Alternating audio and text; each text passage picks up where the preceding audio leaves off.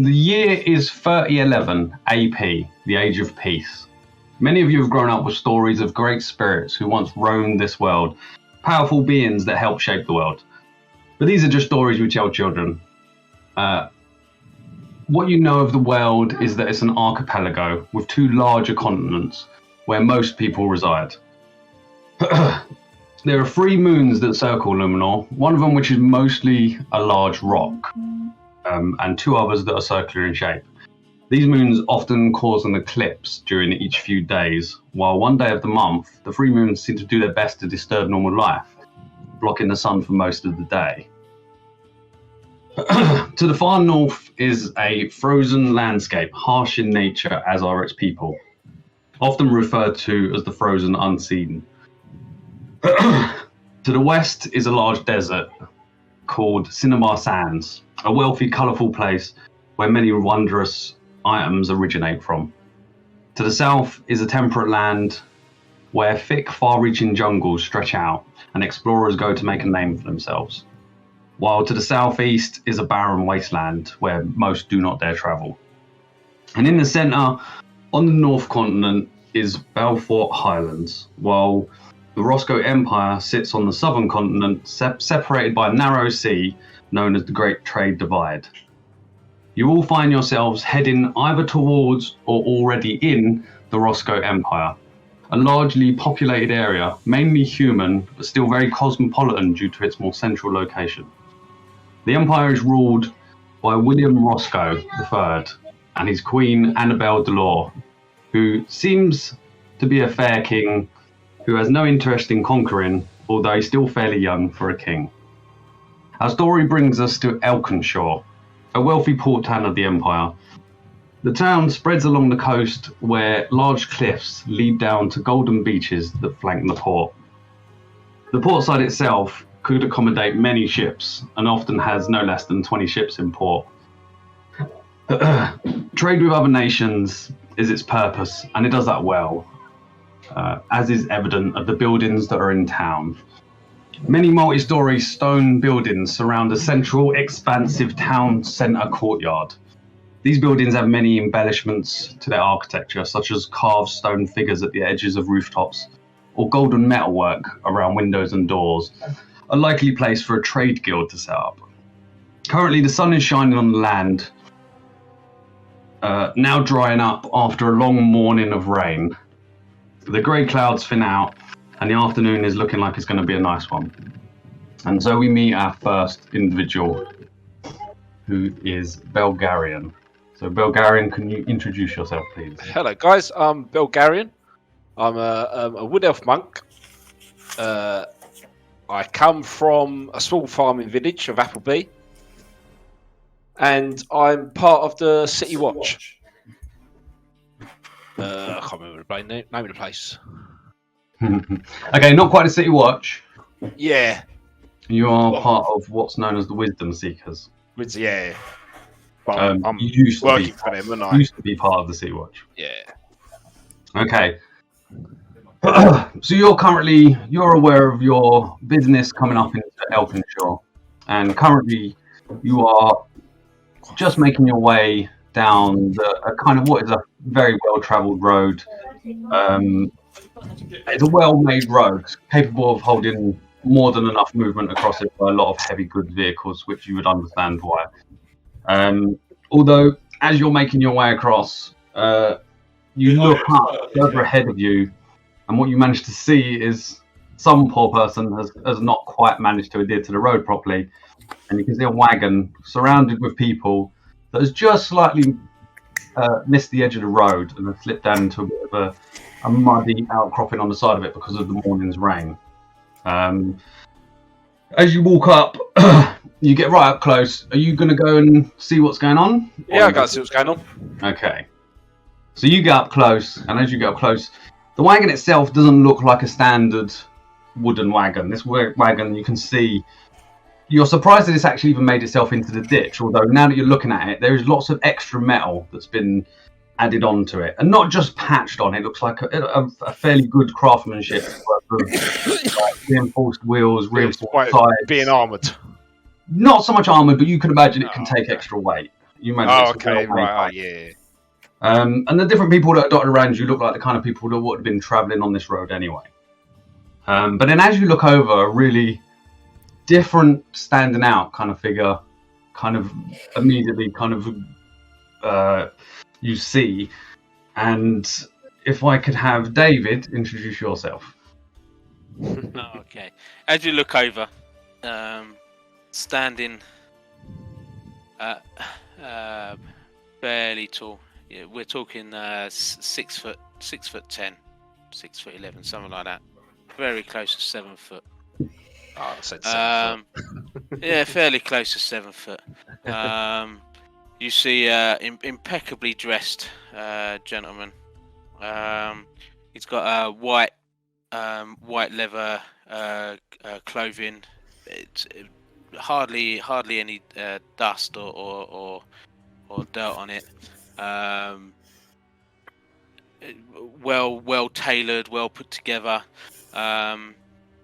Sort of a nice well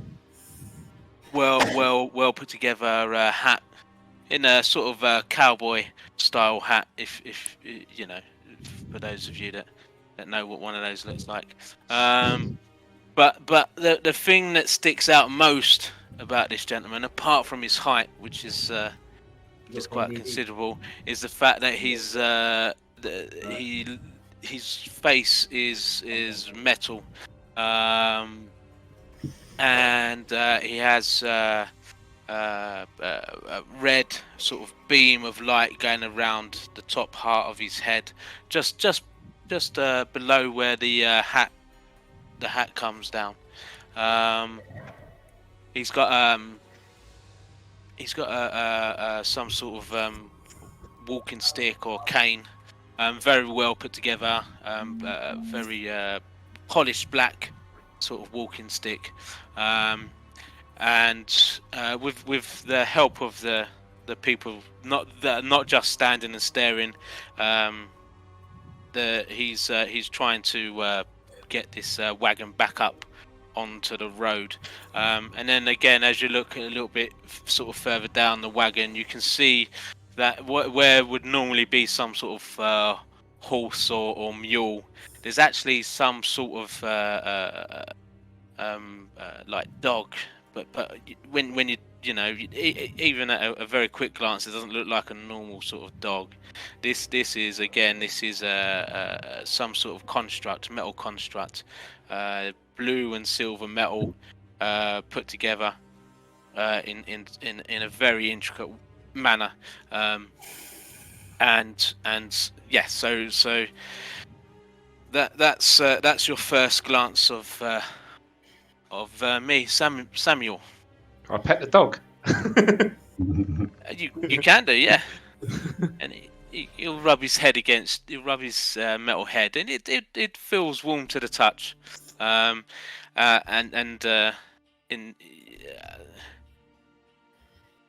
So you know, Samuel introduces. That's cool. This is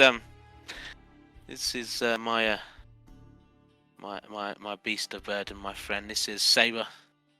Do you mind helping? Yeah, come help. Joining in to help. Okay, yeah, I can't help, Brad. Yeah. And I'll ask some more of the other people to come and help. I'll attach the cane to my leg, and it sort of sticks to my leg, and so with Saber. It doesn't take you too much. So effectively, the road is kind of falling off at the sides from where it's made, fairly strong, and then dips off at the sides. And you merely just caught a wheel, and you're just thinking to yourself, how many times have you passed this road? And somehow this is the day you managed to catch it. There's a couple of burly, large men. None of them are town guards, but just have been making their way out this way and caught up to you as you're going. And it doesn't take too much to kind of get you up and back on route. So, thank you very much. And if you, Brad, yep. Do I have is there an inn or anywhere that I would frequent in? That I would know about? One particular place. You can tell me the name. Oh, sweet. Gents, thank you very much. If you come down to the Wyvern Inn later on this evening, I'll buy you all a drink just to say thank you. And I could. It's. Thank you very much, gents. So yeah, meet me at the Wyvern Inn, and I'll buy you a drink as a They thank seem you. very pleased with that, and they're kind of like, yes, we'll definitely see you there. Brilliant. Thank you very much, and I'll continue making my both way. are aware of the Wyvern Inn, both Keith and both Belgarian and Sammi are both aware of it. It is down in the central kind of courtyard, a very wealthy kind of inn where anything from nobles to dockmen, every kind of person is in there. It's a very large place. So do you both continue on your way into Elkinshaw? Yeah. I ask him about. Does he know about any disappearances? Him as in Sammi? Yeah, I ask David. Does he know any? Has he heard anything about any disappearances that have been happening? To be honest, I'm only making my way back here after a couple of months out in the sticks, as it were. I've been doing a bit of trading, but I know that there's a ship coming in that I wanted to do some trading with, so I've made my way back to Elkinshaw. So I've not heard anything. Okay. But I can certainly ask around if you want. Yeah. I've got a few. Yeah, no worries. What? I'll get set up, and any of my customers, my regulars, I'll ask around. And if you meet me at the Wyvern Inn this evening, I'll buy you that drink and let you know if I hear I'll come anything. along with you. Fine. Jump on. Cool. Like I said before, Keith, it is a very well-made wagon. This is a wagon that's been cared for. This is a wagon that's been slaved over time to make it, and there's literally cost gone into making this kind of thing. This isn't your ordinary wagon, and it's a very well-made wagon. And even you are thinking to yourself, this must have just been that random unlucky occurrence that's put him in this ditch, and you're sure it probably isn't the usual thing. So essentially, you two are going to carry on up the path into town. You passed some guards that are at a small kind of gatehouse, and there is a small wall that lines the complete outer kind of off from the village itself. It just leads up into kind of like open grasslands, and then far in the distance you can see where it starts to get hilly. But this grasslands, obviously, this is a wealthy kind of town and does need some sort of protection. So there is a wall, not a castle wall, but a brick wall nevertheless. At least it is defendable. And you pass some guards, at least 3 or 4 dotted right at the very front gate, who look at you as you come through and just kind of wave you on, not a problem. And then as you kind of go through, there's more just beyond on the other side of that. And as you get in, you can immediately see what is definitely a wealthy town. There is no kind of little slum areas and stuff. This is definitely a town built with many stone buildings. And you can see that it's probably been here for a long time, as you probably both would know. So you two essentially continue your way on, which is towards the very centre of town. The very centre of town itself is towards the water's edge. So you've got the docks right at the water's edge. Then you have this kind of centre, and everything is built around it in a C shape. But off to one side, there is a particular large kind of outcropping of what you would imagine was a landmass that juts up in the air. So most of this coastline is just flat, leaning down to the water's edge. But you assume that this port has been built on top of an area that must have had some large cropping of rocks and landmass that juts upwards.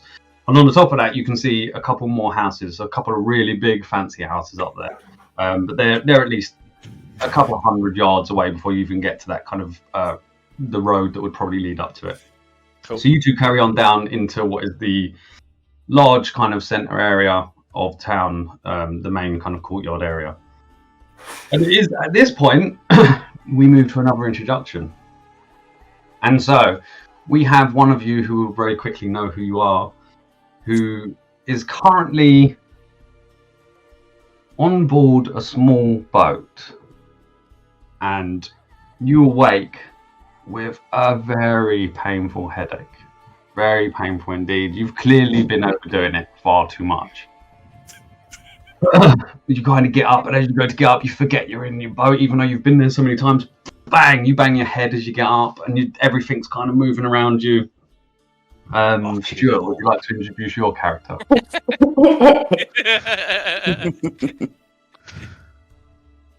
Right. You see a male human, just under 6 feet tall, very stocky build, appears to be in his mid-40s, with black hair, graying at the temples. He could be considered handsome, bar the large amount of facial scars he carries, mostly to the right-hand side of his face. He stands up a bit groggy, and you can see that he's heavily armoured, in full chain, and it looks like he's just been asleep in his armour. He's got a battered tabard that overlays the chain shirt. You can see there's the top of a long sword that's tucked behind a shield that looks a bit weird. It's been like wrapped in cloth, but through the wrappings of the cloth you can see that there's like gaudy paint in between the spaces of the things, where it looks like it's been painted over and over again. Whatever you had last week, mate. Obviously, like getting up and smashing his head, he looks really angry anyway. But you can see he's blinking around and just looking over the side and just kind of squinting to see who's caused him this distress, even though it was himself.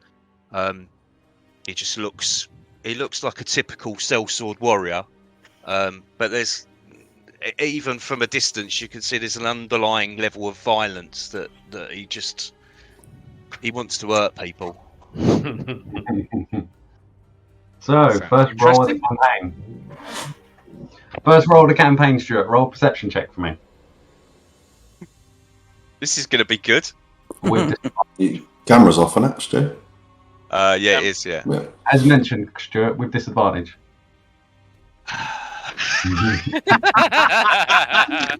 Right. Let's go. First roll of the campaign. The double vision, you're still not yourself.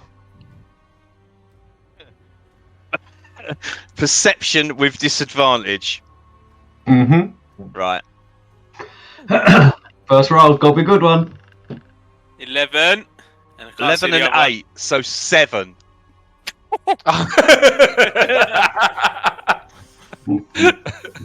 Okay, with that, you kind of come out onto the deck area. You're essentially got a small front part, which is where your accommodation is, and then a small back part that's open to the elements with a small mast that comes up with a small sail. He ends up in the water. As you step out, you trip over like a crate of what you can only assume is bottles of empty wine, and kind of tumble over immediately to the side of the boat, just ready to start retching, but you manage to catch yourself.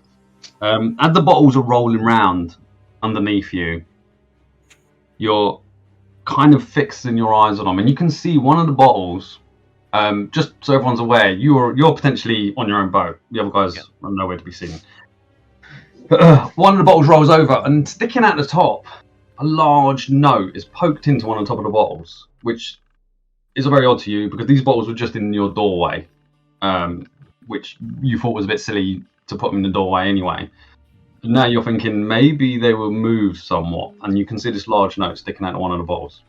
Oh, I stagger over, fucking take it out, have a look, unroll it, pull it right up to my face to have a look and read it properly. Okay, I'm going to quickly type something to you individually. Oh, whispers already.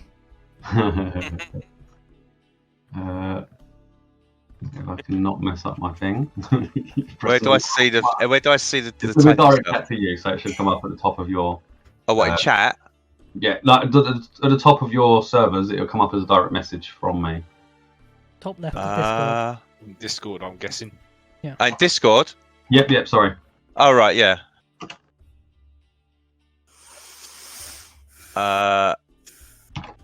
No, I'm just typing. Oh, yeah, I was going to say, I haven't seen it yet. Yeah. He's still typing.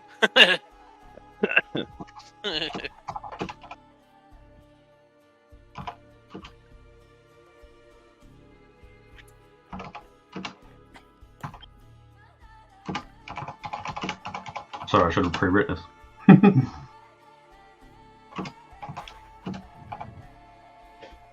Sorry, did you say how tall Fenton was?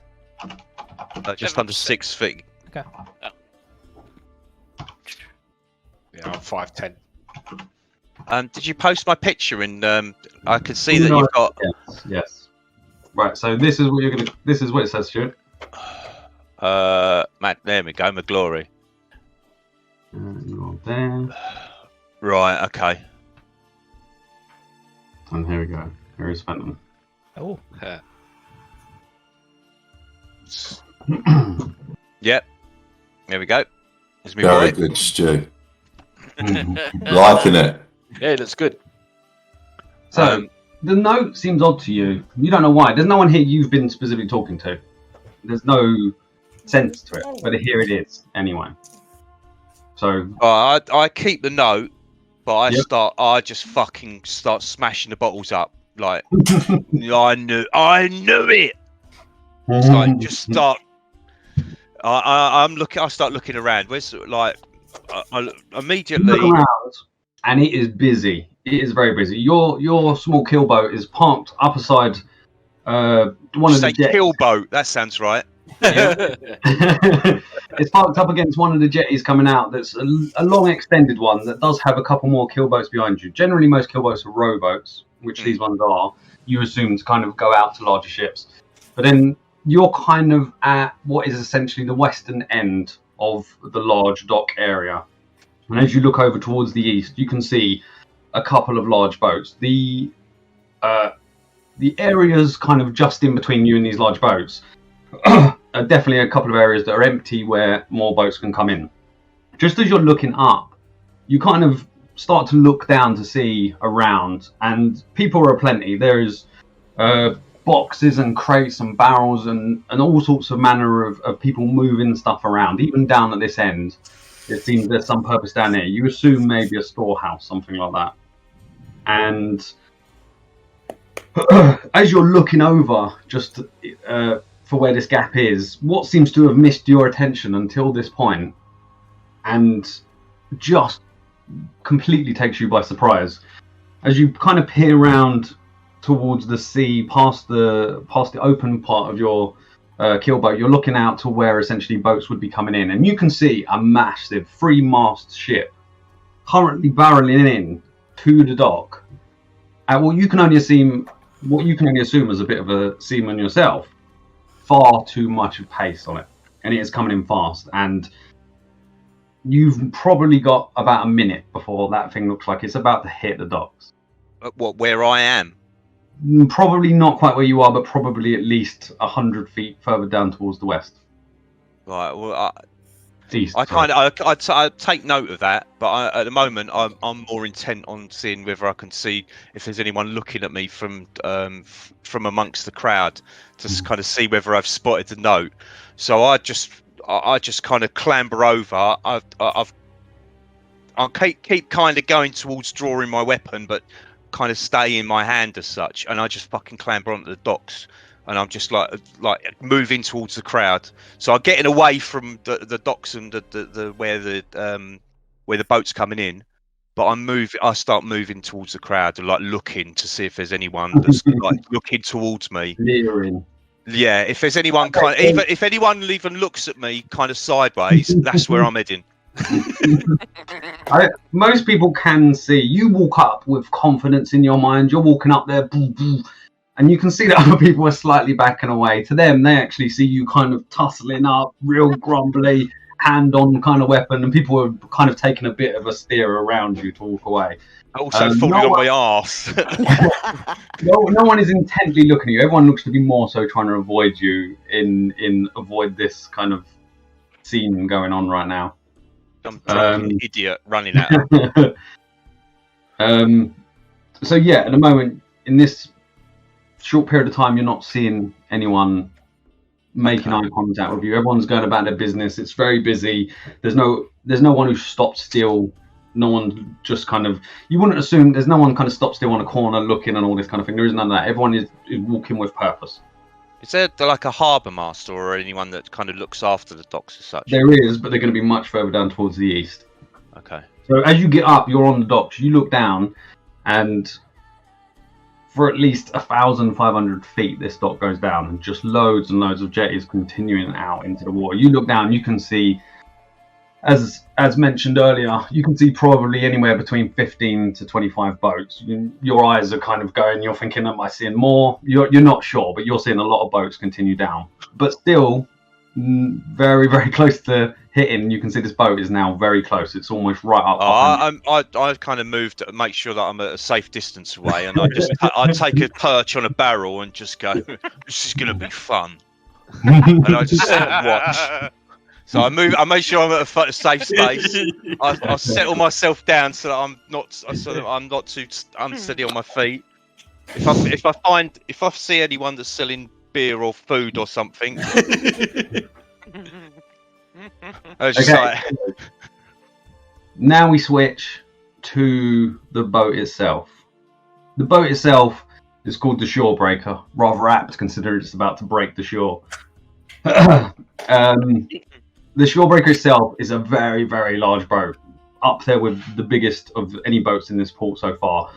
Very well made, very strong. This thing is going to hit with some impact. Cutting onto the deck of the boat itself, Adam, would you like to introduce your character? Yep.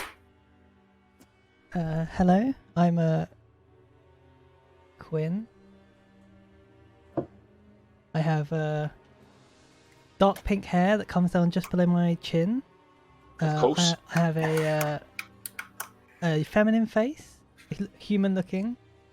I'm wearing a muted blue long military dress coat over a grey blouse with a kind of gold lining on the inside. I have a couple of belts around my waist. Under the belts there's a kind of grape coloured shawl that then ties off and goes down to my knee. I'm wearing black trousers, and then I have a harness on the side of my leg with 3 daggers. I'm wearing black knee-high boots. On my left side of my waist there's a silver rapier with a rose on the hilt. On my right side there's a ornate book in a harness that's decorated with numerous seashells and small corals. I have a kind of blank expression on my face. I'm wearing also glasses. Just minding my own business. Right, so before you see anything, know anything, I'm going to move straight on. The only thing you see, Candy, is blank expression on the face of someone who's just about to career right into a port side, and they have a blank face. You, on the other hand, are definitely aware of the situation and are quite freaked out. Would you like to describe yourself? Hello, I'm Quandra. I'm a high elf wizard, and I grew up in a village of Thornbury. I'm slim, slender, 6 foot. I'm wearing a gown of vivid emerald with gold trim. I have long flowing white hair and eyes as green as the shiniest emeralds. Normally you would see me sitting, reading, but obviously I'm just looking up now and wondering what the hell is going on. So you two have seen each other on the boat so far. This boat has been travelling for at least a week from Balfort, which is the capital of the Balfort Highlands. It's, as I said, a fairly secure, well-maintained ship that is very large size and very fast travel. You've definitely seen each other in passing. Candy, you've also seen another figure. This other figure is a bit more secretive, a bit more weather-worn. You only kind of catch glimpses of them through the crowd at the time on the deck. There's a fair amount of people on the deck at different times. Lots of nobles, lots of people taking passage from what is essentially one capital city to a large port in another very affluent region as such. So effectively, it looks like a very obvious travel route for nobles. And at this point, you are seeing, as both of you are, people are running left, right, and centre on the dock, on the deck of the ship. There are people shouting. This is essentially just before the point at which Stuart saw it get as close as it does. So again, about a minute behind, you are essentially seeing people run and gather what essentially looks like a big kind of almost like a sail kind of cloth sort of thing that's been folded up like a parachute and has big leather straps over it. And you see loads of deckhands running and dragging these out across the top of the deck, and they are running towards the front of the ship. And within this minute, most of them kind of pull these over, get to the front of the ship, and they literally put them on the top. And as they do, they push them over and they kind of attach them to the side of the front of the ship. And immediately they throw them over. And as they do, you can see them pulling on something at the same time. And as it does, it's essentially like a giant airbag that ejects right into the front, around the front of the boat itself. You assume that a boat of this kind of power with this kind of wealth probably would have some sort of ability to deal with such a situation. The problem is no one seems to understand what's quite going on. There is anarchy on the decks. I need both of you to make a perception check for me.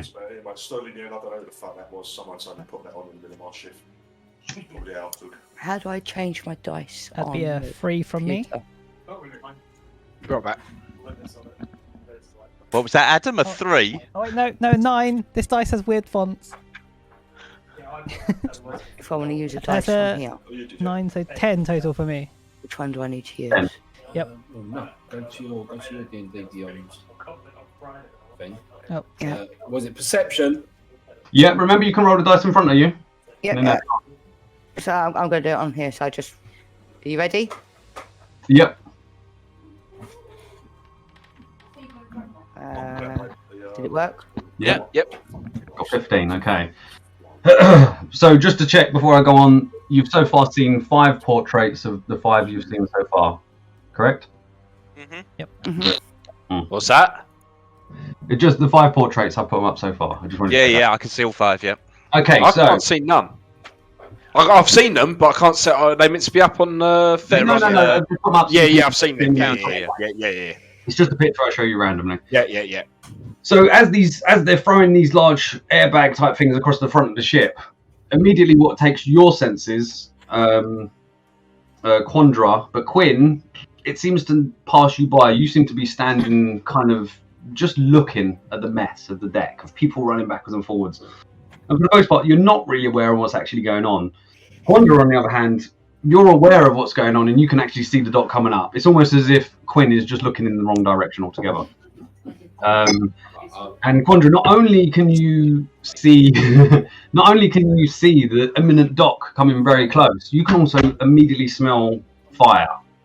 There is clearly some fire on the ship somewhere. It's not on this deck that you can see, but there is definitely fire on this ship, so you know it's there. And in that small moment of you picking up that there is fire somewhere, you look around, and as you do, the ship collides into the dock. And Stuart, you sitting on the dock side, just watch this anarchy as the ship hits hard and the wood from where you're looking down towards the east just breaks up and literally breaks up the deck itself and throws loads of bits scattering out into the buildings just beyond it. I just turn around to the meat seller next to me and go, someone's just as good a sailor as I am. Carry on eating my chicken. At the same time as that, we've got Belgarian and Sammi. Both of you two, just as you're getting, you've just made it to the courtyard. You're both just talking about, here's the wife, and then we'll go in and have a drink and everything. And just over the top of the house, just kind of in front of you, there's a couple of houses that kind of block the way to the port and then a large opening. Just off behind one of the houses, you can see these masts coming right up and you're like, whoa. And just as you kind of just see them pop over the top, you hear the huge crash and the bits of wood, they fly out and literally some of them are just right across the building and you see them scatter into the courtyard and you know immediately something's not right over there. I think we better go and help. Yeah. What do you want to do seeing that happen? Right, I turn to Saber and tell him to go and park in the Wyvern Inn. He knows where he's He going. gives you a nod. Yeah. And make our way to the docks, mate. Yeah, we'll make our way to the docks. Leisurely or running? No, running. Running. The way you're about to come out is probably only about 20 feet from where the actual boat has actually hit. In terms of where you are, Stu, you're about another few hundred yards off to down to the other side from where they are. So effectively, you have now just seen these kind of people running out. As within them two running out, you can see other people running out. There are a couple of guards running out. There are a couple of deckhands, kind of dock workers sort of thing. You can see them running out. Loads of people seem to be scattering now to this huge commotion that's going on. At the same time as that, near to your left-hand side, Stu, where there was some sort of storehouse, you now assume it's not actually a storehouse and it's actually a barracks. The door is flung open and out come running some guards, essentially. These guards are dressed in kind of like a scale mail kind of armour. And all of them have kind of like a bluish scowl with kind of like silvery plate. And then the cape on their back is for your assistance. Hang on, Brad. Assistance with what? You've asked the cunt to fill in. Just mute him, Keith. I've muted him. Yeah, I muted him as well. You can write and mute him in Discord. Brad, have I worked for these people before? Does their livery look? You know that this is definitely the town kind of guard. You know of, in Roscoe, in the Empire itself, there is a kind of royal guard, but then you also have kind of guards that guard the town itself. So somewhere dotted around this town, you assume there are royal guards. But these are more the port town kind of guards themselves. These are all kind of come running out to help deal with whatever this is. I watch their formation and stuff and kind of make mental notes on how they operate. I'm still not steady on my feet enough, so I continue just watching. I'm good where I am. I'm sat. The ground isn't moving before me. I've got some food. I'm good. I'll watch. So, at that point, and Chris, by the way, is an observer in the game. I know. Okay, cool. So, both Quinn and Quandra, can I get you to roll either a dexterity or a strength saving throw? Your choice. You're essentially either trying to hang on to something to try and make sure you're not going to get jolted off the boat, or you're trying to at least dexterously run in some way where you're going to be able to hang on to something. So whichever you want to choose. Expertly rolled, Adam. Yeah, I know, I can't do it. It's a 6. Well Straight out of the camera. That's a 20. Which dice do I roll? Sorry. It's 6 total. It's a D20 on D&D Beyond. Add an either your strength or your dex, whichever's better. Yeah. And then add your proficiency as well. Or Dex, yeah. So is it this one? Whatever. If you've got a dex saving throw or a strength saving throw, check on D&D Beyond whichever. Right? Yeah, it's a saving. Yeah, Did you say saving throw? Yeah, whichever one she's got. If you've got proficiency in it, that will give you a bonus better than your stat, possibly. Roll your dice as well, Candy, and Keith, you sure? So you've either got +0 or +3. You're going to roll a dex, which is +3 save. Yeah, so roll your dex one. So 20 dice, yeah? Yeah. We're still looking at you, Candy. I know, I'm moving it now. I'm getting my dice ready. Well done. Here we go. Some new dice to roll. Come on, Candy. Let's do this, Candy. First roll. 11. 11. Okay, Yeah, so that's 14. What did you get? Total 6 in dex. Nice one. Total 6. Did you say nice one? No, it's a Quandra, not Quinn. What's your dex? 20. My dex are It's a good point. 17 plus 3. Huh? 17 Plus 3. Plus Yeah, 3, So yeah. for 14. Oh yeah. So it's not a thingy. That's why it's not a proficient saving throw. That's why. So Quandra, as the boat hits hard, you already been aware of what's kind of going on. You've smelt this smoke. You've got a sense of what's actually happening, and immediately you just start to run. And as you start to run, you run in the direction where the boat is going, and you immediately kind of jump as if to jump off the boat itself, and make it clean over the side. The gap itself is quite a fair old amount of a gap, but you've managed to roll high enough. You land and just kind of hit the floor hard, but you don't actually take any damage. You manage to be able to roll off enough to land on the floor, to kind of skid. You land on your side. You've kind of hurt your side. It feels almost a bit bruised, but not enough to do any real damage. And you've essentially skidded on one of the jetties that's just to the side. Adam, you don't fare so good. Sorry, Adam. Don't kill me straight Quinn, away. you take 6 bludgeoning damage. A lot. And thankfully for you, you bounce off the mast, but manage to land on the actual cushion of the front before getting thrown forwards to where all the wood is all broken up, and you land in a pile with wood just spattering out as you land on the floor. And it certainly hurt. You're currently laying on the floor, kind of just... Immediately at that point, as you land on the floor, Adam, you can see this far more clearly than Quandra. She's landed just slightly over to the other side. As you land on the floor at the front, you can see to the left-hand side of the boat now, there's just flames licking up from one of the lower decks. Quite a few, at least kind of a quarter of the front worth of the boat is all flicking up with flames. Immediately at this point, as you start to see these flames and then you start to see the smoke start to pour up, it seems like the impact itself is what has opened the side of the boat for the flames to then be licking at the side and seeing all the black smoke billowing up, which clearly you hadn't seen before. Exactly about the same point as that of you've been tussled off the side. This is all within 20 seconds of boat crashing, Quandra jumping, you flying, seeing all this fire and everything. At the same point as that, immediately just charging off the front of the boat, it's a bit of a sight to see, is just rats. Loads and loads of rats just piling off the side as if they're running from danger, even though the danger's just happened. Odd, because why are they now escaping? But immediately, like 10, 20, just in groups, jumping off the side. And then larger rats just start jumping off the side. Loads of them. But because you've managed to make it all the way past the broken area of the wooden dock, you're pretty much protected. They're jumping off on the sides and running either side, down both sides of the dock itself. Stuart, down from your end, you can see obviously where the boat's now collided in, pushed up all the wood that's now all at an angle. And now you're seeing this pouring over the top of something. You don't know the rats. You can see something. Something visibly is moving. It's like someone's pouring black goo over the side almost. You can see it pouring off the side of the ship. Quandra, you've managed to make it to the actual jetty, so you're not in the way of this stream of rats pouring out. But as you kind of you turn and look, and you can see them pouring off the boat, you're all thinking to yourself, especially you two are close by the boat, you're thinking to yourself, where have these come from? It's a big boat, but you have no idea where they've actually come from. By this time, both Belgarian and Sammi.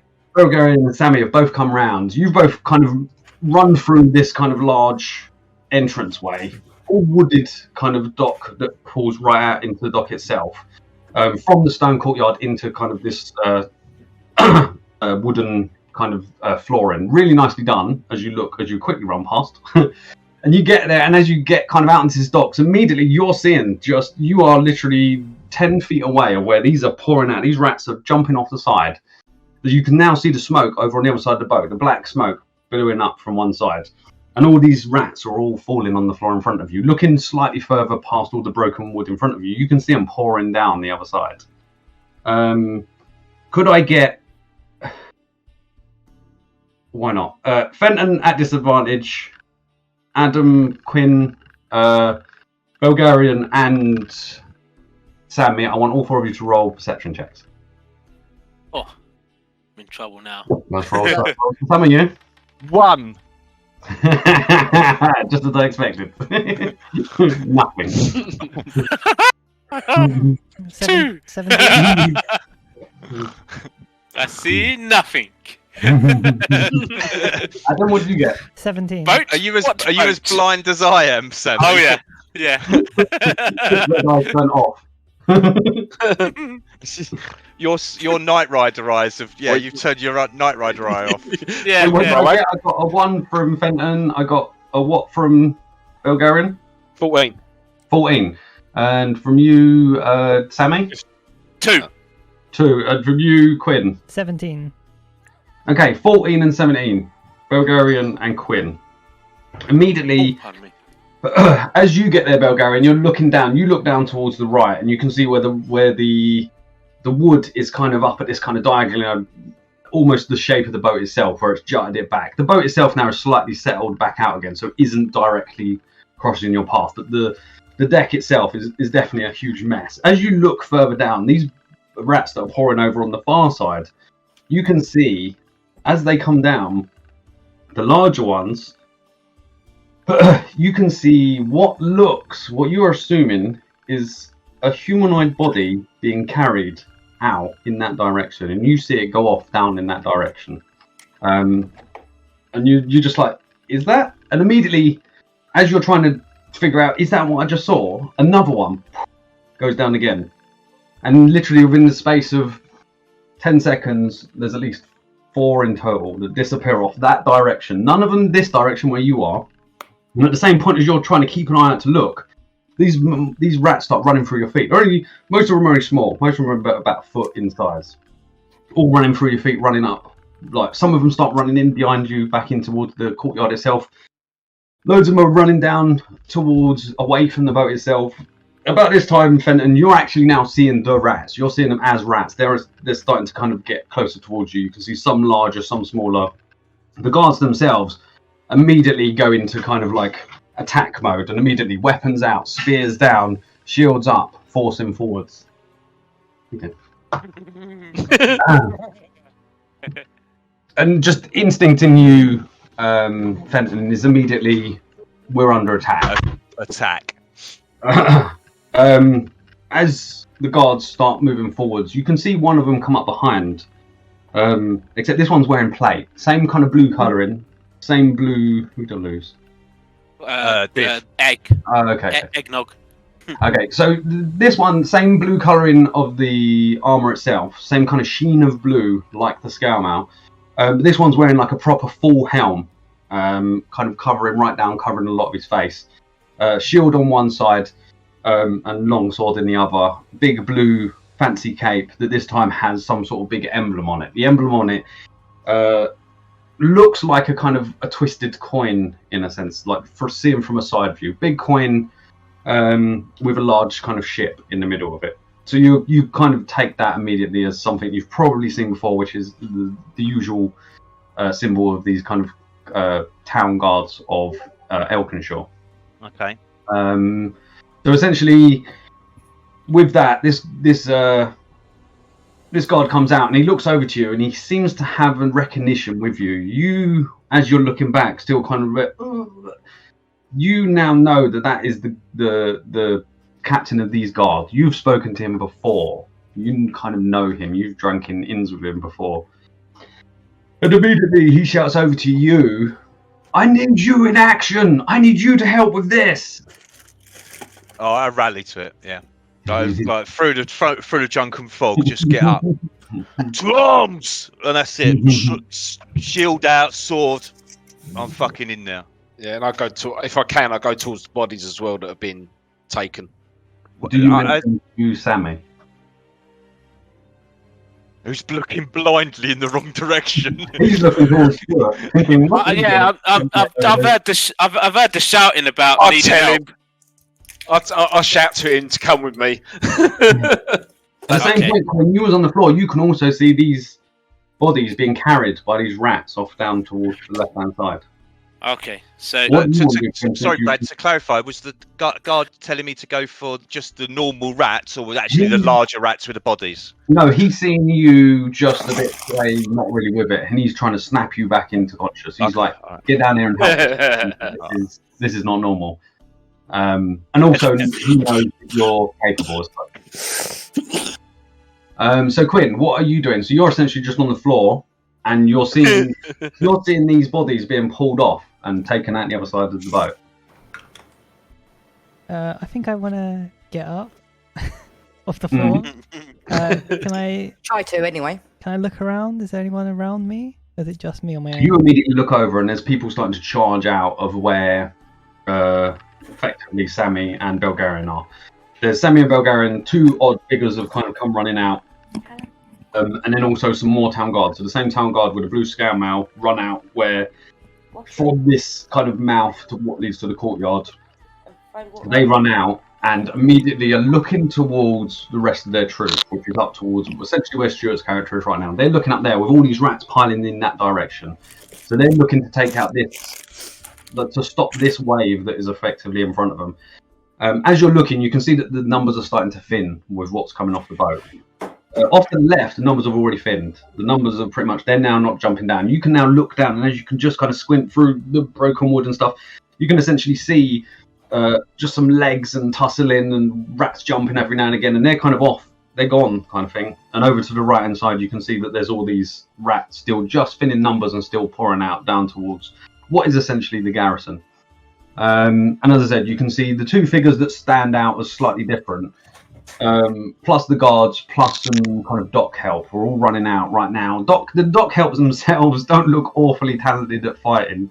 Definitely not their job, but they've come out with kind of like broomsticks and everything, and they're currently trying to shove at some of them, essentially trying to push some of them in the water.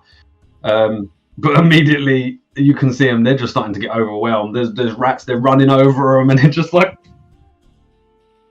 Brad, yeah. Take a look at one of the cantrips I've got. What fun do you have? The one that starts with S.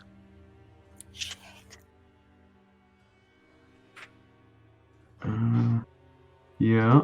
So I run. I'll make sure that I run into the middle of a group of rats, like make sure, and then just go. Okay. Go on and make an attack roll for me. Roll. No, you've got to make a dex roll. You've got to make a dex save. Okay, sorry.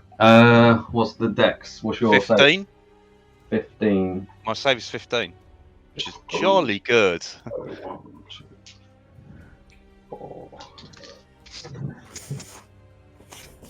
And how many is that? That's everyone around you, isn't it? Yeah, so 5 foot square around me. So essentially 8. 1, 2, 3, 4, 5, 6, 7, 8. 8. You save.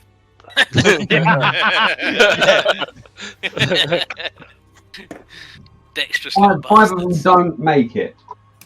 5 of them don't make safe. Yes, that's fine because I can I've got sword and shield, but I just fucking wade in and. So roll your damage. So you've got 1d6 force damage.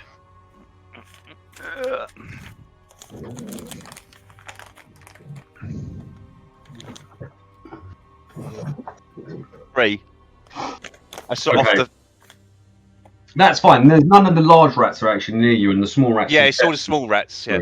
Yeah, they seem fairly easy to carve through. So you just jump in, and immediately steaming in, they all start running past you, and immediately, you just kind of swinging your blade round, kind of almost an arcane arc of light, kind of the metal of the silver of your blade swinging round. As you swing it low, you just literally hit a few of them. They scatter off to the side, blood splattering everywhere, and you can hear the guards behind you coming up kind of close in behind you, and I just keep piling forward as much as I can, and I'll carry on repeating that. Okay, the guy you heard behind you, he's essentially saying, "Make your way to the ship. We will take the rest of these." What about the bodies being taken away? You can't see them yet.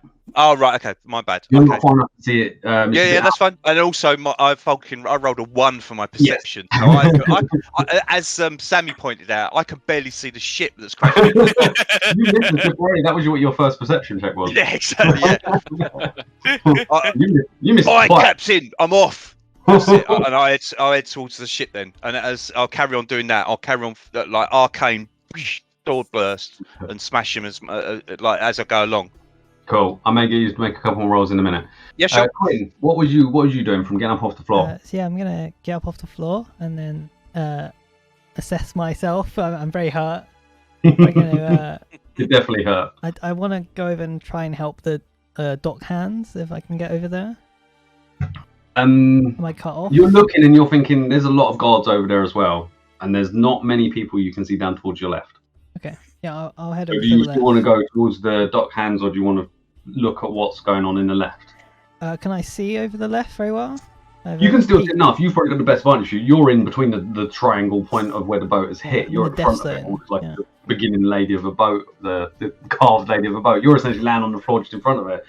And as you're looking, you've got clear view. You can see these rats bouncing and bobbling, legs going up in the air and everything. You can't see who the people were. You can definitely see they're getting carted off. And you look, and down that sort of side, where a lot of the rats that had jumped off that side, there was less of them. But what it looks like to you is you can only see about 1 or 2 guards down in that direction. The garrison's clearly at the other end, and those guards are already tied up in the rats that have kind of essentially separated off to make sure that these guards are not trying to take the pack, as it were. So as these guards kind of come over with one of them shielded hand and sword, another one with a spear, they essentially come over, and immediately as they come over, you just start seeing all these rats running over and biting them, and they're just kind of. Then this ain't a normal fight for them. This isn't a fair fight kind of thing. They're getting bit and everything else, and their weapons are not really doing much. In the end, they're just dragging them off, and they're struggling. Yeah, I definitely run whereas over up to the that right hand side, you I can see plenty of people coming to the aid. I definitely want to run over to the left side. While I'm running, I want to cast Mage Armor. Okay. Yeah. So past that, and yeah, definitely just run right over and try and help the guards. So you get up, dart off to the right, casting Mage Armor as you go. Yep. So hands, and off you go. And then I want to draw a rapier as well as I'm running. Okay. Sammi and Belgarian, so you see the pink-haired lady essentially in front of the boat. Odd that she just bounced up so quickly, but is off and running in the direction of the other pack of rats. You are surrounded at the moment by rats. You notice that there is enough of them that it's going to take you some time to wade through these. So what do you two want to do? And when I mean wade from them, I mean wade from them and kill them. If you just run, you can make it past them. They're not obstructing you. Say that again? I want to head towards the bodies. Okay, so you're thinking down that way. Yeah. Sammi, obviously you haven't seen the bodies, but you now see Belgarian taking off. I'll tell you. You're running straight down that way. Okay. He told me. So. What do you say to him? I pointed them out to him. Okay, cool. So you immediately just telling Sammy's kind of like what? And you're off. Sammi, you see him go. Do you follow? I follow as I follow, mate. I'm gonna activate my shield. So the gold sort of shoulder pad comes down my arm and pulls other metal parts out of the arm and form the shield. I reach into my pouch to my left and I pull out 3 metal balls and I start casting a spell with those metal balls. And as I'm following, if there's like a good, if I get a good sight of these rats that are carrying bodies, they're quite far away from you. They had a good head start on you too. Yeah, but how far away are they? Right? They're at least 100 feet down after you make it past the gap of the. I'll do a double run. I'm almost there. No, you got to get past the gap of the thingy as well. Oh, have I? Yeah. That was after the gap. The gap itself is about another 40 foot worth of completely broken thingy, like wooden dockside essentially. Okay, we're cut off from them at the moment. You're not quite cut off from them, but you're gonna have to run through difficult terrain. You've got to run through kind of down into the sand, on the rocks, over jutting out bits of wood and everything like that. Essentially rough terrain to kind of get through that patch. Adam, his character is essentially right on there and just literally walks off a bit, whereas you guys got to run through it. Yeah. So I'm ready. We'll go as fast as we possibly can. Sorry, David. What was you doing with the 3 balls? Sorry, you got cut off. Kevin, what was you saying about the 3 balls? What do they do? They just. I pull them out of my pocket. I start speaking something. Obviously, you can't hear, and then they start slightly glowing. There's nothing too glowy about them. Not right, but definitely a little glow. Your arcaneness glow to them. Yeah. So, Keith, is Belgarian waiting for Sammi, who doesn't quite seem as fast as you are, or are you trying to get through all the... I get as quick as I can there. Say again, you're going as quick as you can? Yeah. Let me just check something. No, that's the wrong one. I'm looking at White Dragon. that Yeah, one no, on- not yet. No, you're right. Why Forget you about that got one. open? I had that one up. Not to yet. 10. Not yet. And I've just looked at it and went, oh no, that's not the right one. I suddenly trip over. Oops. Sorry, Belgarian.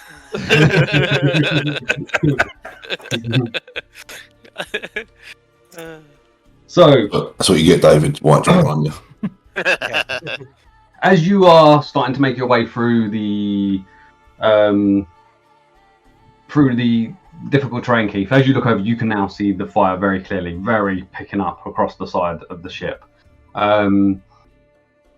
It definitely looks worrying in terms of the ship itself, but it also looks worrying. A lot here is made of wood. So you look over, you have a kind of sense of duty in the Empire because of who you are. And immediately that is a concern. Not that you can necessarily fix it, but right now you're about to run away from it and leave it. So that twigs in your mind as you start coming around and you start seeing how bad it is. You know you can't fix anything with it, but you definitely feel like you need to make people aware that that's going on. Do you want to do anything with that? I mean, how many people are sort of like around that could sort of help?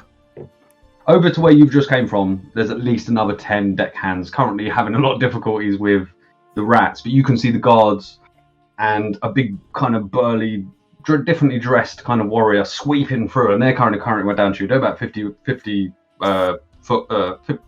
away from you by now. And the large burly one seems to be cutting through fairly quickly and beelining your direction. So you assume that these deckhands are going to get that help in a minute and should maybe be the assistance you need. Yeah, well, I'll shout to them to help the deckhands if you can. Because obviously I'm also looking for bodies as well. No, indeed. You can see, what I mean is you can see the guards are going to make it to the deckhands and free up the deckhands so they can possibly help. So you're going to shout off to them that the fire's going on, essentially. Yeah. While it's working your way around. Yeah. It'll slow you down a bit, but you will make it around without too much trouble. Yeah, it will just slow you down. It won't be no real trouble. So Sammy, you start taking off as well. How fast are you, Sammy? You 30? Yep. Okay. So you're not too far behind. Belgarian's already kind of making way. He has a sense of authority, and you can see almost this sense that he feels. You can see a sense of duty about him. He's looked at the boat. He's seen what's going on, and he started making his way. He has intent to kind of get to these people. Not that you saw them. You have no idea what's going on. You're not far behind. In that time, Quandra, you are essentially now picked yourself up off the floor. You've kind of just taken a couple of steps, a little bit woozy, kind of got your head together, and you can see all these rats in front of you. And deckhands just start coming in, start pushing some of them off into the water. Some of them are hitting them. There's some blood getting splattered, and you see essentially some of the town guards kind of carving kind of wedge through into the area that your jetty leads out to. And you can also see essentially this metallic type figure with the grey leather and the kind of finely dressed, not holding a weapon type of character who appear and then run off. What's essentially to your right. What do you want to do with that information?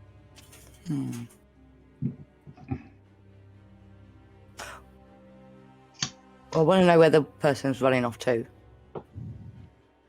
And why.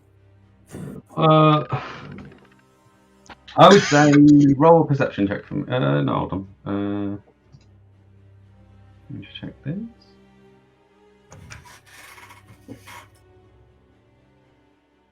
I would say that you probably overheard enough. You're not far away. You're only about 10, 12 feet away from where they started, and you heard the non-armed person essentially shout over to the other one, not very far away, but still in the kerfuffle of noise, enough that you heard that there's people being taken off down that direction, down towards your right.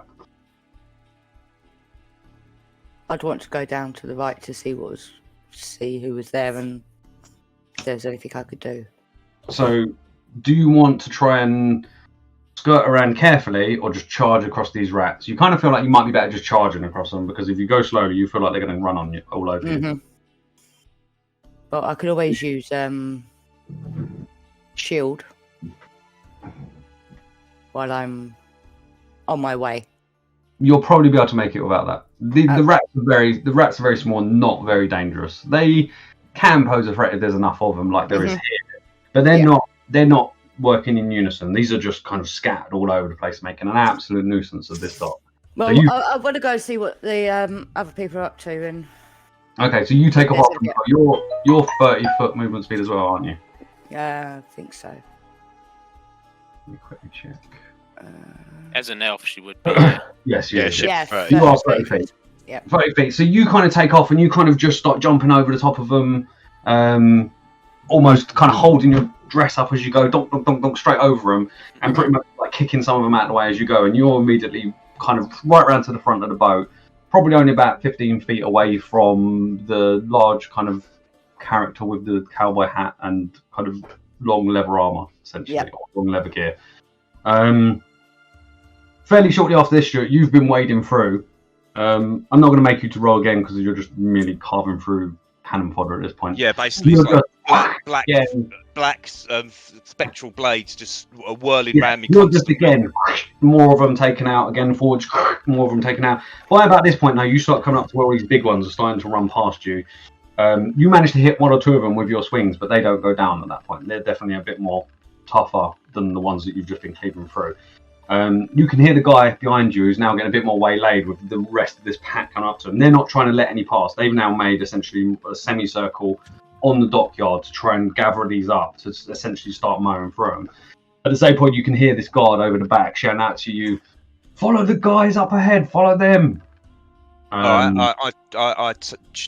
I look to see. I'm assuming he's pointing towards the cowboy and the monk. Yeah, so you see them kind of come out now. You're probably 40 feet away from them at the point when they start running off. And as you see them running off, you see another lady come running around in green and immediately start skirt up, slightly hitched up. And Skirt hitched up, running across the sand. Exactly, yeah, but running through rats instead, kicking. You see some of them getting flung out of the way as she runs past. All right. Ahead of that, you can see there's another character, kind of just a pink hair in the distance with a long coat running off as well. Seems to be just fairly ahead of them. And then you see these guards, as I said, coming in like a wedge shape in almost to kind of create this flanking from the two sides of these two sets of guards. Like kettling the rats in. Yeah, to essentially try and start mopping this up. But there's a fair few. With a rough guess, you'd guess at least like 80 of different rats here. It's a fair few of them now are larger rats. Probably you'd say at least 30 of them are large rats. All right. Well, I'm still in that kind of pissed orders mode. So I'll carry on blindly following what was being said. I just stop, take stock, look around, and then carry on bolting afterwards. Again, the black spectral blades swinging round me and carving through any rats. I don't run. I know that I know my limitations. I'm not that pissed. So I don't run into Skirt Girl, and I don't run into the pink lady either. Yeah, they're still a bit too far ahead. You won't make it. Yeah, they're too far ahead. Yeah, so yeah, I carry on going. Essentially, something's going on in your brain that's just gone into work mode. Essentially, your vision seems to be shoring up a bit, and you're now literally just steaming through. And as you're going through, still swinging the blade every now and again, but literally almost as other people look over at you, they can see you with an absolute intent to get through, but unbeknownst to you, you are still effectively drunk, and you're kind of slipping. In my mind, I'm gracefully running across the sand. Yeah, Everyone else has seen me fall over 3 times. You are gracefully Stagger back up. making your way through. You're doing your David Hasselhoff impression. That's it, yeah. Like, me blood expertly cutting down a rat is actually me attacking a wooden box that's got in the way. But everyone else is you just kind of lumbering through at higher speed, somehow dexterously managing to step in between the gaps and almost snake your way through all these, but with enough speed. You're probably about 20 feet behind the lady in the green dress. All right, yeah. So most of you run, as you're all running, all in that direction. You can see, you run for about an extra 40 feet before you see at the end the jetty, the dockside itself, the wider path you're on is about 10 feet wide, leads off to the jetties, and it literally just kind of falls off at the end. As it falls off, Quinn, you're probably the most likely to see it. You just see like legs go up in the air and all the rats just dip down below. They just kind of disappear off the end of it, and as they do, you can see further down there is a rock to your left hand side, a very, very obvious kind of cliff face, about 25 feet kind of high, kind of cliff. and it kind of continues on all the way down. Probably you're thinking at least like another 1,000 feet off, kind of from where you are. But as you see them kind of drop down, immediately about a few seconds later, you see them appear as if they're now running on the beach, just slightly ahead. They kind of dropped out of your view and now appeared in your view again. The rest of you are running up. Quinn, I'm guessing you're still going at full, trying to get to them? Yeah, definitely. By about this point, you can hear someone actually getting fairly close behind you. You're almost tempted to look over you, but you don't because you're thinking, go, go, go. By the time you get to the edge of this drop from the dock itself, so you get there, and a character is next to you. And this character is not holding any weapons, and just looks poised, ready to go. Both of you, Belgarian and Quinn, you're at the edge of this dock. You look over, and you can see the rats have just disappeared into the wall. Gone. And quickly looking around you, you can see 3 other characters running up behind you. Do you wait for them, or do you go? Both of you. Yeah, I'll probably just go. I don't know any of I'm them. going. You go. So you two immediately carry on running, carry on bolting through.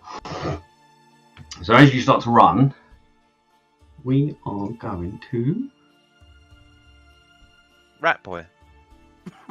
Give me a second. Hello. You call me.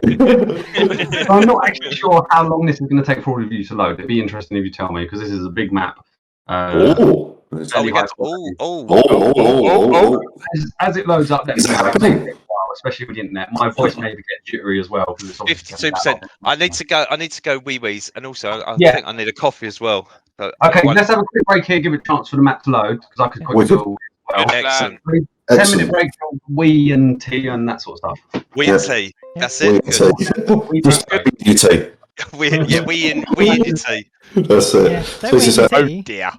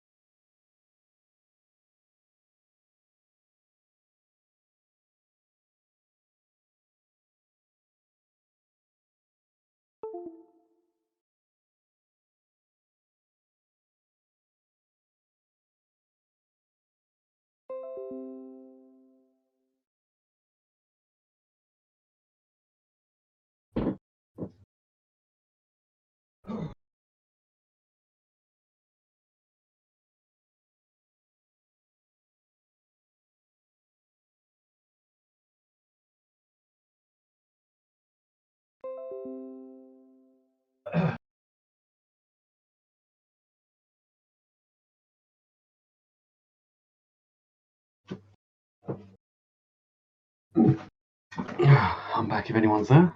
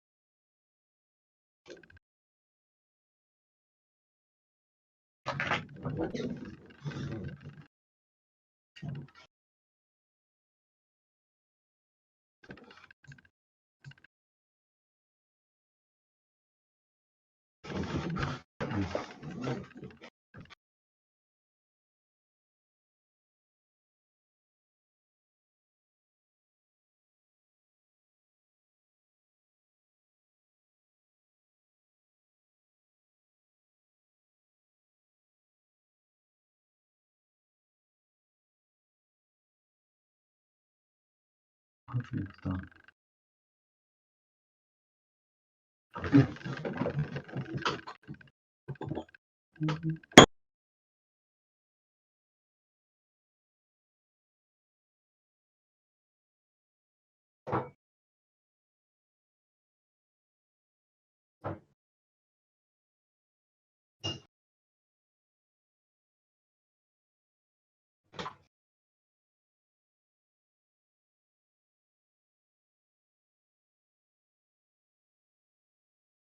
Most of it.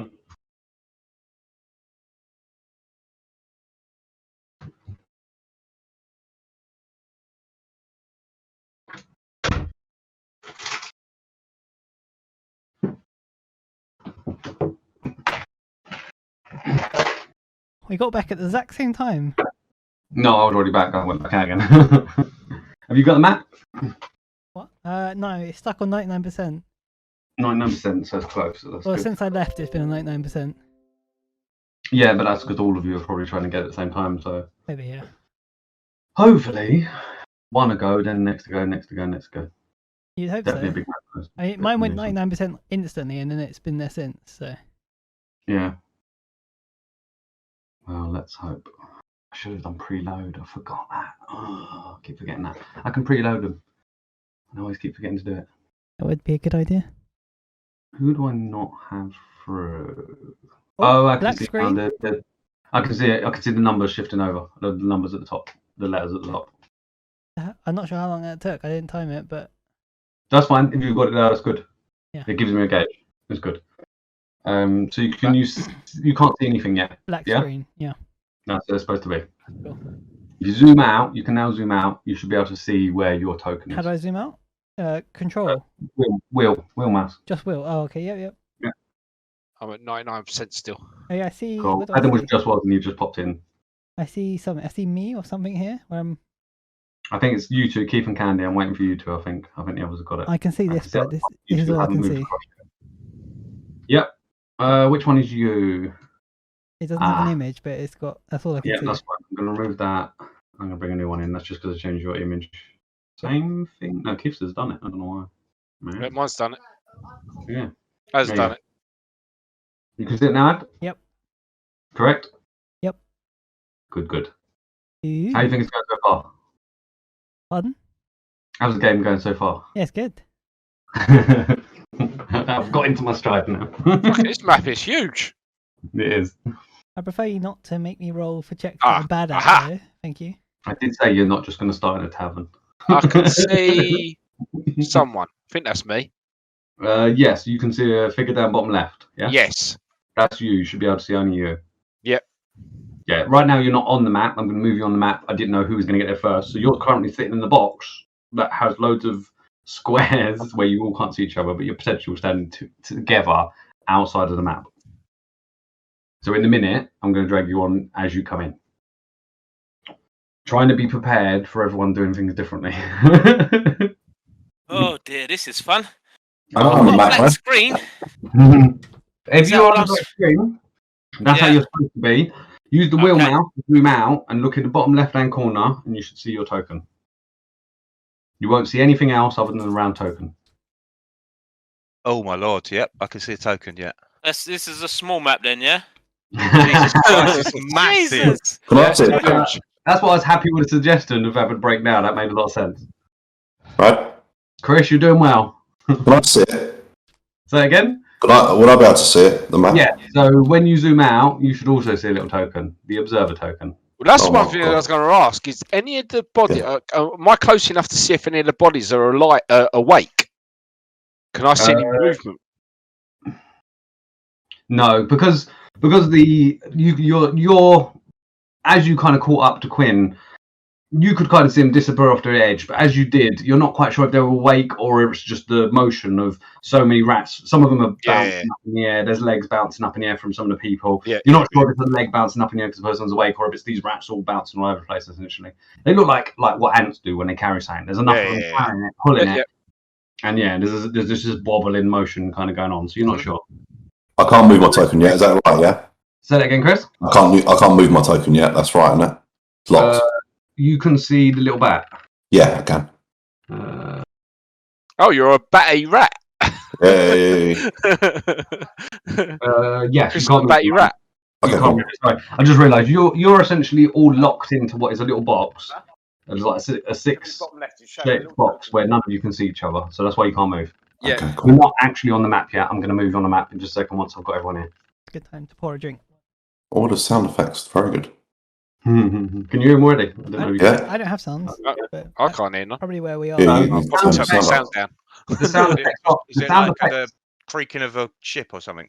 No, the sound effects are on ambience. So if you go to ambience, you can keep that one fairly high because they're not as loud as the music. Playlist is the music. Ambience is the kind of local sounds in the game. I can't hear anything. So if you go to your global... I'm not hearing anything though. Yeah, it's max my ambience. Okay, it might just be because you are not near enough. Yeah, in some way. that's what I imagined. I can hear like a chattering or something. Wait until I get you in the map. It might be because right now you are. Rat boy can, because he's in there with the rats. Yeah, you're not actually in the map. Is you, Chris? You're the only one who's hearing it, yes? Yeah. There's a good reason for that. That's why. Aha. Now I know Rat why. boy. You're a rat boy. Who's the member? Correct. So we got Candy back. Is Candy the only one waiting for? No, I think she's ready. And everyone else, David. I'm here. I'm just here. eating, so I got my mic muted. Cool. Okay, no, that's cool. You can probably eat. It probably won't affect us a bit too much. Right. So first of all, we have Quinn. Oh, that's too much. I'm going to put you there. Hello. And Belgarian. Can you two now see you on the map? Yep. Yep. And now you hear the sounds? No. Nope. They might be coming in a minute. Game They set. might be loading. It might be I'm gonna coming in get a minute. I believe. Right, so effectively, up ahead of you, you can see what is the beach that's kind of carrying on down, and you can see you can see it on the map itself. So if you move along towards the right, you can see essentially there's water kind of pouring out of an area, and you assume the rats have run into a cave there. So, are you two going to carry on? Yeah. Right, move yourself your speed amount forwards for now. Keith, it's not in game settings, mate. It's in that musical note. Which is a couple of ones to the left. Okay. Musical note, global volume control. Right, can I do it like Roll20 where I can see? That's on max. Playlist is on max. I guess I could just. Interface is on half. Interface leave on half. It's ambience is the one ambient. Ambient essentially, what I suggest with your movement, when you've got it clicked on yourself, if you use the arrow keys, it will move 5 steps at a time, and if you press like up and to the left, it will move diagonally. So it's quite an easy way to go because you're moving 5 foot squares at that point. So you're moving how far? I moved 30 feet. That was your 30, yeah? Yeah.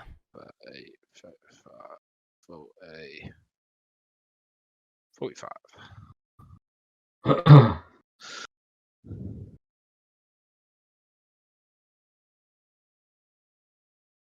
Two more of you should be able to see the map. I see you. Yeah. We see you. Sammi and Quandra. So at this point, I'm guessing you're all still running. Yeah. Yeah.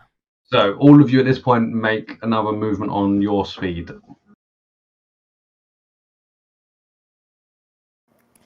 So you can either, if you keep your hand on control, it will actually do a measurement. You can see my measurement. Oh, that's what I wanted. I was trying to find that. So if you want to do that, just to do a quick run across, that will get you across. Oh, we can all see it. That's so cool. Control. Yeah, keep your hand on control, and then just drag out from a square, and it will show 30 you. feet, yeah? Yep, and it will show you a line. And if you right click after that, it will just come off. So that's just a measurement, then you've got to move yourself to there.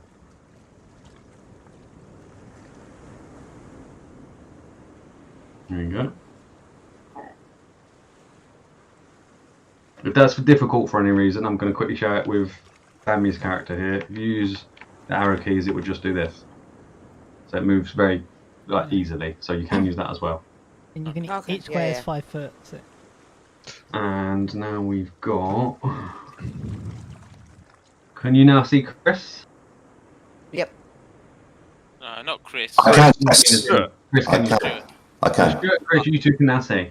Yay! Chris is Hey. that. You're observing with that little bat. Okay. Right, so where you all currently are now, if you all can run and take the same thing, or your movement forwards.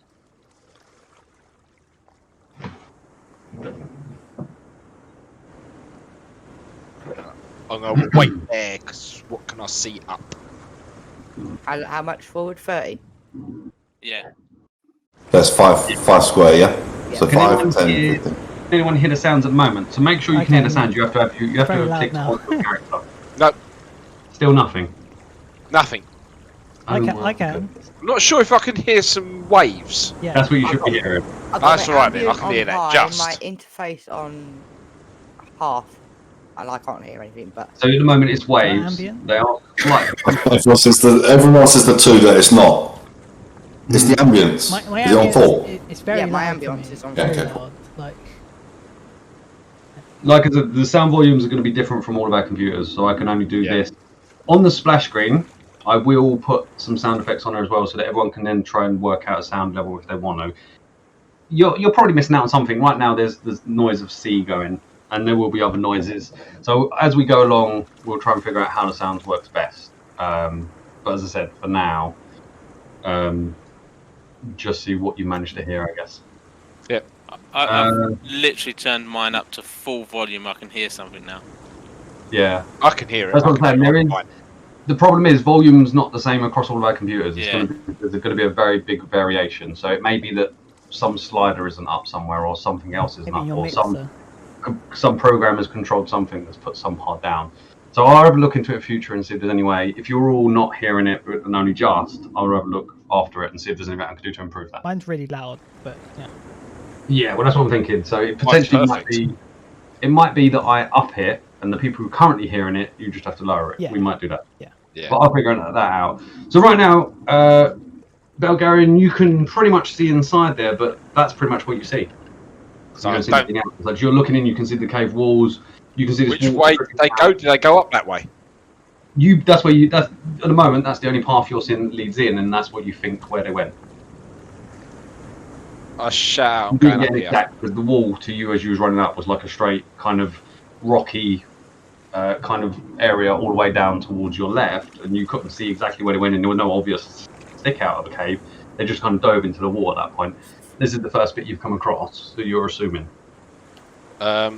Is What's the, fucking is it- going on? So rude.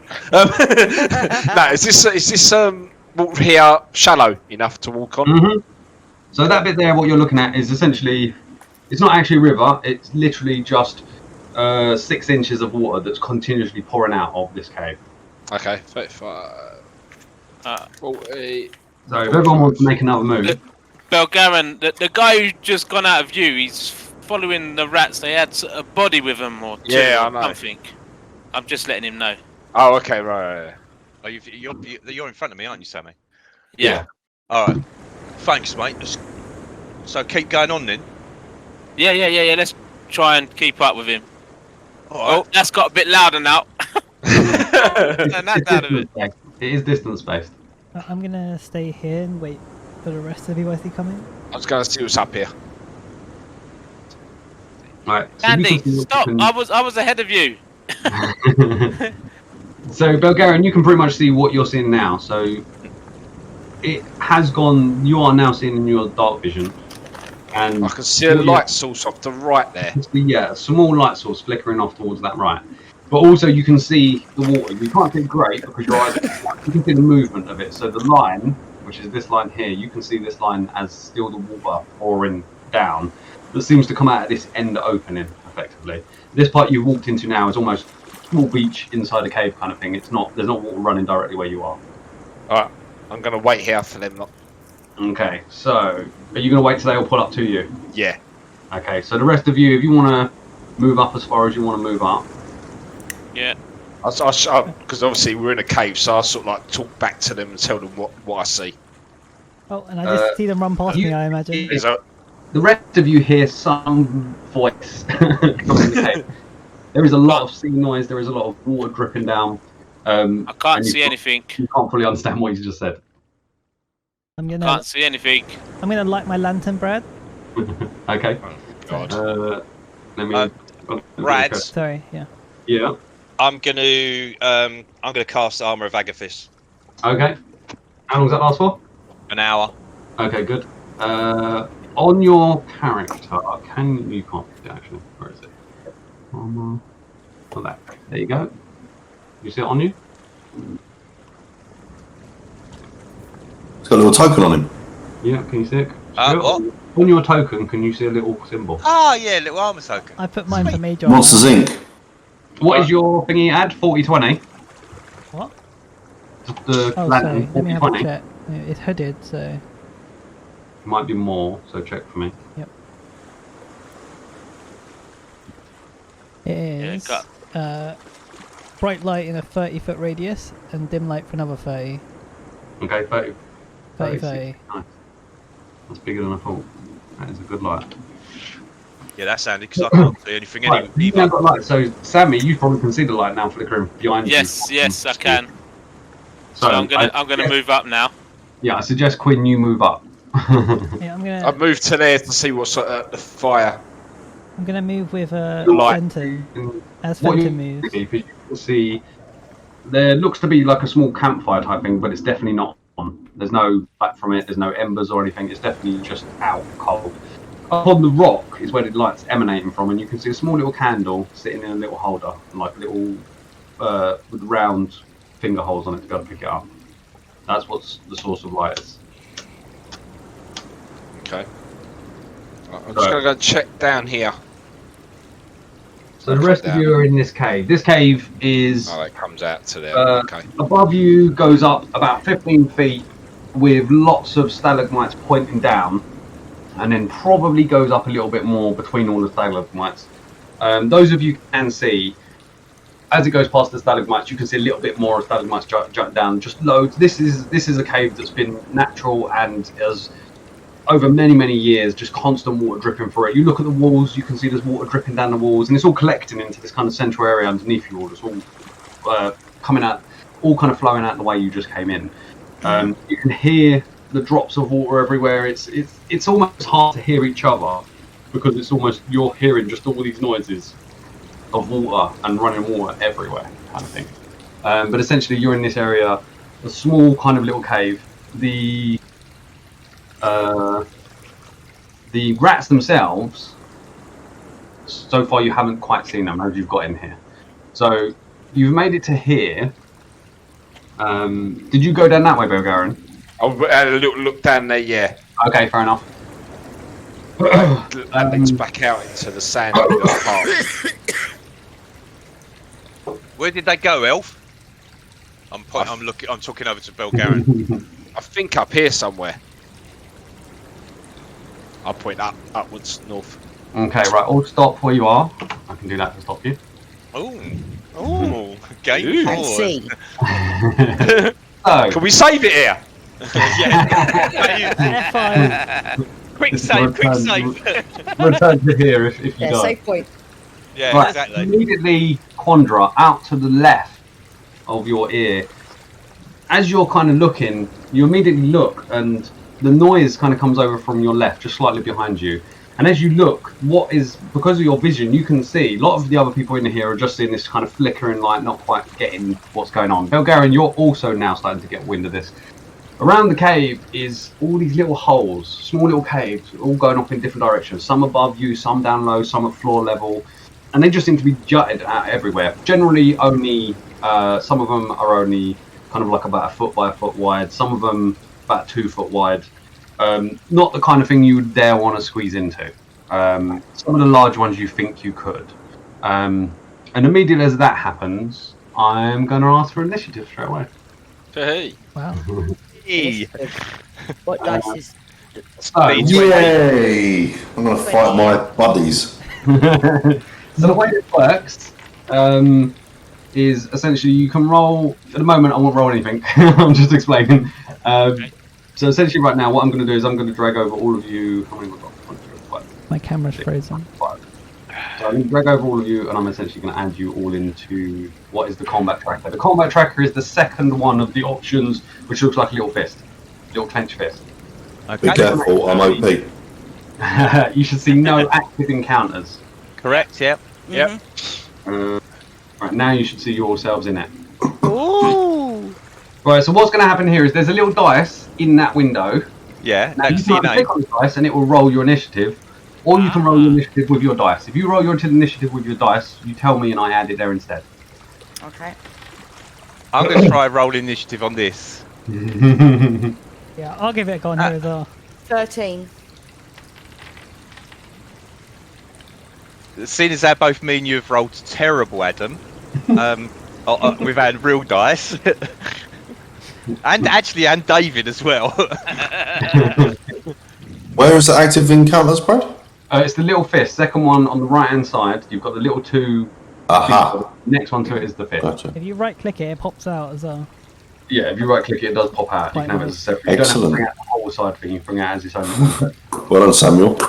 So, I know, mate. I know. You look the part. Don't expect me to react fast to anything. so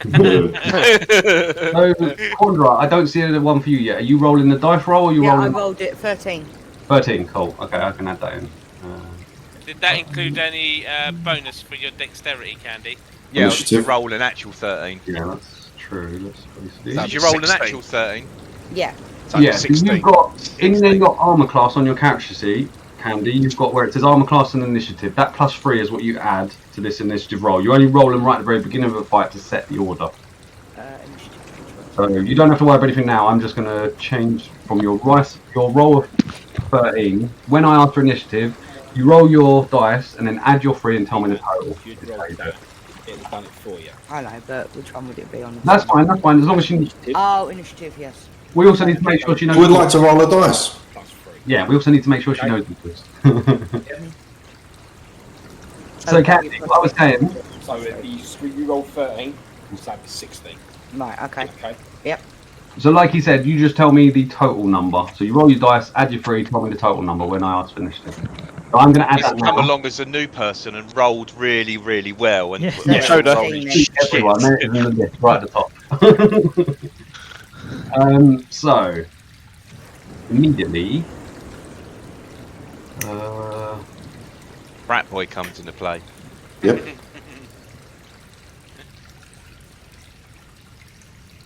I've only got 3 legs though. Stapled rat. running down from the top is where you're seeing them, Stu. And Belgarian, you're seeing these as well as you, Sammy, come out from essentially just above. There's a like a central large stalagmite here. They're essentially all running down off the top of that. Essentially, all these small ones.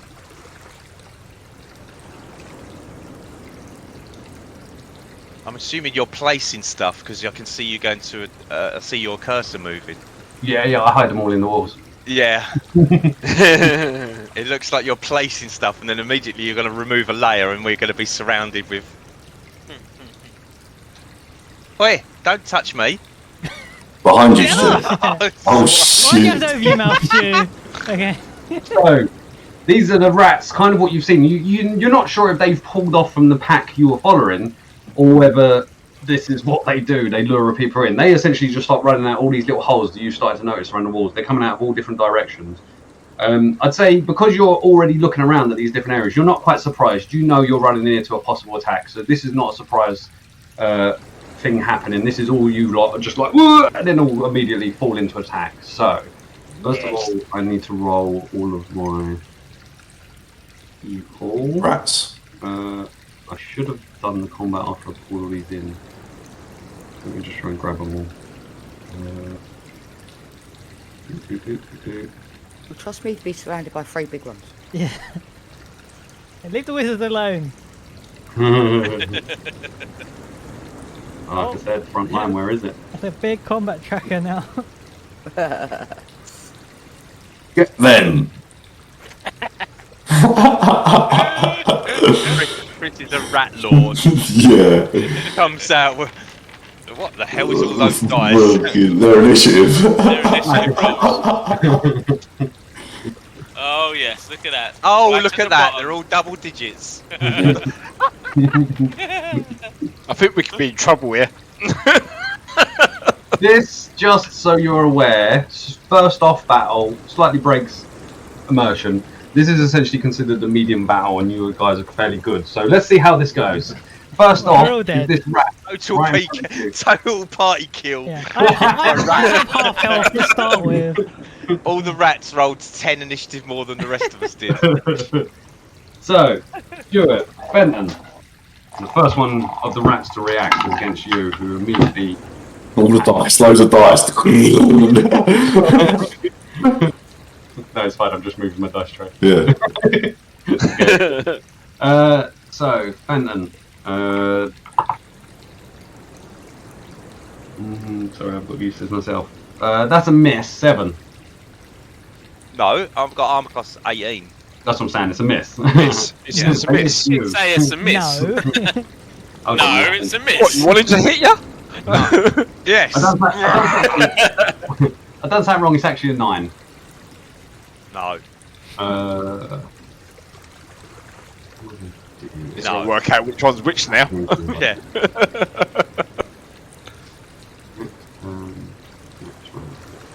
There you go. Nice.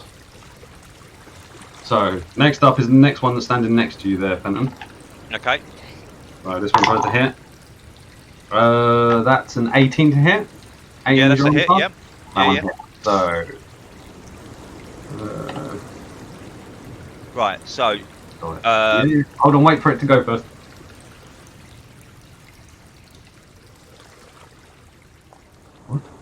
Is it gonna go? Where do I it's see paused. damage and stuff, mate? It's It says game paused. Yeah, no, I haven't done anything yet. I'm just literally working out on my end. I'm looking at their thing, and their thing is not telling me the damage, and the damage it is telling me is definitely not right. And I've got a couple of things as well, mate. For damage No, wise. that's cool. Hold on, let me get this first to see. I can't. Oh, no, I'm looking at the wrong one. There we go. I was going That to white say dragon again, bud. it didn't have that little amount. There we go. What's that, Chris? Is that white dragon again? Close the bloody screen. Sorry, no, I was looking at the wrong rat. That is 3 piercing damage to you, Stuart. One of them, the other one tries to get in. And you can see them, they're kind of climbing on each other to try and get to you, essentially. Right. The second hits you for 3 damage. No, it hits me for nothing then. Is that the amount? Yeah, 3. Yeah. Cool, you're But fine. also, it triggers my thingy. 'Cause it's hit Reaction? me. No, it triggers my armor of Agathis. Oh, yes. How much is that? 5 damage. 5 damage. And it's got to take down the points of your temporary until it goes, doesn't it? Correct. Yeah. So every time they hit me, if they don't 5 take damage. off, yeah. So he's immediately taking 5 damage straight away. It's like a burst of icy cold just emanates from. Indeed. As he kind of jolts, bites you on the leg, you just kind of, just shake it off, and literally you just see out of your leg, these ice crystals just shoot out and jab it, and you just see blood. Nice. It doesn't go down, though. No, Nice. Immediately next up, this one, given their positions, is going to go for you, Quinn.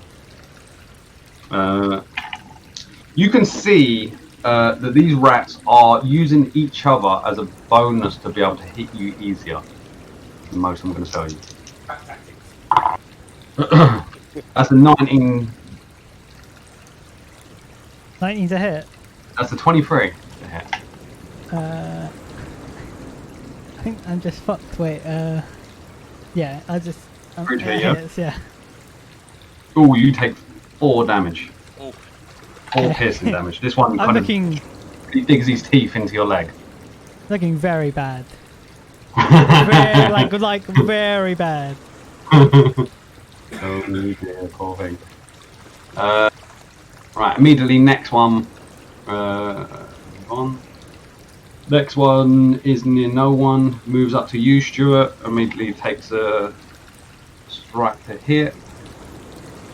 This one doesn't seem as good at trying to hit you. This one completely whiffs, Stuart. It almost seems scared to even try and bother getting you. Does nothing.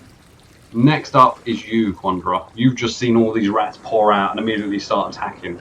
It's your turn. So, your first ever turn in D&D. You remember you've got a movement if you want to, but you've got to be careful in this situation because if you move out of their threat range, their threat range is 5 feet. So where you're standing right now to where they're standing, that's the 5 feet. If you move essentially to here, this one to the left, you've moved out of their threat range. So if you move, they're going to get an attack of opportunity on you. So you're kind of pretty much stuck where you are, unless you want to risk taking them hit. Can I put my mage armor on? You can. So you've got one action and one bonus action, and your movement essentially. So you want to use your action to do your mage armor? Yep. Okay, so effectively that's just a straight cast and then added, isn't it? Adam, with yours, you've got to cast it and then it adds it to your D&D Beyond, doesn't it? No, well, I did it manually, so you have to click on armor class, then customize. Okay, so in your spells, Candy, what you're going to do is you're going to go to your spells. Yep. And your mage armor is one of your first level spells. So you've got 3 slots. What you're going to do is tick one of them slots, press on it so it shows up as a used. Yep. And then, like Adam said, because I'm still getting used to it, it does say customize. Customize, where? So if you click on the armor class that's in the little shield. Yeah, armor class, yep. And then when you click on it, it says customize. Yep.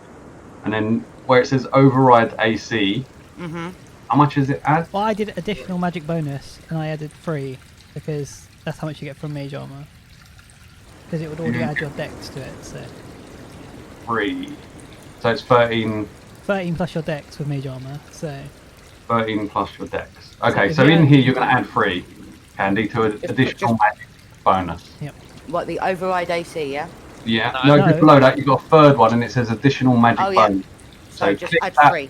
Click that up by 3, and then if you click off somewhere into the empty space, somewhere else, it should then change your armor class. Yep. 16, I imagine. I told you that was wrong. Oh, I see that one. There we go. Reload it again so you'll see it. So essentially you just immediately start moving your hands around, and immediately this kind of force very close to your kind of whole body that outlines all of you immediately just starts to emanate with a kind of purplish kind of a shimmer with a green kind of all around your body, just immediately appears and then disappears. And essentially you now feel, you know that this is going to help protect you, so you now essentially feel more protected. So that's your action done, so you now have a bonus action if you've got any. And what's classed as a bonus action? No, you don't actually have any at the moment, I don't believe. Oh, okay. Unless anyone else can tell me otherwise. I don't. Would you have anything like... No. She can't use cantrips and stuff like that, can she? There's no bonus actions, I don't think. What, Candy? See in just below initiative, you've got where it says actions. Yep. Click on actions, and then if you go, you all attack, action, or bonus action. Click on bonus action and see if there's anything in there. 2 weapon fighting. Right, then there's nothing you can do. Yeah, so that's no bonus actions at the moment. So you haven't got anything. So that's pretty much you done, Candy. Okay. So moving on, Quinn, you're up next. Okay, so firstly, I'm going to take a moment and cast Blade Song. Okay. With a bonus action. So I'm going to just add that quickly as well. So obviously, guys, there will be a bit slower battles at the beginning, and obviously I'm going to keep them moving. We will get faster, because these first ones are going to be a bit like, oh, what are we all doing? That's fine. Learning process, isn't it? So that's fine. I'm learning. Yeah. You all are this one. Am I below me, Brad? Is it water, like deep water? Yes. Or... Only about 6 feet. 6 feet, 6 inches. Okay. I was gonna say, jeez. I was say 6 feet. Yeah, you're It's alright. It's alright for the 6'10" dude. No, his nose is just on the line of the water. So would it cover my lantern if I was to put it on the floor? Like, would it put it out, do you reckon? To your right, where Sammi is standing, you can put it down there. That's where it's not running. Okay, so yeah, I'll do that. I imagine I've already done that before, blading him, because... Yeah, that's cool. I haven't stupidly actually put a lantern in there as a separate thing, so for now I'm going to leave it on you. Yeah. So I imagine you're going to stay close to it. Yeah. Yeah, that's where I was leaving me. I didn't think that. Yeah, well, I'm I going wasn't to... carrying it. Right, so okay, you put that down on the floor, and you're now blade singing. Yep. What are you doing with that? I'm going to... And anyway, here's Wonderwall. I said maybe. Yeah. Yeah, I'm going to attack the big rat next to Quandra with booming blade. You're going to attack the big rat? Yep. This one? Yep. Okay, go on then. With booming blade. With booming blade, go Yep. for it. Oh, do the actual dice. Oh, look at that, look, switching it over, Stu, you see that? Mixing it up. Mixing it up. That looks like a single digit number. It's not, One, so it's not a 1. It's a 13. 18 total. 13 to hit. 18 to hit. 18 to hit, that's a hit. Is that right? Yeah, no, that is right. Yeah. Don't worry too much, let's try and keep the combat moving rather than the specifics of 1 or 2. You've So definitely hit. 18 hit, yeah? So, They haven't got good armor class at all. okay, so 1d8. Oh, 7 plus 3, 10 damage. How much? 10 damage? Yep. Piercing damage. And then they have the booming blade effect, so if they move. Okay.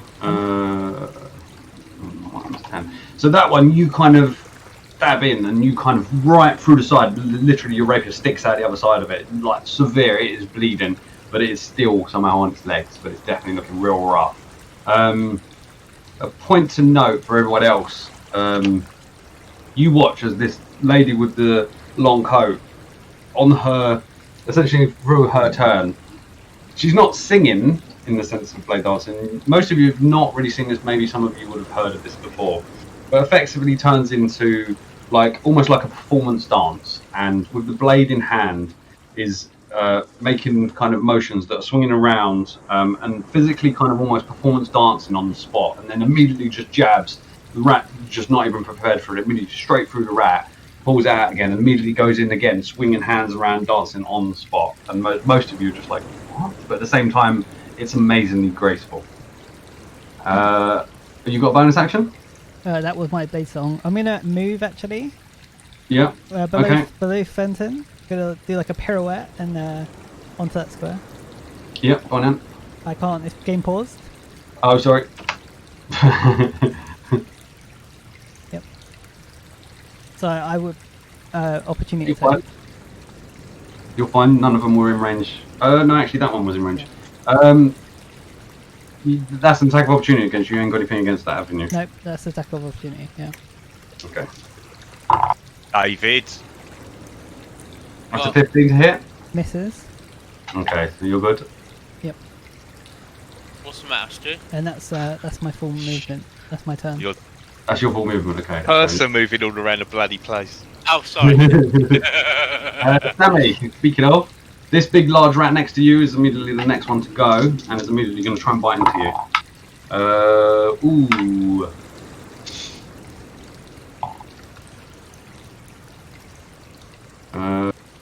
That's a definite hit. Don't say that.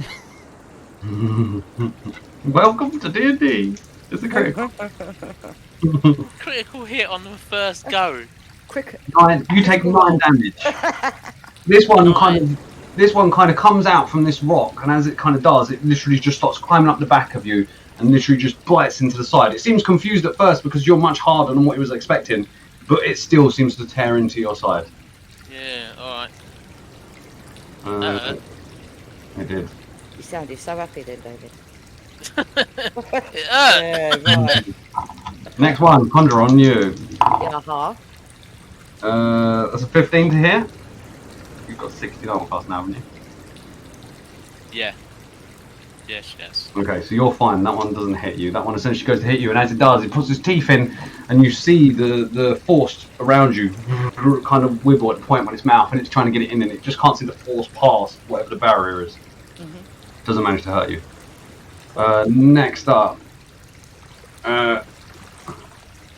this one's on you, Belgarian. This is a small rat just to the north of you. 1 dice.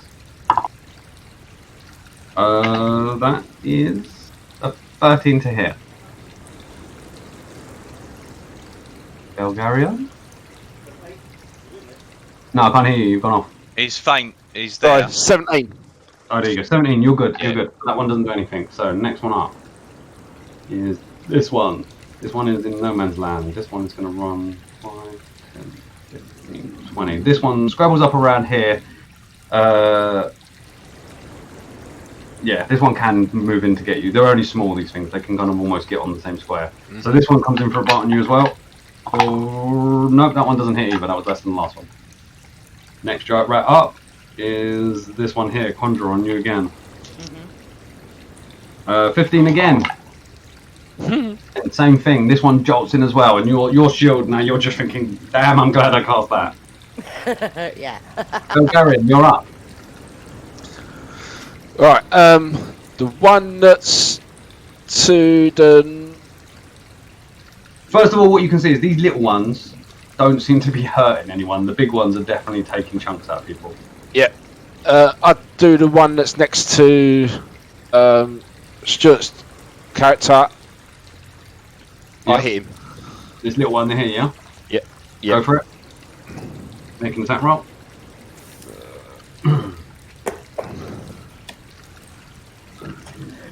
Did it roll? Beg pardon.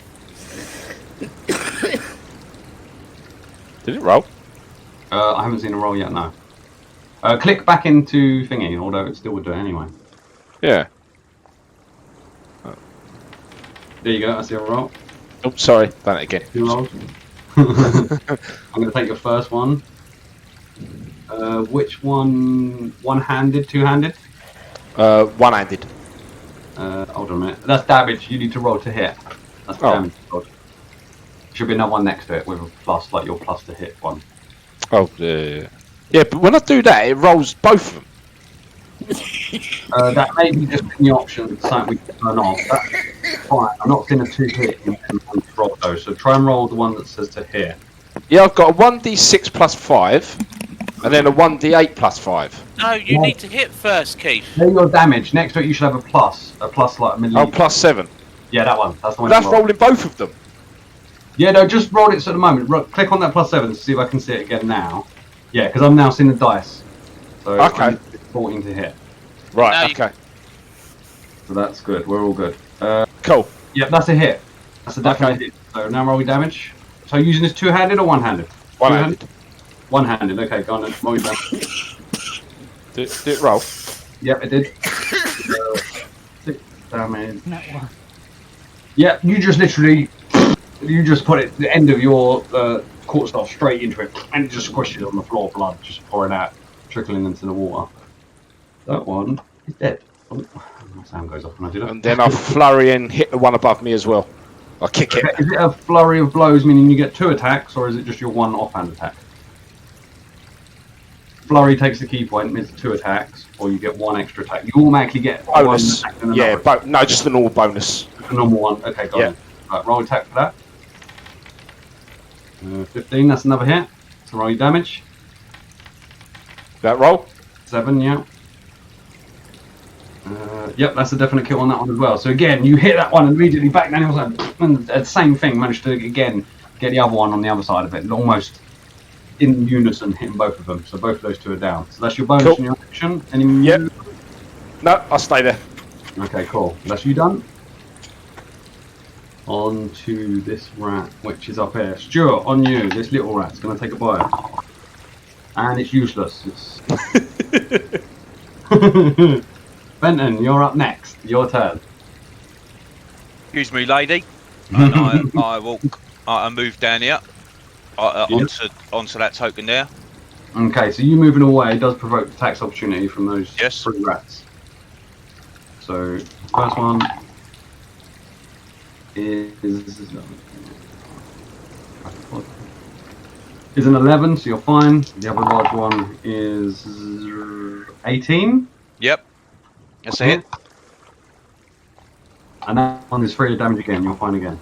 So 0 damage, but he takes 5 damage as it explodes again. So that's this one. Oh, that's the one who actually thingied you before. Again, so this one's definitely not happy with you. That's twice. This one now has just got just got like these icicles just sticking out the front of it, and just like shaking his head trying to get him out of it. But blood is now starting to pour out of it quite a lot. It's not looking happy. The last little one essentially tries to strike you and misses. So. Okay. Yeah. Right. So I move to there, and then again, spectral blades start fucking whirling around me in an area. 2 saves from me, isn't it? From 2 that are next to you. Yes. Okay. So red one and black one. What was the save? 15? 15. 15 dex? No, 15 strength. 15 strength. Okay, well that makes no, sorry, hold on a minute. Hold on a sec. That might be the other spell. Hit based upon that. 15 dex. 15 dex? Yeah. Okay, the one north of you don't hit, the one just so I got one of them. Yeah, so that's 5 damage. 5 damage. Yeah. You sweep in, that other one kind of just manages to sweep out the way. Oh, look, I've managed to roll it off the... But there it is there. Slightly stepping past it. But this one in front of you definitely takes damage. Have you got a bonus action? Not for the minute. No, I'm gonna save my... no, I got reaction. You ain't done action yet.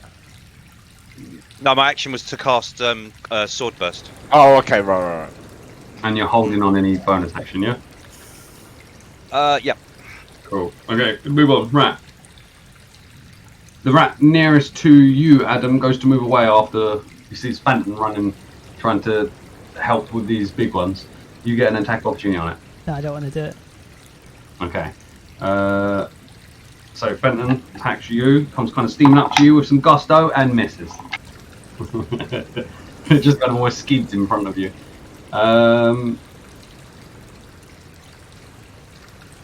That's him done. So next. Right, Belgarian on you, there's a little one. Yep. Hello. He misses with a 3. They're not doing good. Sammi on you, little one, just your right there. 7. That probably misses as well. 8 does miss. Brad, can you? Is there a way to? Because at the moment, like I can see that you're highlighting rat, but we can't tell what rat is actually attacking. Is there a way to know what rat's attacking? Like maybe even just leave your cursor over the top of the rat as such, like that. So you've got the. I can see your cursor over a rat. Yeah. Okay. What I do because I'm trying to power through the thingy. I'm not moving over by wheel. From now on, I move over and say this rat and kind of give you a. Okay, lovely. Yeah, that's fine. It's important for me, but no, of course. It's helpful. Fair question. Yeah, no, it's a fair point. Next up is this one below the bottom. He's going to move up to you, Fenton. Yep. And you're moving again, so he's going to move up again. These are only tiny, so they're going to be able to make it through small gaps. He's going to take a 2 and a 3. I'm like rolling the 3s at the moment. Next up is you, Sammi. Right. I've never fired a spell in combat. Is there a disadvantage or anything to? If you've got to roll an attack roll, then yes, there is. If there's no attack roll and it's a save, then there's no. It doesn't make a difference. No, I have so to. If you have to roll for like an Eldritch Blast or a Firebolt or something like that. What melee one, Stuart? Does that not? That doesn't provoke an attack. This isn't a melee one. No, like Booming Blade and Green Blades, they're you're casting that as part of the weapon attack, so that's different. I mean, they're melee ones, I don't think they count either. Oh, no, there's one, but right, so if you've got Shocking Grasp, that's melee based. That's what I mean. Touch based one. I'm talking if it's about got a range. Stone. It's got a range. Yeah, no, you'll be at disadvantage, mate. Yeah. Because it's melee. It's a ranged attack, so it doesn't matter if it's a spell or a bow or a crossbow. If you're next to someone in melee range using a ranged weapon, it's at disadvantage. They're essentially distracting you. Unless you got feet.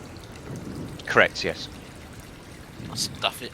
But they don't get any like attack of opportunity on me. No. No. Oh, all right. I've got these 3 slightly glowing stones. I'm gonna try and fizz one at this rat as it leaps off me. Isn't that just a ranged attack? Yes. That's just a ranged attack. Yeah. Okay, go on. I thought you meant a spell, but yeah, that's fair enough. Yeah, it's a spell to cast magic stone in the first place. Yeah, but that's what I'm saying. But he's now range attacking with the stones rather than spell attacking with the stones. Right. Yeah. Because the stones. Yeah. Sorry. Yeah. No, that's cool. Right. Okay, so which one are you targeting? The big one or the little one? The big one. How do I target him? Big one. You just tell me because we're not using all the targeting because I'm keeping the difficult parts out of it. So the large one you're essentially going to skip a stone at. So if you roll an attack roll. Yeah. So either in D&D Beyond. Yeah. How much is that total? Did it not come up? Probably might have gone on my window. 15. Let me bring this one out a minute so I can see them It's both. 15, Brad, but it only rolled once, so do I need to roll again? How many does it say you can roll more? No. It's if I'm at disadvantage. It's. Oh. So when you go to roll, did it come up with like a little thing that says roll at advantage or disadvantage? No, it just you just press the to hit button, the +7 to hit. Oh, of course, because this is for D&D Beyond. So there's a couple of little steps here that are. Shall I just roll again then? Yeah. Just roll again for now. There is ways and means of this working, but this is all again learning for us. So 15 is my lowest. Yeah, you still hit with that easy. They haven't got much on. I'll roll the damage from here then. Ugh. 6 damage, Jesus. It's still a good hit. They're not awfully strong. You skip it into it, whacks it in the side, and it makes quite a yelp. Yes. And that's it, mate. That's all I can do. I can't do anything else. There's no point in moving up or anything. Next up, we're all the way back around. No, we're not. Yeah, we're to the top. Giant rat at 22. Oh, yeah. So this one moves over to you, Belgarian, seeing you swinging around big weapon, and this one in the middle, not seeming in kind of immediate threat to the rats themselves. They see you more of a threat. This one runs over to you, attempts to hit you. 20 to hit. Yeah, it hit. For 3 damage. 3 piercing damage. This one manages to run over to you and kind of immediately get to you on your kind of thigh and just kind of leap at you, putting his claws straight into kind of the top part of your thigh.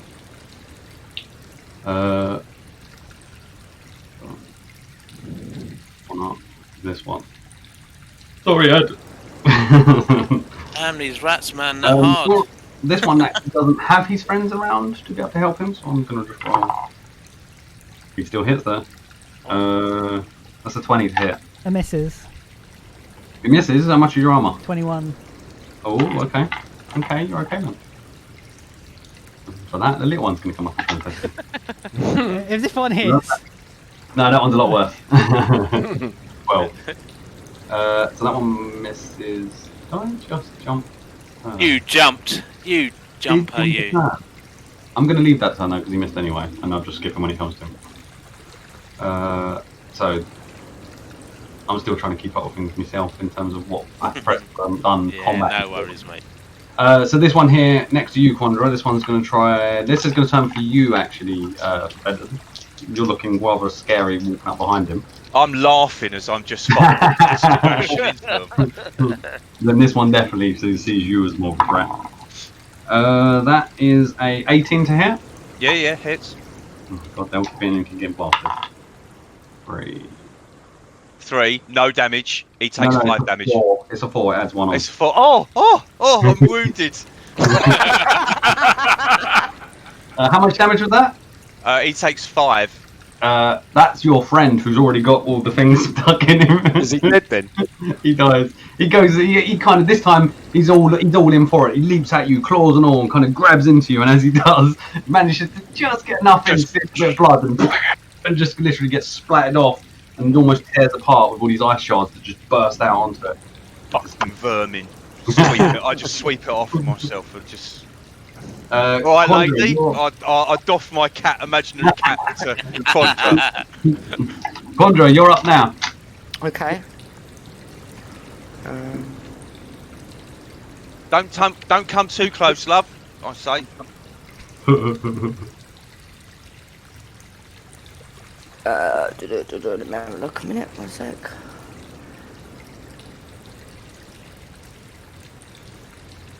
Can I do a spell?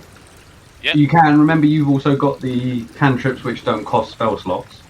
If you want to pop off small spells rather than waste spell slots. Yeah, I was thinking of using my cantrip, which is the Ray of Frost. Okay, yeah. Brilliant. Which one do you want to hit with that? The one right underneath me. Yeah, this one here. Okay, Yeah. so what you're going to do is, the best way to be able to see it is if you click on the spell, it will come up on the right hand side and tell you what you need to do. Yeah. Street walls, make a ranged spell attack. So a ranged spell attack is if you see in the middle of your spell box at the top, there's a little dice next to it, and it's a +6 spell attack. So you're going to roll that. Where? Sorry. See in your spells where your spells are. Yeah. So at the top in the middle, it says spell attack, and it's got a little purple dice next to it. +6. I can't see it. Have a look. Oh yeah, spell There you it. go. Wait, Go ahead. just click that, yeah? Yeah, click on that. That should. It's a disadvantage though, unfortunately. Did it work? Oh, is that a disadvantage as well? Yeah, because it's ranged. Yeah. Do it Yeah, again. So go roll it again. Roll again. You got rolled a 9 the first time. Yeah. And roll it again, yeah? Yeah, Yeah. roll it again. One more.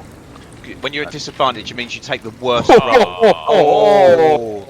Unlucky. I think she's That would still have been in nice. though That with would it. Yes. have been your first critical, but it is still a hit. So with that, if you click on your rare frost spell, in there you'll see where it says the 1d8 damage, and it's got a red dice. 1 minute. You just want to roll your 1d8 in front of you now.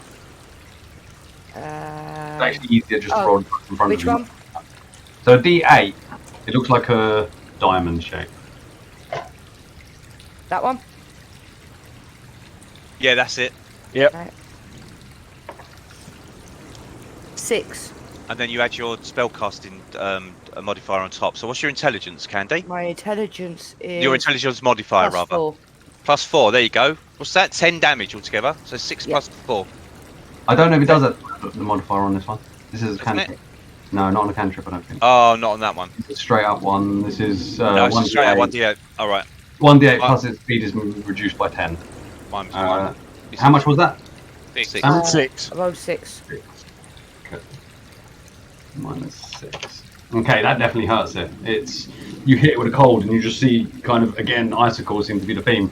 It just seems to kind of have a frosting kind of in its fur, kind of almost little claggy bits of ice around it. Definitely hurt though.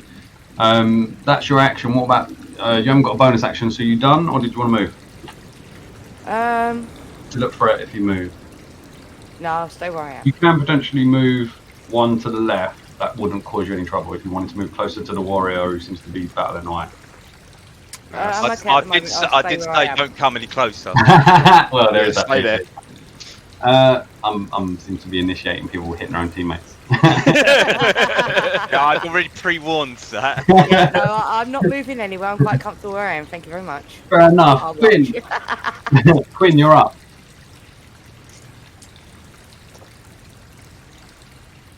Adam, I'm trying to calculate ranges. Sorry. Can I get if I get a sleep spell? Can I hit like that? What is the area of sleep? you could probably move it over one more and get 4 of them, mate. Yeah. No, you There's can't. a thing No, in the way, no. so. He should get that one because he attacked me. Sleep, radius. 20 circle. feet. That's a radius you're using, aren't you? Yeah. I think it is. The circle Yeah, it is. in I can see it. yeah. There's a black line around it, and it's showing you the squares it will hit. Yeah. So in terms of game-wise, D&D itself might have specific rules, but Foundry is very close. So we're going to use what this works because this is a nice system. So that round circle is the radius, and it's showing you the squares it's going to hit. So if they're the three you want to hit, they're the three you're going to hit, yeah? I think I can hit this fourth one if I drew it better, but it's a small one. Right? 1, 2, 3, 4. They're 5 squares apart, so I don't think you can. It's a 20-foot radius. No, I know, but what I'm saying is the bottom of the curve, without hitting anyone else, is only 4 squares across. Yeah, so there's 3. I'm going to cast Sleep. Okay, so with that, you're going to roll 5d8. 5d8. Do I get a save? I don't think I do. Save No. is non-existent. No save. Do I then roll your It's d8? frozen again.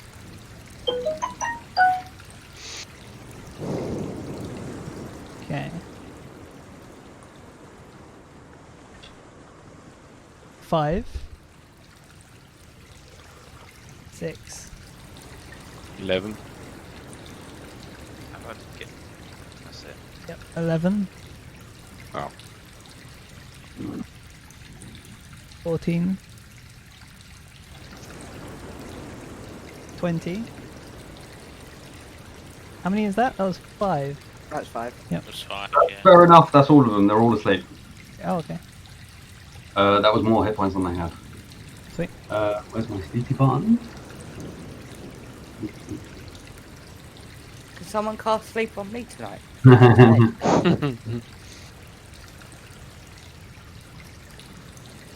It won't affect you, Candy, Oh, no. No, it probably wouldn't actually. I'm immune to it. or your character. Yep, I know that's what I mean. I'm immune to it. Right, so these 3 at the north side, including you, you see these, they just kind of, they just fall down, and you don't know what they're doing, they just seem to go immobile, essentially. You're not sure why. Quinn, you're clearly sure why. They just all gone, and just all gone asleep. But there's no obvious signs of being asleep, especially in the middle of this battle. Bonus action, anything else? I'm going to move there. Yeah. Bonus action. No, I don't think so. No. So you're done? Yep. Okay, next up. So we have this one here next to you, Sammy. This one's going to try and strike out at you again. Yes. Useless. That's a 9. No. Good. You're fine. Next up is this one next to you, Quandra. Just south of you. This one's going to try and take a bite of you. Okay. 14. I think you're fine. You're 16 armor class, aren't you? Yep. Yeah, she casts Major. Yeah. Right, next up is this one up near you, Belgarian. He's going to essentially try and take a bite of you. No, he completely whiffs and literally just kind of bangs his head on the floor.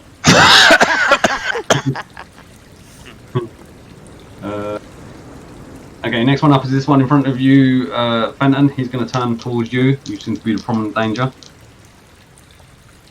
Ooh, that is a 23 to hit. Yeah, Cool. I think that is. And that is 3 damage! That's all he likes rolling, I think. Yeah, no damage taken. He takes 5. This one takes that blast heavy. Oh, hold on, if I write the right numbers in there. This one takes that blast full in the face and literally is just like an eye has got a big jutting out piece of icicle kind of jutting out of its eye, and it's barely there kind of thing. It looks like it's not going to take much more than blowing at it. Come on, ratties, come for me. Next up is you, Keith. Yeah, I ate that one. Yeah, the one in the top corner. Okay, go from attack roll for me.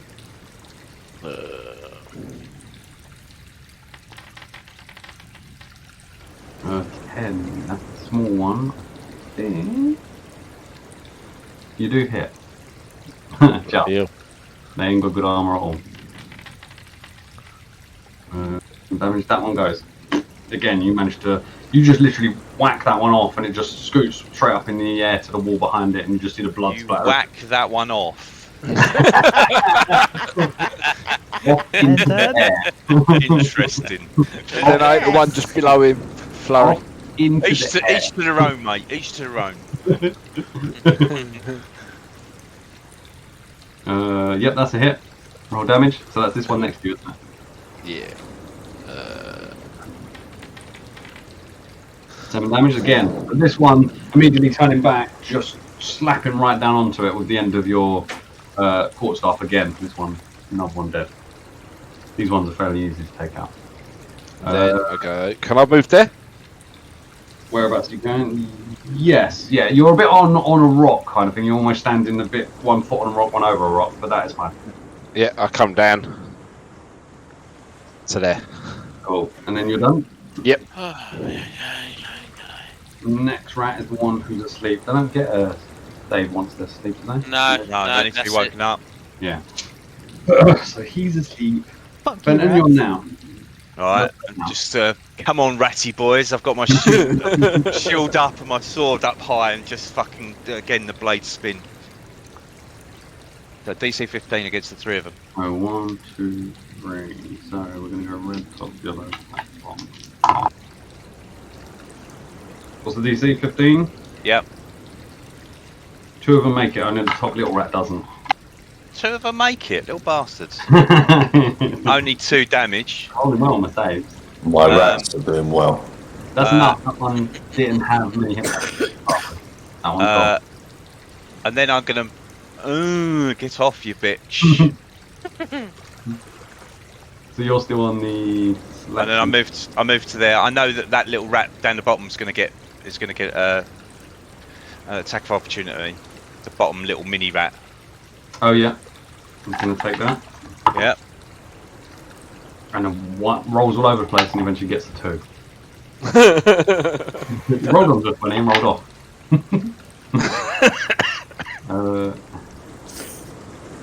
Cool. So you're done? You got a bonus not using? Nope. Okay, cool.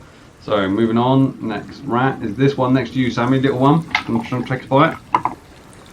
A 2. They're doing well now. Next one down here sees you move off Fenton, and yeah, I'm good at you. He moves up behind you. Yeah.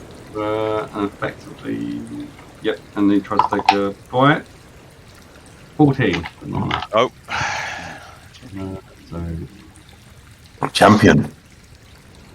Did I damage you with this one, Ad? What one? Sorry? This little one here. Did I damage you with this one? No, you missed. I did miss, didn't I? Yeah. Because I just walked you put to sleep 21 after, AC. and I said I'd come back to him, but Yep. when I come back to him, he was asleep. Sammy, you're up now.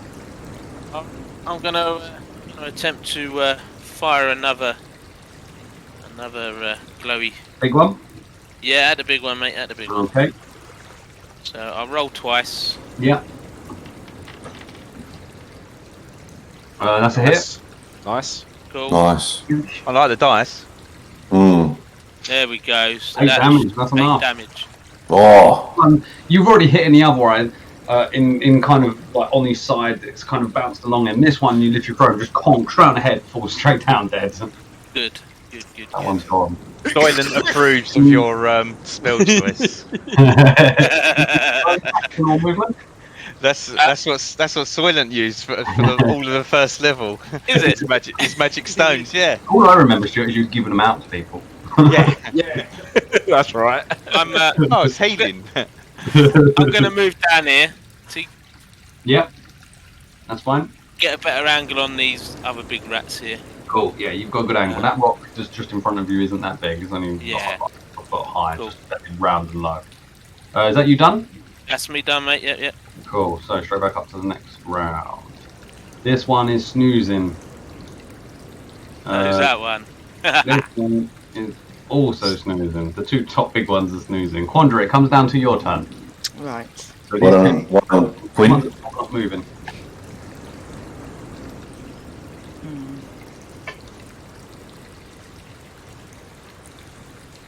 Can I just attack? You can. You've got what weapon is your kind of normal melee weapon? Quarterstaff. Quarterstaff. Okay, so you're going to be rolling on your character sheet, or probably better, you could just roll your 20 where you're looking at. So on your character sheet itself, it says your quarterstaff is DC to hit +2. So you're adding +2 to the D20 roll you're going to roll. You can either roll it through there on D&D Beyond, or just roll your D20 in your dice box. Add 2. 4. Or That's for a with total the of added 6. 2. No, you kind of step up, not very used to using your quarterstaff, especially if you combat's not really your thing. You swing in and just go completely wide, hoping the warrior next to you is too focused on other things. You got no bonus action. You're not going to move. No. Okay, so that's the end of your turn done. Now we go.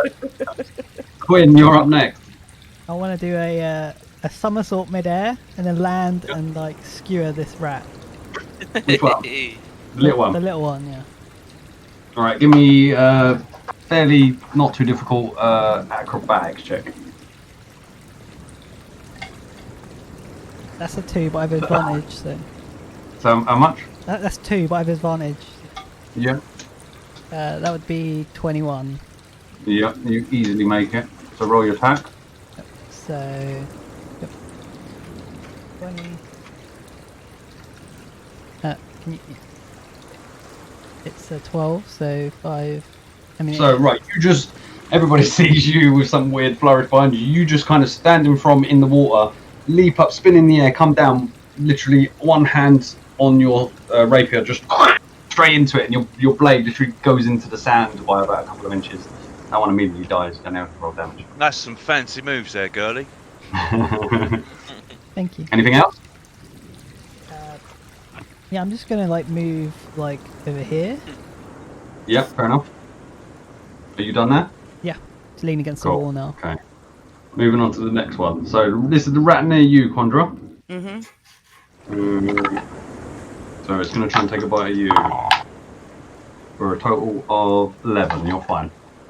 I sentinel it. Okay, yep, go on in. Take your attack onto that one. I'm still at disadvantage because I'm pissed. Oh my goodness. You monster! Adam, You absolute monster! Yeah, Stuart. spotted. Spotted. Am I still pissed then, Brad? Am I? Yes, well, yeah. Enough. All right, mate. Everyone, again, in your mind, you're just... That's all right. Yeah. Right, so everyone can see you still wobbling and almost accidentally. I just fucking like longsword is just fucking chops down. It's an 18, mate. Nice. Okay, roll damage.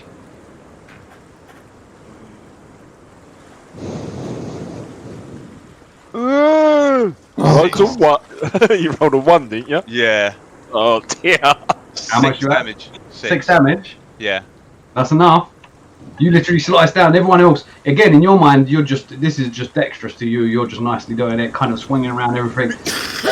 Other than the blades you were swinging around, which were like wild, crazy blades to everyone else, they're like, okay, fair enough, he's doing it, he's wobbling, but he's doing it. This one, they watch you, and you just kind of stumble past Quandra and just put it down like that, and it just weight itself just literally squashes that.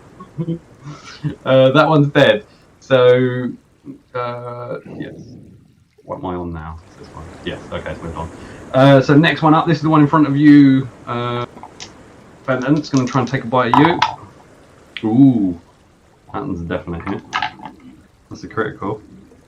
Critical, is it? Oi. Oh.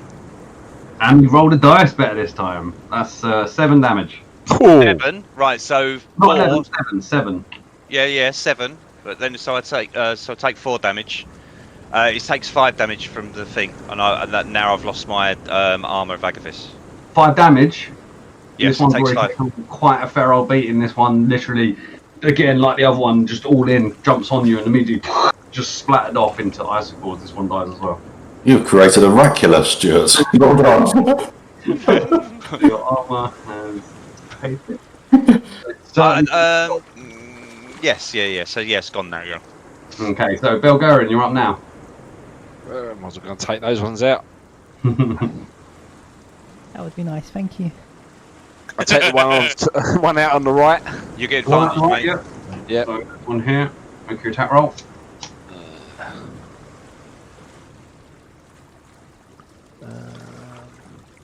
Can you change it to advantage? Okay. Anywhere. There is ways of doing it. I'd say let's get through the combat and we will start. Yeah, hold shift. Just roll twice for now. Oh, okay.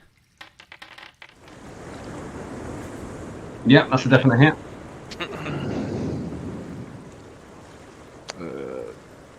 No. Do Two-handed, one-handed. One-handed. Be aware you can use it two-handed, Keith, and still use your offhand attack. Can I? Yes. Cool. So if you're using it two-handed right now, the next attack will be a knee, a kick, a punch, that sort of stuff. Yeah, well, that's what I said with the first one that I've done. Alright, that's cool. That's cool. So this is a two-handed, yes? Yeah, I'll do it two-handed. I'll roll it again. If that's the case, yeah. No, that's enough, mate. That's enough. Yeah. So this one's just sleeping, and you just immediately both hands kind of move over, and bang, massive double hand strike, straight down onto it, and just you hit it on the head, and it just kind of rolls over slightly and goes limp. Cool. I'll hit the other one as well then. Okay, so this one here, the larger one. So roll your attack roll for your bonus. This is a single flurry, isn't it? Yep.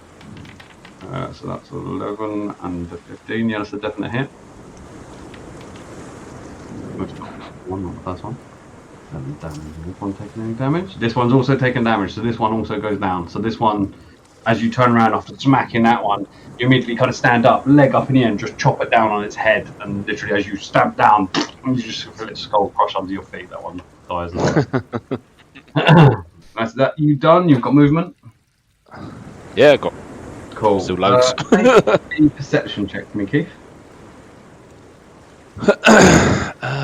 Perception.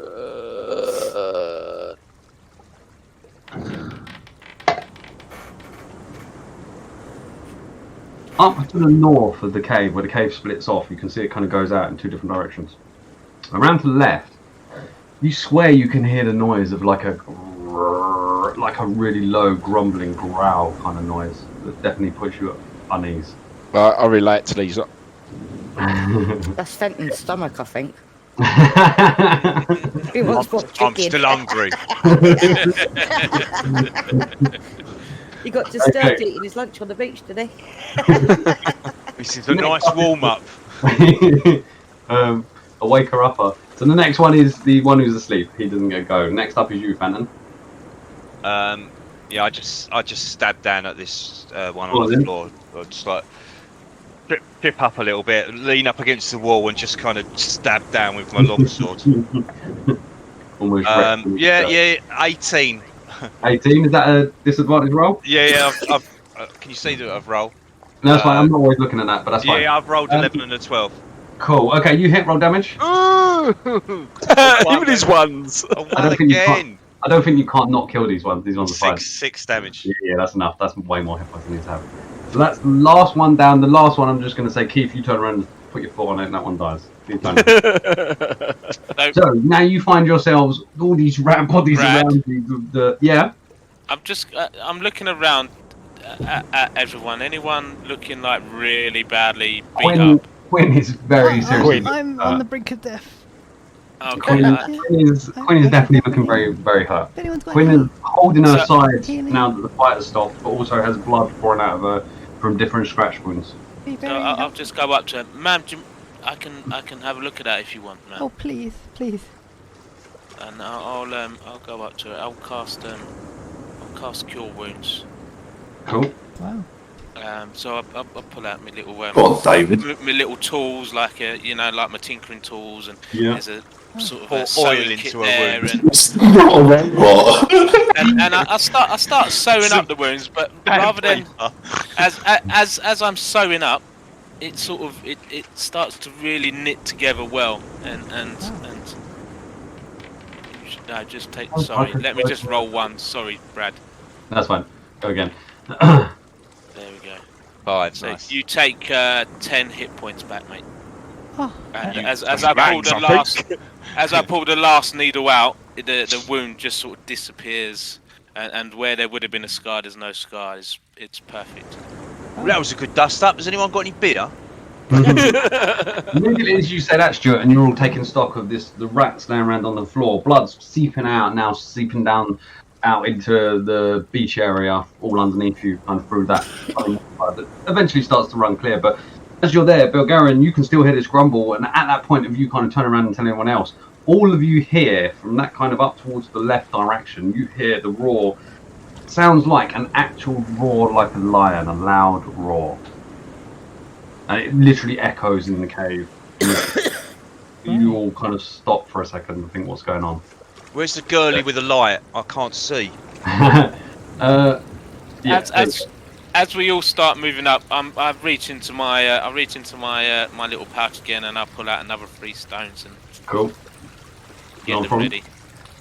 So you've got a second or two. What are you guys doing? If you want to do something before you move off, what are you doing? No, Just gonna sheathe my move on rapier. up. Yeah, I'll move up. Go on in as you both all start moving. Quandra, you can moving up. I'd take a short rest. Where's the sound coming from, Brad? So from your left, left. From the left, it was fairly close. To the left. But I assume 1 minute has passed. I love Yeah. everyone Can't go any going further ahead than of me. Blades We can't see. We do need, Sorry, man. We need you up here because we can't see. got a game Hey. for Steve, roll a perception check for me. Yeah. Oh, nice. Over to your north, Keith, you can see the rocks.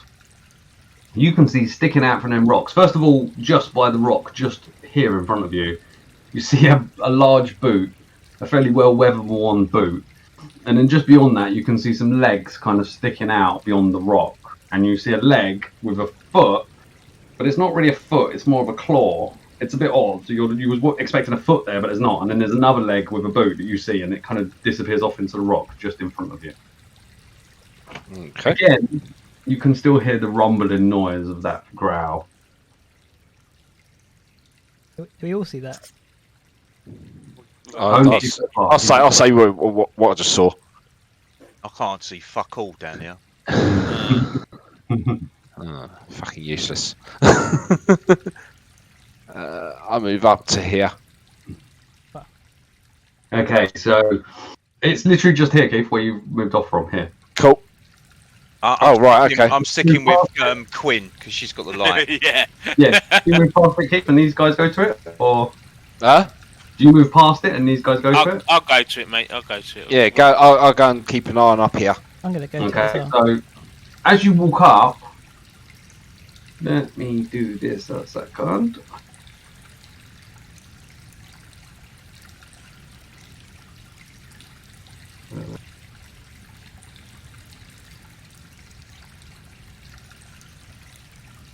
Oh. Was ist da?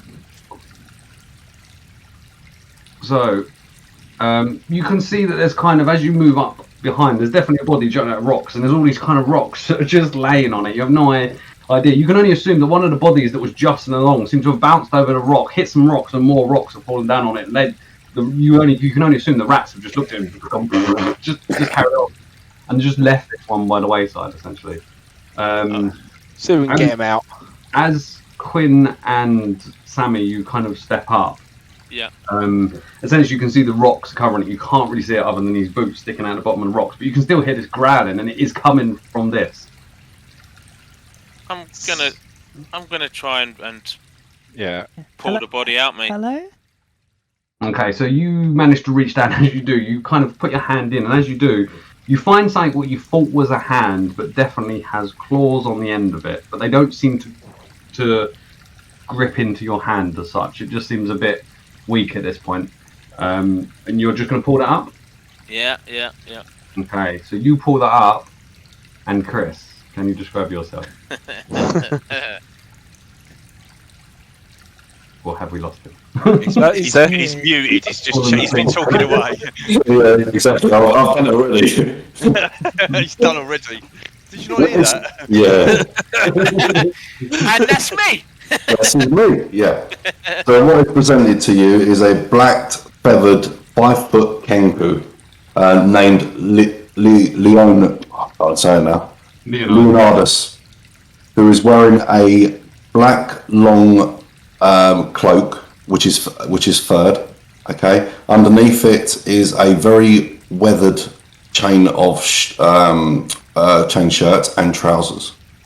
He also has a shield on his back with a spear that has hanging from it furs, fangs, and feathers and twigs, just before the actual head of the spear. You also notice, which sort of resembles an amulet around his neck, which is an iron chain, and hanging from it is like what looks like to you a large lion head door knocker. Could I do And this is a religions check, Brad? Yes, you can. Can I do a religion check? Just see You if I know can, it, or a history check, or an Yeah, investigation a on religion it. check. You can make a religion check. Religion check. Let me see if I can find What are you this. looking for to do with that? Just to see if I recognise that amulet, like of any sort of religion that I might know of. Okay, go for it. Can I do a history check of the same? Yes, you are. Oh, nice. Oh, You can as well. Oh, it's a fun thing. fanfare. It's a fanfare. I like that. True, that's the interface. So go on, Quinn, what's yours? 15. Okay, so both of you can tell it is not specifically the symbol of a god, but it looks very close to the symbol of Pelor, the god of light. okay. But as I said, it's not specifically that because that isn't specifically the head of a lion, but it's very similar. The kind of lines that come off of the Pelor kind of symbol very much match closely to what this looks like as a door knocker, essentially a big iron door knocker with these kind of the mane of the lion coming off, the central kind of head of the lion in the middle, and looks very similar. Okay. So as I've been pulled out, I'm like, oh, thank you, thank you. You're welcome. Hello. Thank you. And then I put because I recognise someone in the party, I put my claw to my head and I say, Quinn, is that you? And through my head, I go, hello, it's me again. Oh, thanks for helping me. I really appreciate it. What actually happened? Right, stop there a minute. So just so everyone's aware, none of you can hear this. No. He started speaking in weirdly. And this part that's going on here, you can't hear. There's nothing going on. He's just looking at Quinn. But whilst they're saying it, can I say what happened? You can? Yeah, I mean, Obviously, I can't hear them doing this, but No, indeed. So Leonidas, you're essentially talking to Quinn, but also the guy over without a weapon is essentially also talking to you about what happened. Quinn, you better tell him. so he can't actually talk to us normally. But I have a way to communicate. They're very new. But, that could be interesting. Yeah. Yeah, I'm trying to fill him in right now on what happened. But find out what happened to him. Okay. So I just rattle off what kind of happened. Is it that he can't talk, or is he talking a language that we can't understand? You've heard him speak. He said the first things about, what did you say originally, Leonidas? I thanked them. I just said thank you. In a weird, squeaky kind of voice. He did say that, but that was the only thing he kind of said. He said nothing else other than that. Right. So I'm just gonna extend my hand out and say, you're welcome. My name's Samuel. I put my hand out. Yeah, and I introduced myself as well. I shake and I say, how small are you? Just out of curiosity. I'm 5 foot. Okay. Yeah. I'm big and I'm metal. Yeah. Glowing red bar. I accept the greeting and I put my hand out, my claw out as well, or hand. And I say, Leonidas. Hello. This time sounding different. Hello. Does he look like he's injured or anything like that? He doesn't. He looks more so like it as if he got off best out of it. His armor is fairly capable, and it looks like the rubble that fell on him more so just kind of held him in place. I'll ask him if he's all right. Leonidas, are you okay? Do you need any help or? Yes. Are you injured? No. What, and I talk you're in not his injured. brain and I say, what happened to you? Brad, what actually happened to me, man?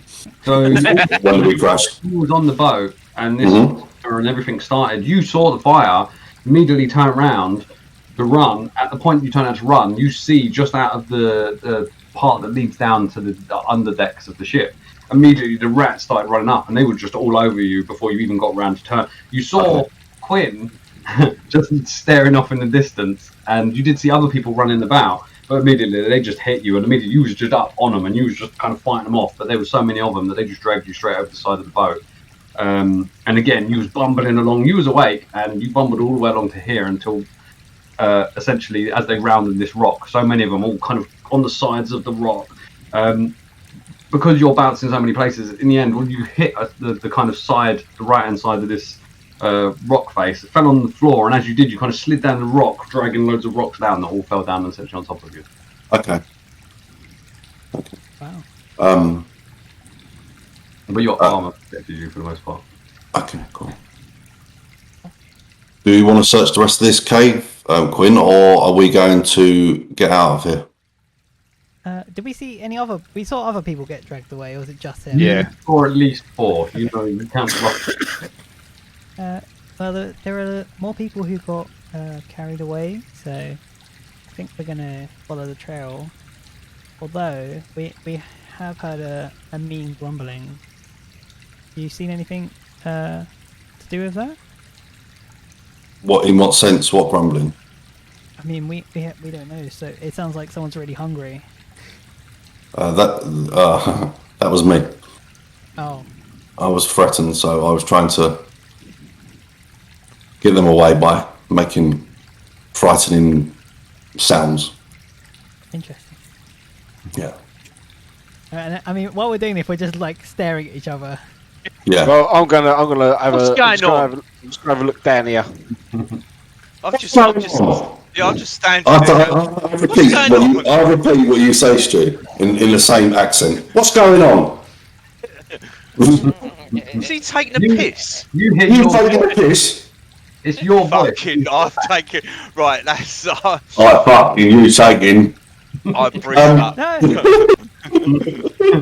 You notice Leonidas is this this stout warrior just seems to be getting really grumbled by you. Goes to step over to you and kind of slips on a stone and then holds himself against the wall, but just very upset with you.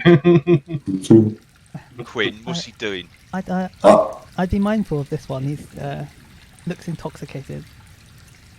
Okay. I thought he was being quite pleasant. When you two talk, try to point out that you're talking in your mind too. Yeah, we do like this, I think. Yeah. You could do something that gives everyone else an idea of the fact that it's not your verbal voice, especially you. Right. Brad, I've moved down. Okay, so in this area underneath you, the water's still just pouring out in the same way. Still about 6 inches of water. This little bit you walk through just here seems to have some man-made type of rock, 2 thin walls essentially, but they don't really go far. They just kind of go for a little bit and then just stop. It doesn't make any sense. Maybe guys, we should just head along. Yep. And, Okay. yeah. Which way did Belgarian go? I said I was going down here. I didn't see him. The elf's gone down that way. All right. After you. Leonidas, protect. Going up. Think you're being followed. I'll cast Cool. prestidigitation on him to like clean him up a bit. So. Carol moving down. I'm not moving any further because I've got no light. I'm going to cast light on the cowboy's hat. Go on, Brad. Put the hat on light. I like that cowboy. Light the hat. Light it up. This is 2040, I believe. Light up Yeah. the cowboy. Am I light now? I'm not on. Yeah. Do you see now, David? You should have an area around you just light. I think yeah. I think so. So there's one flickering, which is the torch, and the one on you is magical, so it's not flickering. I say I've got a fork here. Goes off to the left and off to the right. Okay, can we hear any other noises or anything like that? And there's someone going to the toilet.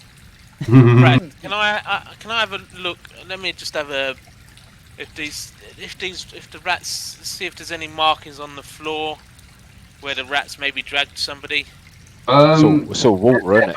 Disturbed floor to the edges. The water is kind of cleared any signs of anything, but the edges you can definitely see lots of claw marks going through this direction. Which direction? To the left or to the Continue right? on the way you're walking. Hey? Continuing on the way you're walking. So as you're walking. We've got a left and we've got a right here. So at this point, when you get to this left and right, the water continues around to the left. And as you get to this point, you can see there's lots of the kind of rat kind of marks and everything in the sand, kind of dirt, gravelly kind of sand that the floor is made of. To your right, it kind of turns into just that kind of sand, gravelly type thing, and the water is going off to the right. But in this sand, you can see there are plenty of the rat kind of. The markings be a bit more deeper as well. You're not sure they could have potentially split, but there's definitely a lot of signs that something's gone right as well. Like in enough of an amount that's caused all these claw marks. You would imagine if they're walking along normally, they're not making quite this amount of claw marks in the sand. All right, so we'll go round to the right then. Yeah. Okay. There you go. I'm up to there, Brad. Yeah. I'm right behind him now. I'm right behind Oh, him. I can move. I can move a counter there. No, I've gone into the wall. So again, it's all kind of natural caves that you're seeing. Everything is very natural. Cool. Lots of fraggle of what's in the ceilings, generally about 15 feet high. Just checking up here. Oh, goes round. Gonna have a look in here, Brad. Anything in here? No, it just seems like a little random outcropping. Nothing specifically in there. You can make goes round to there. Further, but on first glimpse, doesn't look like there's anything there. All right. Well, we're looking for bodies at the moment. Yeah. Hopefully a live one. So we'll come back and check if we want to. Nope. Have I got light on me? You've got it's on thingy. Have you got light on you specifically? I don't know if we didn't take it off. We might not have taken it off. I don't see it. No? Okay, cool. The light is on David and Adam, isn't it? Yep. Perfect. Yeah, Adam and David essentially. So And I shouldn't necessarily be right on top of that person. Who's paused? I'm on top of It Quinn. got pause mid-movement. We were moving up, Yeah. and then you paused the game. So I did. So We're all dead now.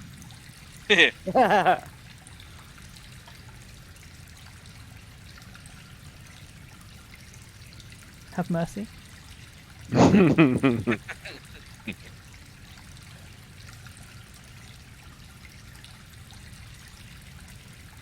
immediately, everyone roll initiative. Even though you can't see it, give me your initiative. Aha! What dice is that? So it's your D20 plus your initiative score. What we do at the beginning of a fight. 20. It's on the combat tracker. Yeah. My first. Oh, well, it's not my first dice. combat tracker one. Here we are. All the rats are still on there. Brad, can you make me a 9, please? What is it with a fucking 11? Yeah. Make me a 20. Oh, that's a lot quicker than last time. Right. Rolled 6 fucking twice, I have. That's my dice. Don't worry about Sure. Could you make me a 5? that. They're quick bastards, aren't they? Still got the first natural one. Quinn and Quandra. 20. I rolled a 5 and mine. So that's 8. Is 3. So 8 for you. So you're all in.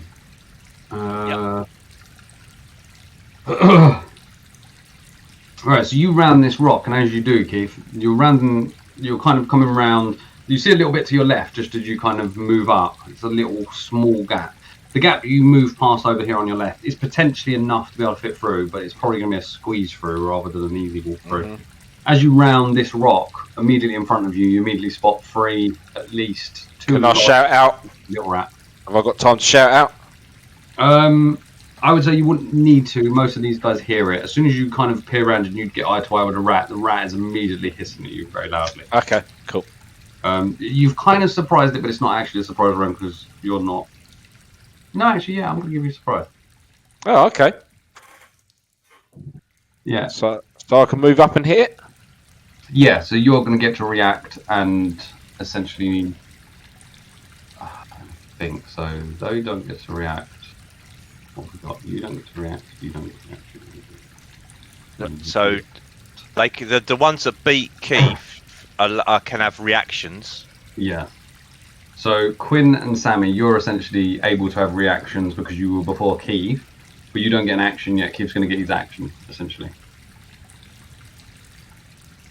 As a surprise. Then does it go on to rat number 10 or 10 giant rat? Yeah. Yeah. Yeah, initiative 10. Keith acts first. I'm not actually naming them because otherwise it does that thing. I don't think there is something to do with a random one, but the number thing, I was going to try and do it without numbering them at the moment. I know you said I picked number 10 because of his initiative. No, of course, but I'll try and point to them. But yeah, initiative, use that as an identifier and I'll point to different ones. I'm trying to do it without numbers at the moment. If I have to, then maybe I'll look to add something to numbers. So essentially, yeah, Keith, you're up first. The rest of you before that, Quinn and Sammi, you're able to take reactions, but you're behind at the moment. But you've heard the rats, you've heard the noise of the rats scowling at Belgarian walking around the corner, just up ahead. So what are you doing, Belgarian? Oh, you got it paused at the moment. Yes, I do. Right, I'll tell them what I can see, and I'll say that I've moved up to these two big rats and I'm going to hit this one. What do you tell them you see as such? What's the specifics? I can see, obviously, they've seen where I've gone. Mm-hmm. Yeah. Sure, you go around the corner, but we're not sure exactly. You've seen him disappear through this gap, Fenton, and you know he's gone through here. I've got two big ones and four little ones. Of rats. Wolves. Dragons. Definitely. Alright, I'm not going that way then. I need to pop this out again. What's that? 16. That's a definite hit. So roll damage on that one.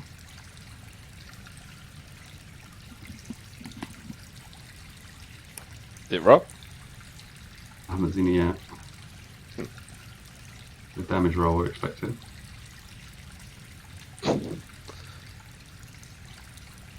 Oh, well, according to this, on my thing, 9. Why does it come up here and not in there? Click on to Fancy Grounds just to make Foundry, just to make sure. Hasn't. I don't know why that didn't do a link for us. Why is it right? On the quarterstaff, Brad, on the two-handed side of it, it hasn't got a dice next to it. How come? Ooh, okay, so what that probably is... It should say, if it's a versatile weapon, it should say versatile, and then you have two above each other.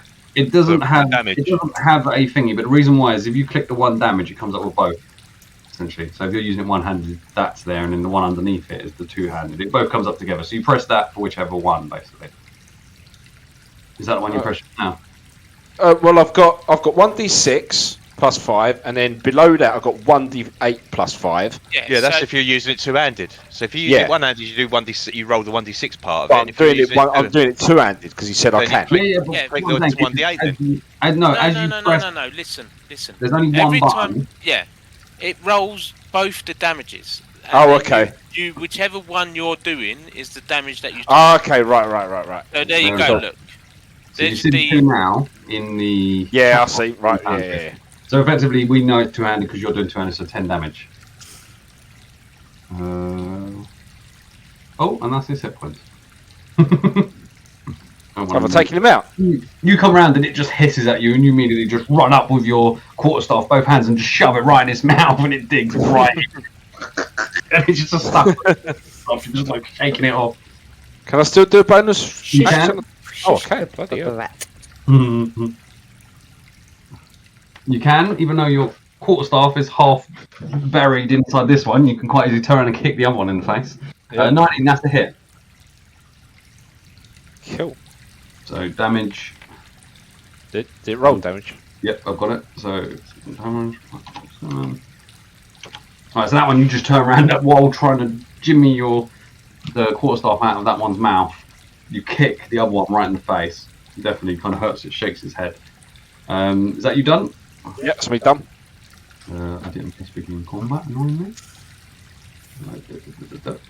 So next up is that giant rat, who doesn't get his bonus.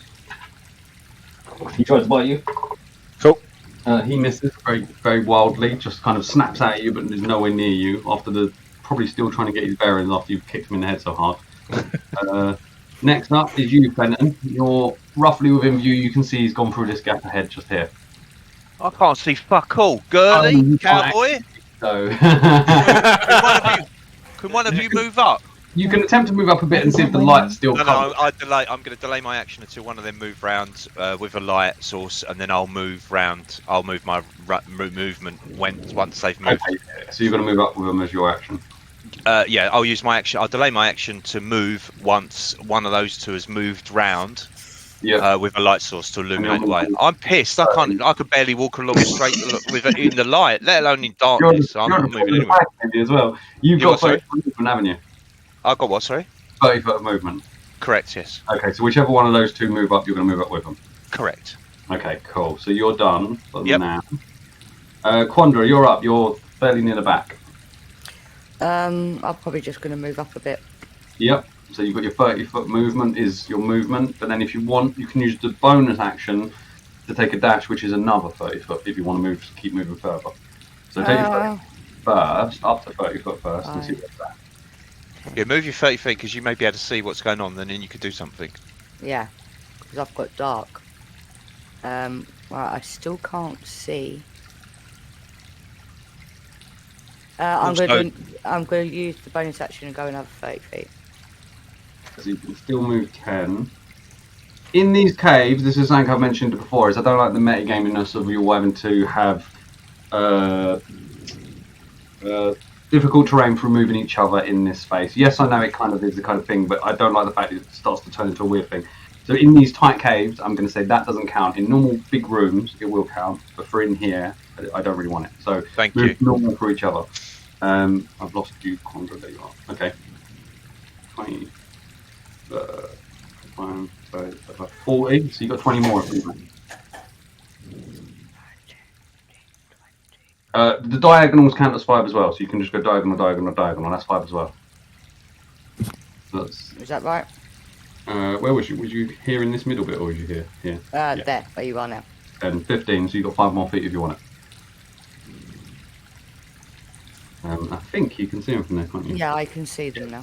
Get a glimpse of one, but that's your action to move up. So now all you're left with is your bonus action. So at the moment, there's not a lot you can do. No. So you're going to be done there? Yep. Okay, so you've still got your mage armor up because that lasts a very long time. Any other spells I think are pretty much gone that anyone else has casted for now. So moving on to the next rat is this one, which you can't see, which is right at the back. They move. Not as fast as I like. This one does actually manage. He runs round, kind of runs around and just managed to get to you. So this one, coming close enough, is going to take a bite at you. And that's a 14. You've got 16 armor class. You're fine. It bites again. It tries to bite into you. Comes straight round for your leg. These ones are only about a foot in size, and it comes immediately around, tries to bite you on your toe, and then that immediate kind of go around your foot just blocks it. It can't actually get close enough to your toes here. That's its turn done. Leonidas, you're up. Okay, so you're at the back by a distance. 5, 10, 15, 20, 25, 30.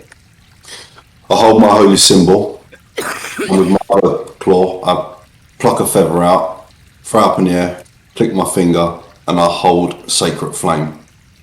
If anything comes in my view, like a rat, for example, I'll sacred flame it, and that's my turn. Cool. Okay, got you done. So, moving on, Quinn, you're up next. Gonna run up. You can obviously hear up in this kind of direction from the head of Stuart up here. You can hear that kind of scowl from the rats immediately as Belgarian run around the corner. Oh.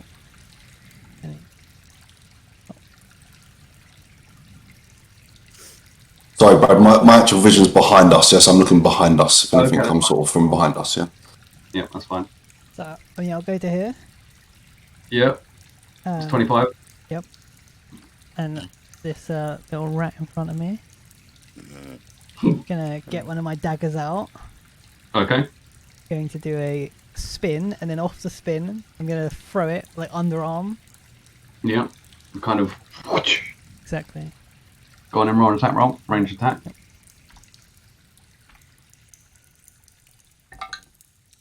That would be a 8. An 8 to hit. Yep. Does not hit. It pings off the wall behind it.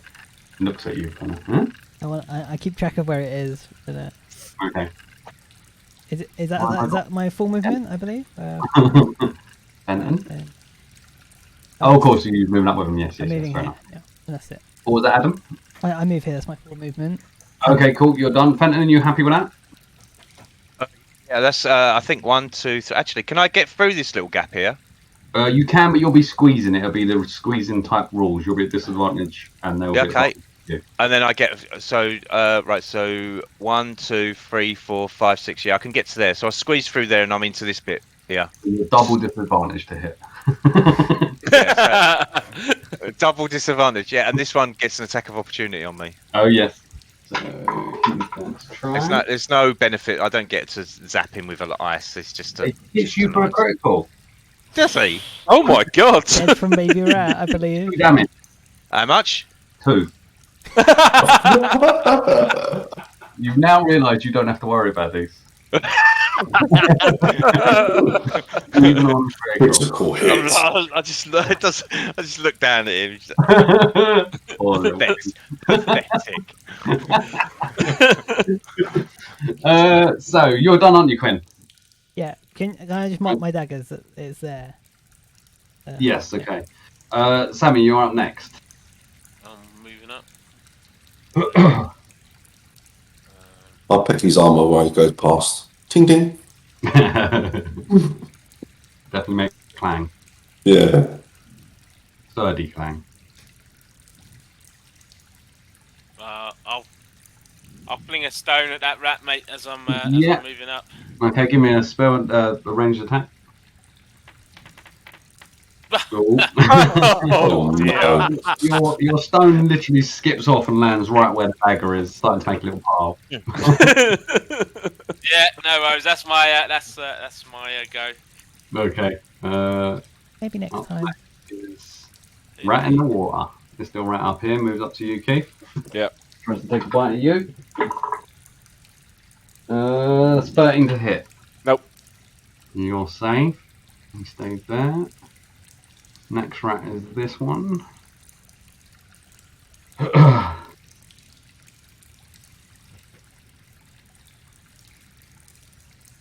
me quickly check tank.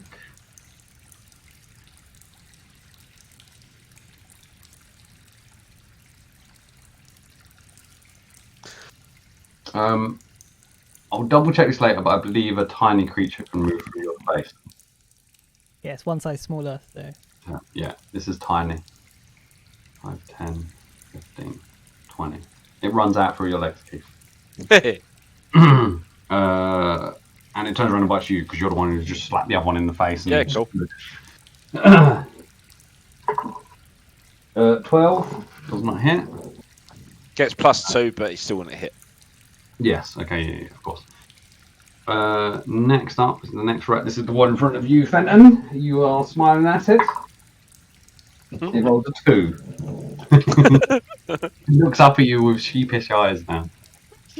Sheepish eyes. Your turn, Belgarian. I hit big dude. Go on then.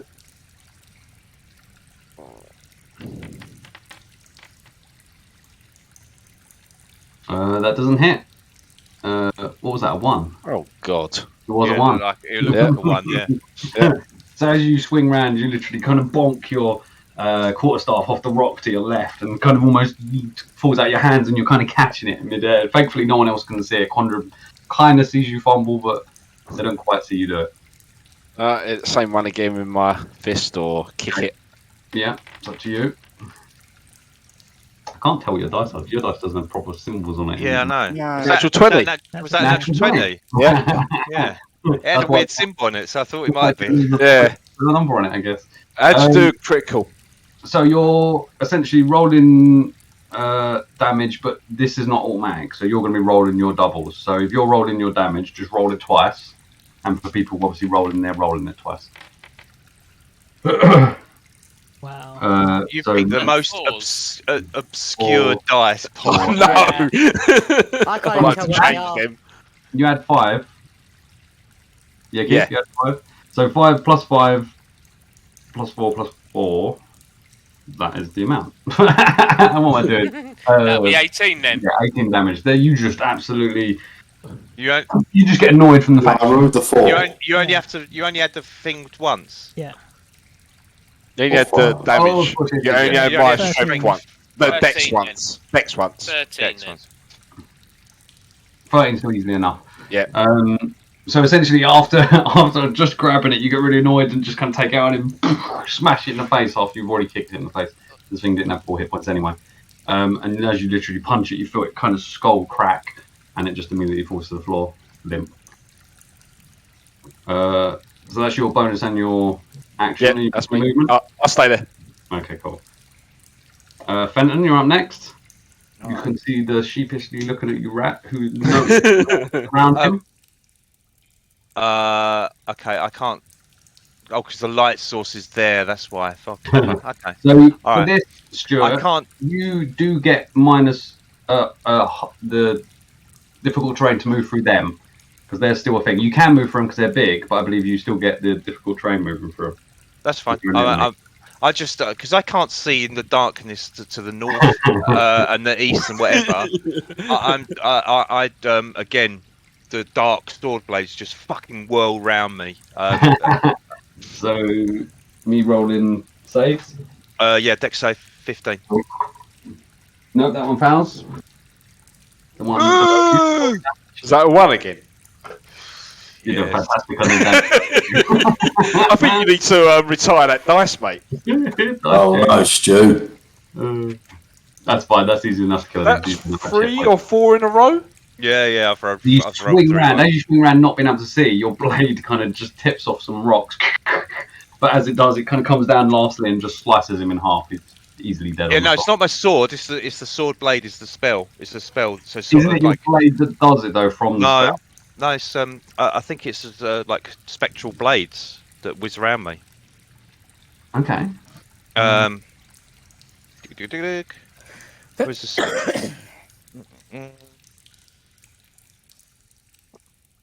You create. I create a momentary circle of spectral blades that sweep around you. Okay, so effectively, as they sweep around you, they Yeah. don't necessarily hit off the rock, but you just see it slice easily through the little rat. Yeah, and if there was anyone in the darkness No, around me, you don't hear it hit anything else.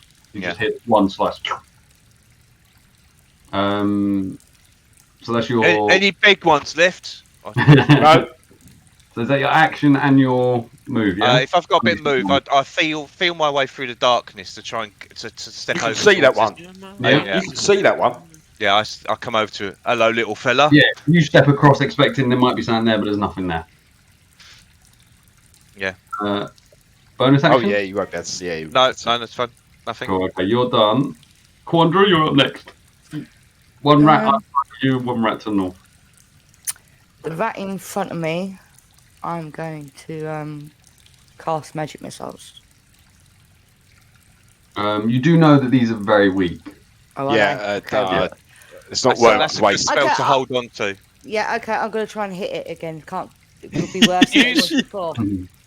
Candy, Yeah. you're better off using your cantrips to try and hit Little things. little things. Even with disadvantage, you've got more chance of actually hitting the rat with much higher cantrip to hit. at disadvantage than with your staff. Yeah, but I've got Mage Hand, Minor Illusion, and Ray of Frost. Yeah, Ray of Frost, you can do as much as you like. Oh, okay then, I'll do Ray of You Frost keep, then. yeah, you keep casting that over and over again. Okay, cool. So that is going to be disadvantage. You roll to hit twice, and you're adding your spell attack, which is the +6. So whatever you roll the worst. So, what dice is it? D20. D20 Roll attack. it twice, and pick the worst one of the two. That's what disadvantage is. A 13. Yeah. and a 5. So that's So you 9. So you pick the 5, add your stats. So it's you missed, 11. unfortunately. It's 11. 11. Oh, But is you it? get a +6. Oh yeah, plus, and then +2, Yeah. isn't it? Yeah. If that was your staff, that would have missed essentially. But yeah, that hits because you've got +6. So yeah, that does hit. Which one was it? This one just to the right of you? Yeah. Okay, so roll your damage. Your damage on that is the d8. So that one we D8. call the black diamond. You'll soon get used to all the different D numbers for what they are. 5. 5. Okay, that one you immediately just turn around, point your finger, and this ray of blue frost just streaks out across it and just hits it, and it just immediately kind of freezes over in place. It's dead. Cool. Do you want to move? You've still got one behind you that could potentially hit you if you move. And I'll stay here for now. Okay, good. You're done. Next up is that rat that is just behind you. It is going to try and take a hit at you again. Oh, it got one more than last time. It got a 3.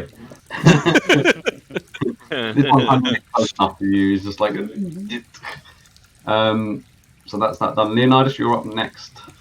Okay. You can hear it kind of some noises and stuff of battle off to the distance. You have to do it. You know where the direction is. More laughing coming from around the corner. Yeah, you can definitely hear some cackling and laughing. Oh, I'm not going to be able to get through, David, am I? You can. Yeah. There's no. Said you can. There's no difficult terrain for moving from people in here, unless it's an enemy that you could move. I don't know. I mean, like shoot through him. I can't shoot that because I can see that little. You could, but it's Sacred Flame doesn't need an attack roll, does it, mate? No, it doesn't. No. So you ignores cover. You could just because it fires down, doesn't it? Sure. Yeah, you can see it enough. Basically, you cast it. It doesn't go from you to it. It just appears as a flame on it. Because it ignores cover. Go on then. Let's as I see it there. What is it? Is it a dex check? A dex check from me? It is a dex check, and it would be. Let me have a look. DC would be 13 DC dex check. It does make it. It does. It does. It leaps out of the way. It seems to be somewhat dexterous. Leaps out the way. It jumps up. Whoop. Hold on, Okay. Little rat, not the big rat. No, it doesn't. It does, mate. It doesn't. These ones are smaller and don't have the same dex ability. So, yes, you do hit it. So roll your damage. Oh, lovely. Is it 6? No. D8. It's D8, isn't it? D8, mate. Yeah, I believe it's D8. 8. Oh, wait. Right, so you just look through, and as you look through, you're looking for almost through. Get a gap, you see it, and then you immediately just. And then the other guys just see the rat, which was annoying Quandra, just literally a burst of flame and fire, and it's just burnt to a crisp and just on the floor now as a burning, kind of smouldering rat. That rat's dead. Leonidas? Okay, one left. I'll move one more. Okay. Oh, shit. I'm on this one, mate. There you go. And that's me. Okay. Quinn, you're up next. Yeah, I want to get a dagger out. Yeah. I want to run 2 steps up the wall next to me here and then throw it over their heads at this rat. Is that possible? It's still going to get full cover against you because Belgarian is still very much in the way. It's very small, and even though you're up in the air, you still get not a very good sight on it. I'm going for it. Go on, Natural 20.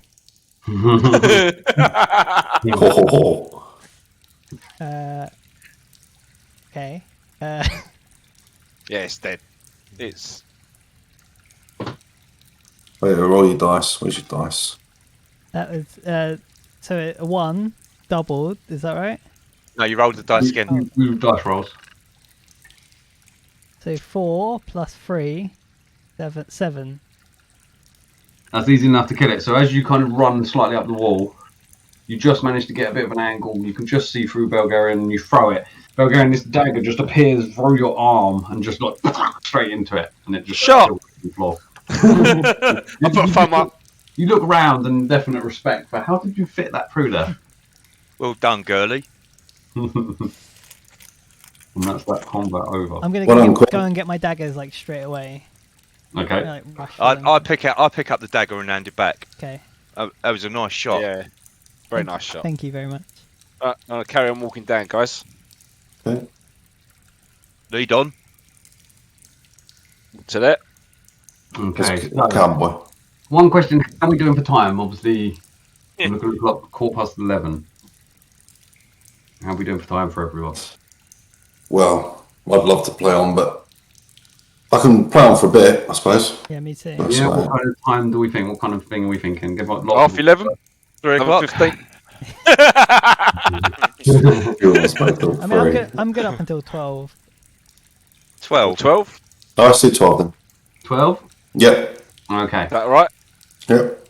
That's fine by me. It's just as long as everyone else, the ones who especially need them to get off possibly early. Okay, we're going to carry on. If it is a problem, if you feel tired, let me know. Okay, Belgarian, you can carry on. Cool. I'm waiting for Samuel to move, and then I'll move. Moving round. How much is Samuel? That way. I'm gonna like stay attached to Fenton. You know, like Oh, man. I move, like for light purposes. Come round to there. Okay. At this point, immediately, similar to how you heard before, you hear these noises of the rats kind of tussling and running out of lots of different areas all around you, and immediately they just start pouring out from all sides again. Immediate combat again. Jesus. Fun. Let's do this. Yes. Let's roll those motherfucking ducks. Why have we found no fucking bodies yet? No, exactly. Found one. It's a massive. Yeah, map. found me.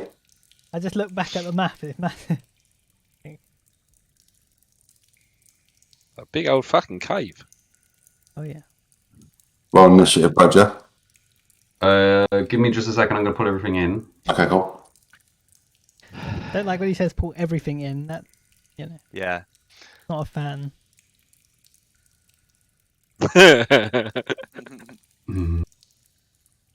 I'm liking Samuel's hat though. Looking spectacular. Yeah. With a light spell on it.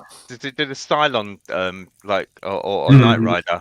That's what I'm thinking. That's all right. Yeah. Wom wom wom wom. Yeah, as soon as I saw that hat, there you go, light spell. Feel free to keep putting it on there, mate. Yeah, no problem. Oh shit! Oh, that's a bit of a filth Giant one. rat. Giant rat. We get reaction. Not all showing up there. Okay, they are. So Filthy rat. I'm blocked in by the little crappy little rat. So roll your initiative. Oh, great. You're a trappy little rat. Oh, fucking hell. That's a 10 from me. 10. 6 Yeah. from me. 17 from me. Why does it keep doing that? It keeps zooming me in. It's because I typed in chat. That's my bad. I forgot it does that. Oh, okay. You, Adam? 17. 17. 18. 18. Oh, okay. Let's go. b.e.d. cleric. Yep. Do all the things. He is indeed. Quandra, what have you got? Initiative. She's rolled a 1. So that's 4. Oh no.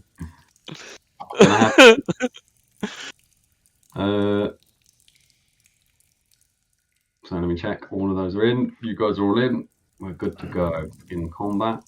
Why are these? Where the hell's the other two gone now? There we go. Where's... Are they gone round the my corner? God. You round the corner? You've had loads of them. I was thinking, oh, I'm not too bad. And then suddenly I just went down. And then I realised, oh, okay, I've got to take that off. So they all just come pouring out different sides. Like in front of you, Leonidas, they kind of flop out the wall in front of you and start running over to you. Same with you, Quandra, in this area that you're in. Belgarian, as you're kind of coming down and around, you hear this noise, but as you kind of go to stop, they just kind of fall out right in front of you. Different little caves, kind of above you, down below you. They immediately fall out, and then Quinn, Sammi, and Fenton, you can kind of see they're kind of encroaching over from the larger area to the north. They seem to kind of come out over there, kind of pretty much from the darkness. You don't really see them kind of come. So immediately into combat. Again, no surprise because you kind of see them coming up to you as such. So first off is going to be a giant rat. This first one is down here in front of you, Belgarian. You. The other thing you notice, you may see a different picture. This one here. Yep. This one here. And I see. there's one up here as well. These ones don't look like the giant rats. They're about a similar size, but these ones are essentially got in places some ribs hanging out. There's like green goop kind of out there, like they're kind of foaming at the mouth. These things definitely don't look the same as the giant rats. Great. So first one on you, Burger, and this one here. That's a 16 to hit. Nope. Okay, that's a note. Yeah. Next one up is this one next to you, Sammy, on your right hand side. Yeah. He's going to take a bite at you. No, that's only a 12. So you're fine from that one. Next one up is this one next to you, Belgarian. This kind of more horrible looking thing. Check on his. So this one tries to bite you. Yes, he does that. Okay, that's a good one. That's a 21 to hit. Yeah. You take.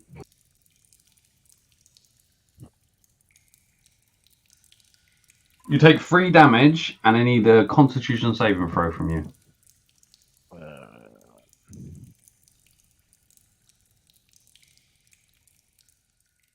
Do I just do saving throws? Right, cool. So it's in the D&D Beyond thingy. Did it roll again? Yeah. Did it already rolled, Keith? Okay, cool. Now.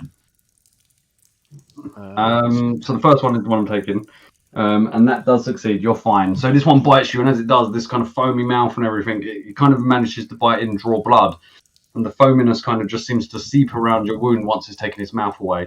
But you're kind of you're standing strong, and you can feel that it's not seeming to penetrate to kind of do anything other than just have this saliva on your skin, essentially. That's its turn. Next is Leonidas. Okay. So I see that my newfound friends are in trouble, especially my cowboy man. See all these different rats now starting to come into view. First of all, I want to move 5 foot. Yeah. Oh, if I can. It was paused, Brad. Oh, sorry. I've got to remember that. And then I'm going to cast Shield of Faith on Sammi, okay. Yeah, Sammi. So you get +2 to the defense. AC, sorry. Yeah, AC, sorry, yeah. Oh, I'll do that now. Customize. Additional magic bonus +2. And I move my 5 foot. No bonus action. Turn, mate. Done. I think I can end it. There we go.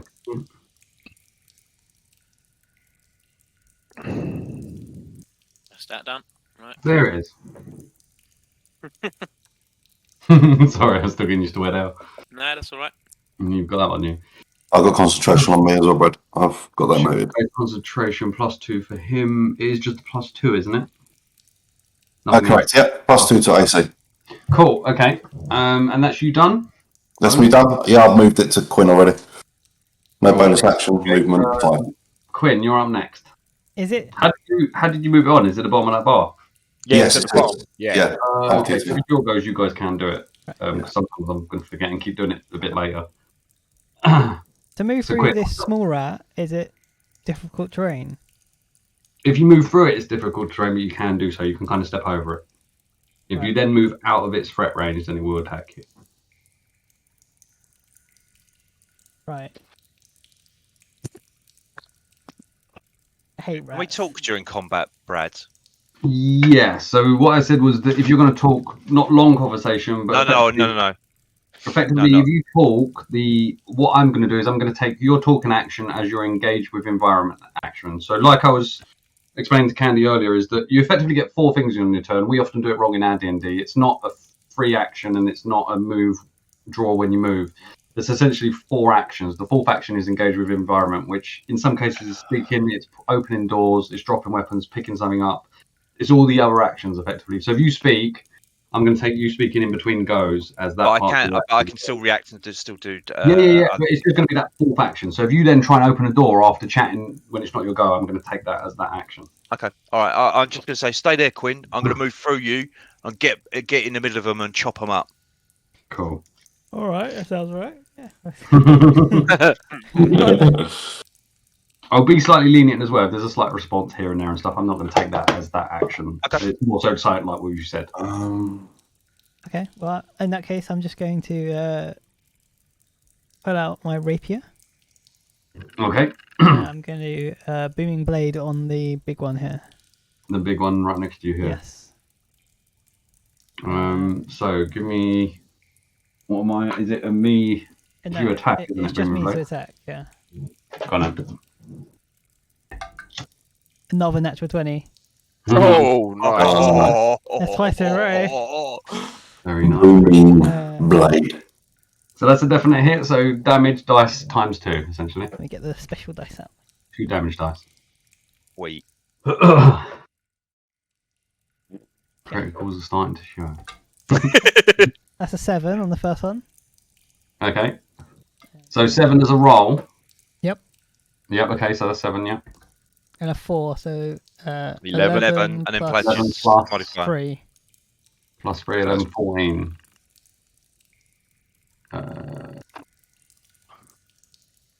Put him back in the wall, Brad. That takes it down. So you kind of immediately, Booming Blade is essentially the one that starts to come out with the energy, isn't it? But it is your weapon you attack with. Yes. Yeah. Booming Blade only works when it moves. Fenton, you see, but in terms of it's the actual weapon that hits as such and causes the field around it. So effectively, what you see, Fenton, is as you look over to Quinn, you notice one hand free, but with the weapon itself, she seems to draw in the air, and the light kind of appears in the air. And as she does, she then immediately just thrusts it down into it, and just a really good stab, just literally right through it, comes out the other side. And as she pulls it out, blood whips up in the air, and you can hear the thing kind of hiss as it kind of dies. Good Good strike. Bonus action? Movement? I assume drawing my rapier with my interact, so I can't draw a dagger as well. No, yeah, so you're correct on that. Okay. Yeah, I'll just end my turn. Okay. So next turn, we've got Giant Rat. This one over here.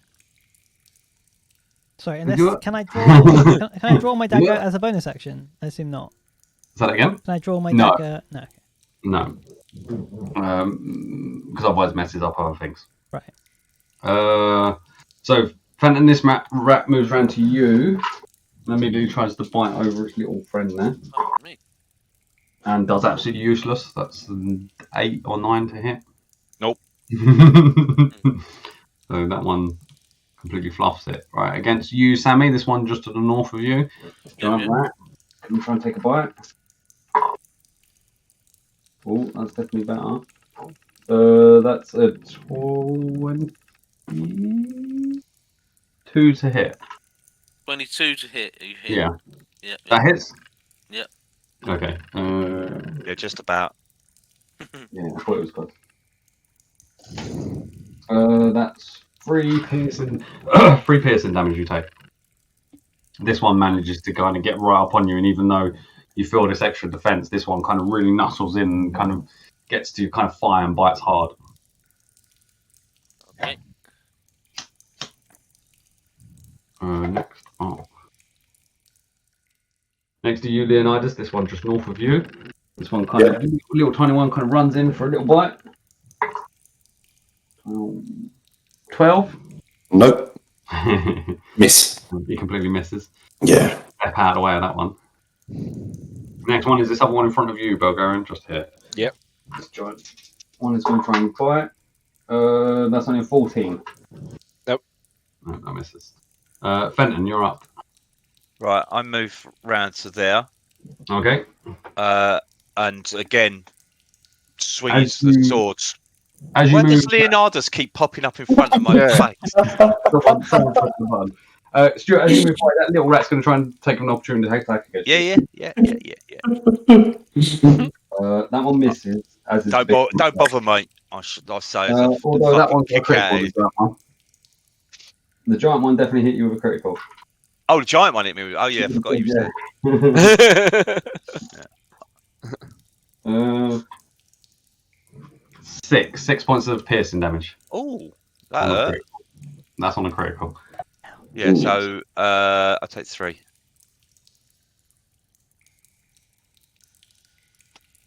All right. Yeah, and then I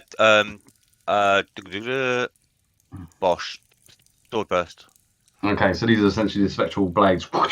Yeah, spectral blades hit 2 little ones and a big one. So little one, there, big one. And the big one, 15. the big one succeeds, the 2 small ones foul. Right. 4 damage. 4 damage, that kills both of them. So your blades just sweep around, cut them through both of them in a good arc. Loads of blood. And then I stepped there. Okay. And no bonus? Nope. Okay, so. No. Okay. Belgarian, you're up next. Right. I hit the one that's in the middle. Yep. Of the 2. Alright, give me an attack roll. Nice. Yep, easy hit. Roll your damage. 2-handed, I'm guessing? Yep. Yep, cool. That's enough to kill it. Cool. So, again, just smack down hard on I've got no idea what you rolled then. No. I'm trying to work out what the. Yeah, it's weird, isn't it? That's I'm trying to 12. work out what the dots Yeah, I've are. got to change them. I moved to there. Wingbats dice, I think. Yeah, wingdings. That's it, that one. Yeah, I moved to there, and then I hit the weird looking one. The one above you, the Yeah. sneaky one. Okay. So, offhand attack. Can kind of see what that one is. Nice. Yeah, that's a hit. 2. Yeah, that's...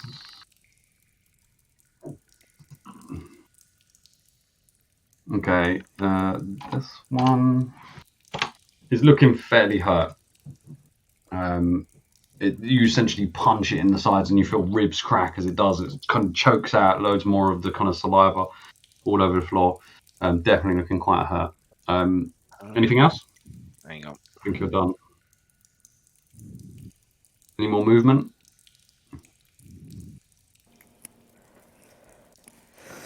Belgarian? No, that's it. Okay, cool. Sammi, you're up now. Okay, I've got my stones in my hand, mate. I'm going to try and fizz one at the ugly looking one. Yeah. Right, so the first roll, 19. Yeah. At disadvantage. That's a 12. Oh, 12. Nice. Wow. That's enough. Hold on. Yeah, that's enough to hit it. That just hits it. Cool. I'll roll the damage. That's 8 damage to it, mate.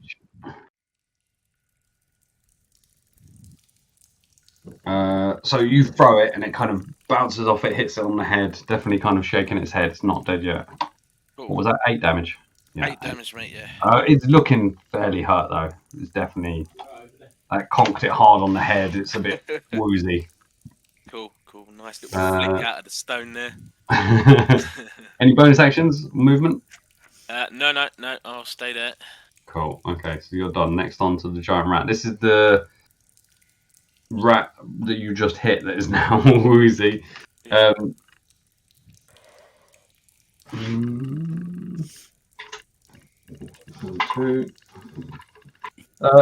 Stuart, it's Fenton. He strikes out at you, very woozy. I'm going to roll one of these. 18 to hit? Yes. That hits? Yeah. You don't want these ones to hit. I gave him disadvantage because he's almost dead and just been pummeled in the head. but you still hit. The damage is only 3, but you have to make a Constitution saving throw for me. I take no damage.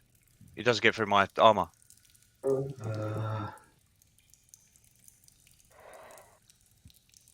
Is that actual armor or reduction of damage? It's a reduction to 0, basically. So technically, you shouldn't have to roll the. Yeah, we'll say no for now. We'll say you survive for now. I'll read up on that later. Yeah. Because it's reduced. It's reduced by 3. Yeah. So I'll read up on that one because essentially the venom, if you like, if it was that, would still do something even though the damage didn't do anything. I'll read up on it later. Okay. But we say no for now. So you're fine from that one. On to the next one, Little Rat. This is on you, Leonidas, just south of you there. Yep. It's only a 5 to hit. No. Next up, you, Quandra. Right, I don't know if I can do this, but I'll just say it anyway. I wanted to cast one of my cantrips, which is Minor Illusion. Okay. It says I can do a sound. I'd like to do a sound that we can't hear, but will make the bats cower. It's like a sonic sound that they can't hear, that we can't hear, but they can.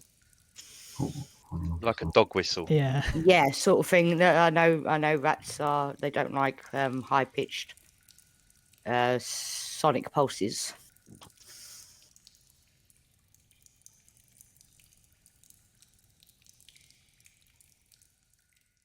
Okay, what I'm going to say is make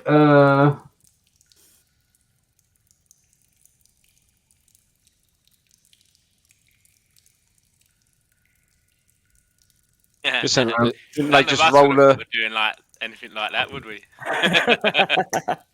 Well, I can't. I've only got 4 health, and I can't do nothing much. So I thought I'd try this. So, like whereabouts are you plonking that as such? If you centre a point, me and point. See where the mouse is right between me and Leo. Leo. Yep. I want to put it there, so it should hit those 3. Okay, cool. So there.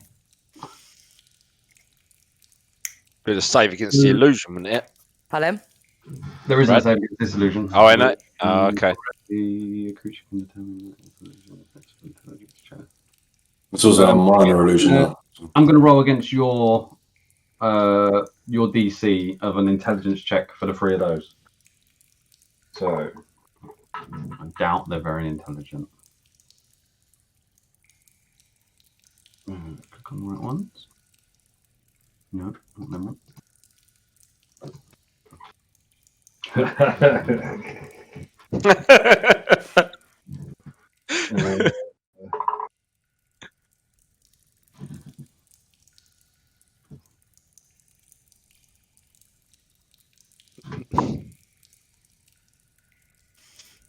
They've got good intelligence then, Brad. All 3 of them just hear this noise and just scatter. They run into the holes they came from. They leave battle. I follow them. No, I can't hear it. None of you hear this noise. You kind of focus on what you want to do, this noise.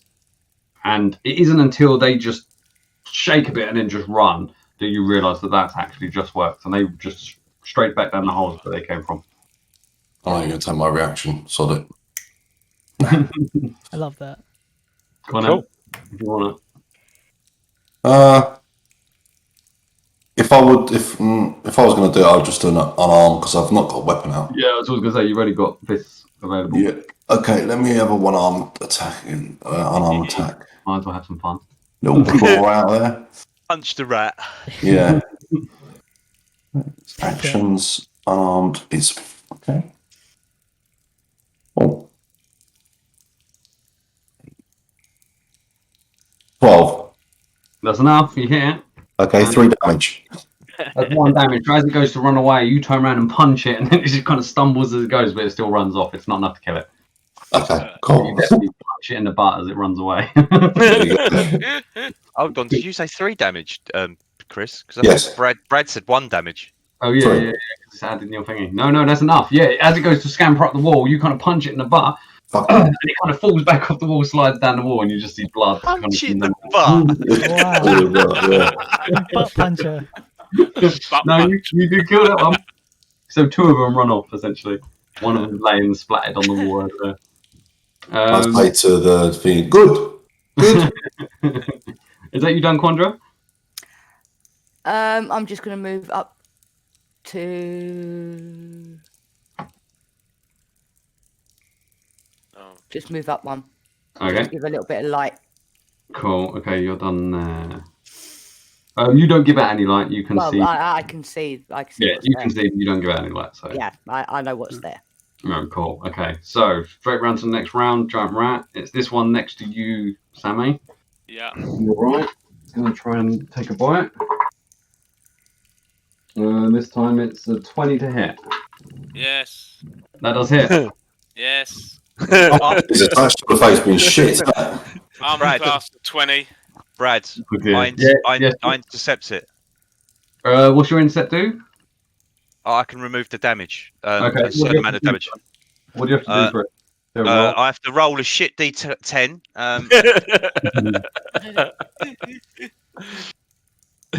That'll do.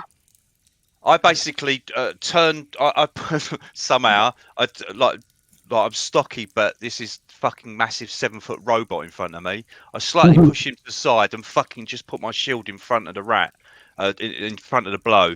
11 damage I reduced the attack by. Fucking hell. I'll stay with you. Within 5 feet of you, you can block their attack, essentially. Correct, yes. Okay. Cool. So, yeah, you, Sammi, just like, it kind of really does get in close, but as it does, you see this shield just kind of come around the side and just whack it in the face, knocking it back. It doesn't actually hurt you. Thanks. You alright, mate? Next up is... You sure you're using all these abilities to get around. I'm using everything because anything that requires an attack roll, I'm pissed, and so I have to roll a disadvantage. So everything, I'll just use everything else. I did say to you that was going to happen. You did say yes, and you have found a means past it. So I've got my way around it. Letting the abilities do your work for you, rather. Exactly, yeah. Right, this one, just all for you here. Keith's going to try and hit you. Cool. Still got that. That's a 15 to hit. Nope. Okay, so that one you survive. He kind of tries to bite you, and again you just leap into the side, barely missing you. Leonidas, you're up next. Okay. I'm doing my sort of medicine check. How does everyone look, Brad? The 4 I can see in front of me. How are they looking? Honestly, I haven't got it on screen, I don't think, so I can't actually see. So we just go around. So I'm looking at Stu's character. Yeah, you can see Fenton, Quandra, and Sammi. So out of you three, how bad do you look? I'm fine. I'm fine. How are you? I'm fine. I look hot, but I'm alright. Did you say it was on 4 hits?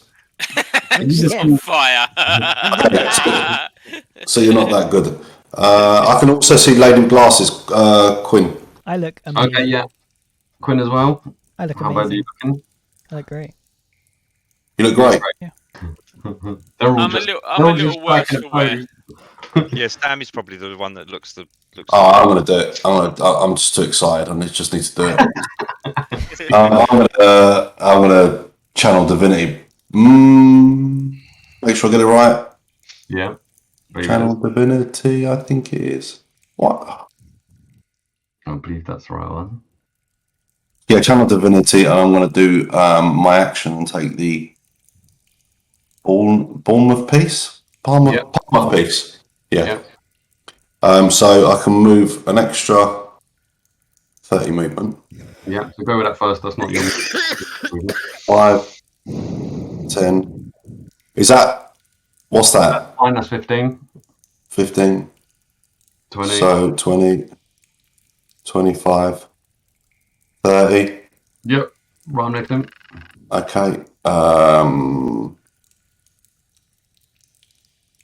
Let me see if I can get there. Fuck it. 35. Where are you going? This way. I'm confused. Wasn't you going to Sammi? Sammy's the one with a big thing on him. Yeah, and I can see Belgrave, whatever his name is. Belgarian. Belgarian. When I got to there, I can see him. Is he the one you're aiming for, or thingy? Who are you aiming for? No, I was aiming for these, but now I can see him. So that's my 30, yeah? Yeah. 10, 15, 20, 25, 30. And now I can see him. I want to take my 30 movement and see if I can get to him. To Belgarian? Yeah. Yeah, okay. If Is that right? Yeah, so I now want to... It would be your movement. It'd be your movement first, then your thingy. Sure. But I can't get through them, so that's fine. Unless you're going to stop and heal up there instead. Are you going to use the heal? I thought I could use the hill with the 30 and the 30. You was allowing me to if I moved. But you're not going to be able to get through them. Bigger rats are definitely blocking your way. Sure. No. The little ones you can walk over, but the bigger ones sure. are big. But I didn't see that, so let me go like that and go stop. Yeah, so I've taken 35, so that's my action because I didn't see that, but I couldn't see him. So first, so Quinn, Quandra, Sammi, and Fenton. Yeah. 2d6. Hold on, I don't know if it's all of them. Is it all of them? Yes.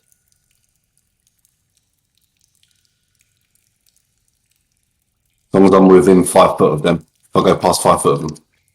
So where did you? Right now, you're past them as such. Correct. So as long as I go within 5 foot of them, without provoking a relative opportunity, and when you move within 5 foot of any other creature during this action, you can restore 2d6 plus 3 healing. It's to a single creature because it's to that creature. Other creature, any other creature during its. What spell is that? Because if you could do it to everyone as you move through everyone, it's not a spell. That's right. Any other creature. So as you walk, you can heal people. Yes. Jeez. That's a bit nice. What is that? Don't provoke attack of opportunity, neither. No. Mm-hmm. And when you move within 5 foot of any other creature during this action, you restore 2d6 plus 3 healing.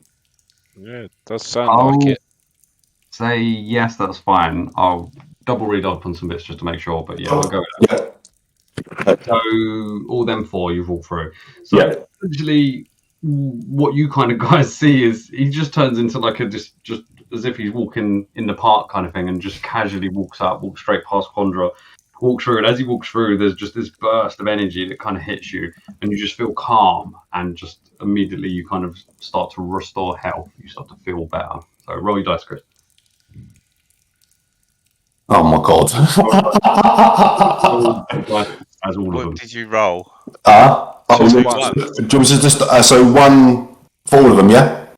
So they all gain 5 hits. Because I rolled 2 ones. Still 5 hits for all of them. Bloody hell. That's still 20 health if we were all Yeah, still good. That's still good, man. Yep. Thanks, Nevermore.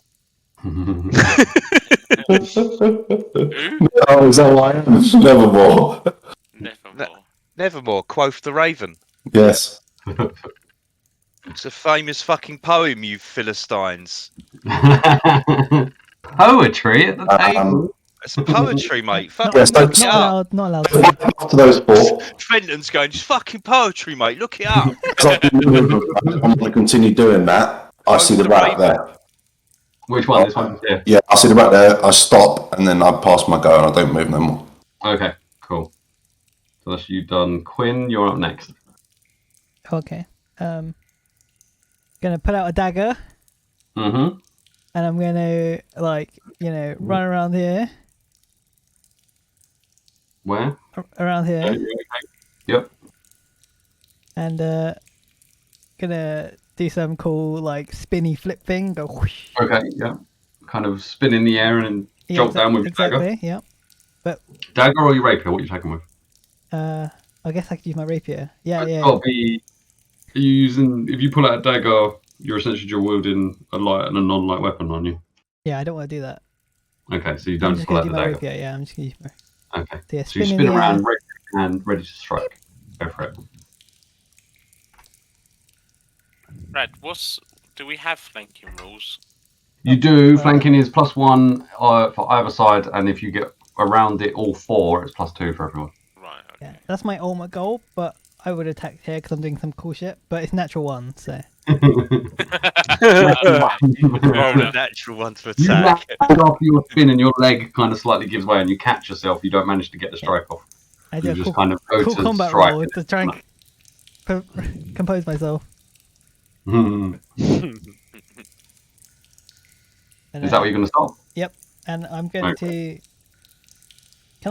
I can put away my rapier for free. Just quickly make sure you're aware. You're not blade dancing now, are you? No, I'm not. We are using the tumble skill in this. It was in the skill set, so it means you can move through squares occupied by enemies if you're making a roll. Right. Would that make a difference? No.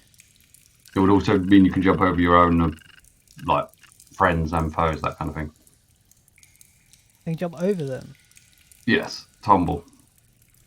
It's an acrobatic skill, essentially. Wait, it's good to know. It doesn't matter now. I've done it now, so I don't. Okay. I'll highlight the rule of that more so you can know it, because it seems to be something you're doing a lot. Yes. I can put away my rapier for free. Is that right? Like, Yes, at this point you can. I'm just gonna swap it out for a dagger in main hand. You won't be able to swap it out. You could put that away, and next turn you can put it out. The dagger. So okay, so it's my interact. Put it away, ready to pull out the dagger next go, which you can do. I'll just keep my rapier out then. Say that again? I'll keep my rapier out. If you keep your rapier out, you will be in the same situation with the dagger thing. What? What's your end goal here? I'm just gonna keep my rapier out. It's fine. Okay, cool. King of you. Are you done? Yep. Okay, cool. So moving on, next giant rat. This is this rat here. This rat sees you, Leonidas, and comes running up to you. Oh, sorry.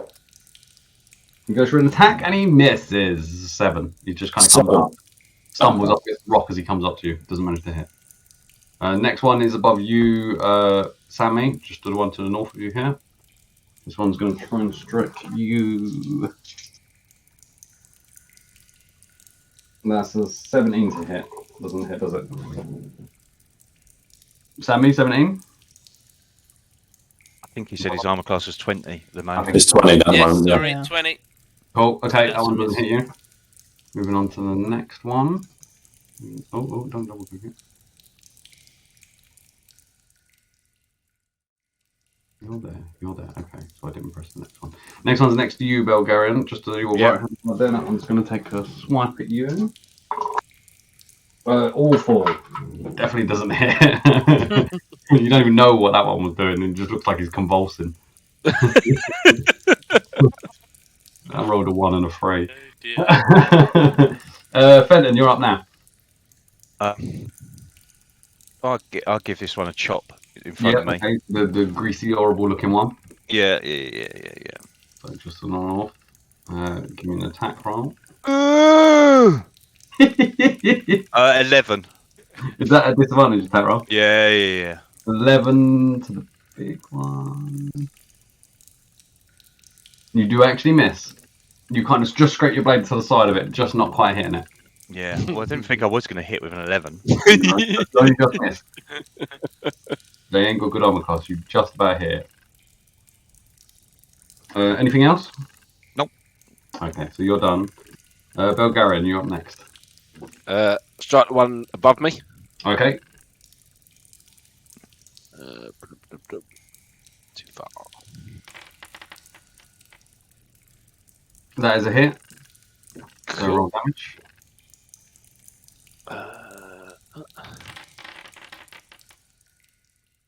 Yeah, so literally you just kind of... This one's already taken damage from you hitting it hard before. Yeah. You just swing round, kind of whack it with the butt of the quarterstaff ready to straight for the next one. Which I'm guessing you're going to hit this one. Yep. Go on then. Yeah, that's a definite hit. Cool. 8 damage. 8. Okay, a solid blow. This one's definitely looking fairly winded. Another kind of hit in the side of it. Definitely kind of knocked the air out of it. Is that you done? Movement? I'll move around to there. Cool. Okay. And then you're done? Yep. Cool. Sammy, you're up next. Okay. I'm going to attempt to throw my last stone at the dirty rat. Yeah, go on then.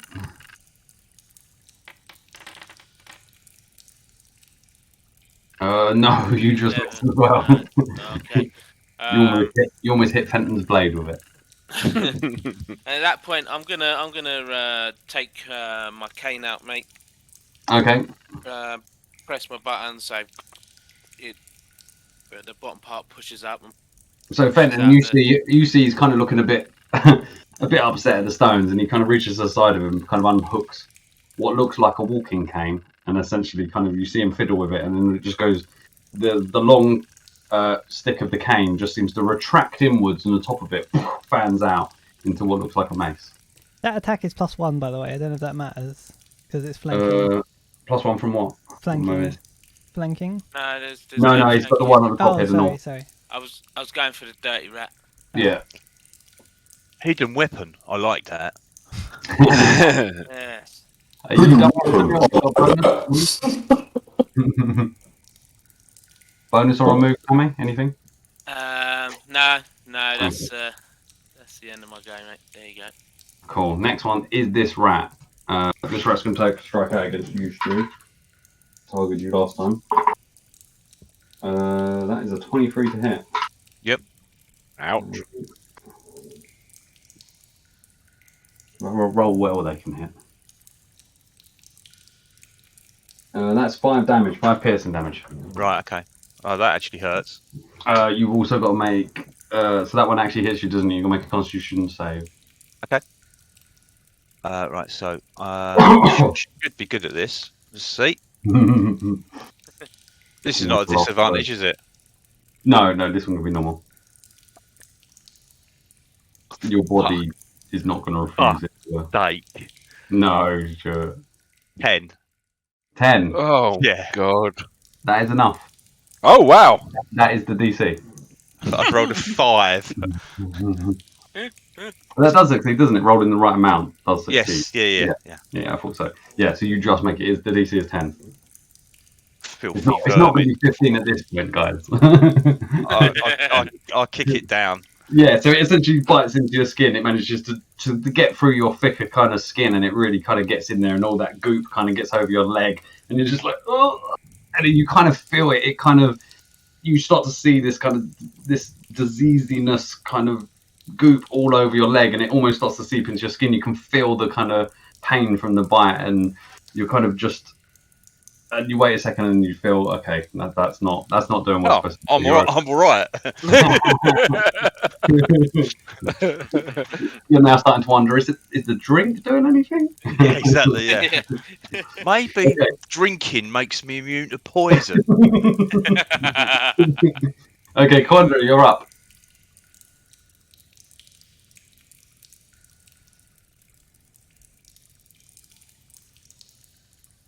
Where's she gone? She vanished. Keith, what have you done with Quandra? She's probably muted herself. Mute myself. Oh, okay. I was having a cough in a fit. Sorry about that. Can I do Ray of Frost? Yeah, on which one? On the giant rat above Fenton. Yeah, the goopy one, of course. Yep. Okay, give me, it's an attack roll, isn't it? Ray of Frost? Yeah. So is that the 20? Yeah, that's a 20. And you're +6 to it. 13, so 19. Nice. 19 definitely hit, so you roll your D8. 1 D8. Well done. D8. 2. Okay, so you point out with your finger, the beam of light, the frost kind of darts against it. As it hits it, it just kind of freezes over and crumbles. It'd already taken a lot of damage, that one. Cool. Nice one. Cool. You've got bonus action and movement if you want to take them. Yeah, I'm gonna move there. Okay. Yep. Cool. And you're okay. Next up.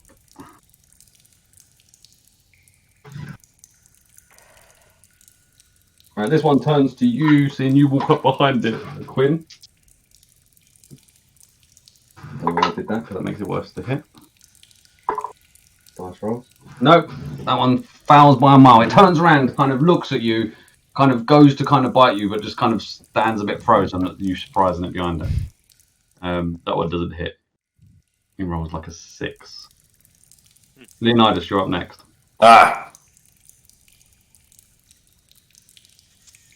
I'm going to disengage. Okay. Why am I every time? Every time. Right, 5, 10. If you walk that way, you're going to walk through the threat range of the other one. He's disengaged though. Oh, I disengaged, yeah. No, that's fine, sorry. I'm thinking from only that one, but yeah. I'm done, bro. You're done? Yep. Cool. Okay, so Quinn, you're up next.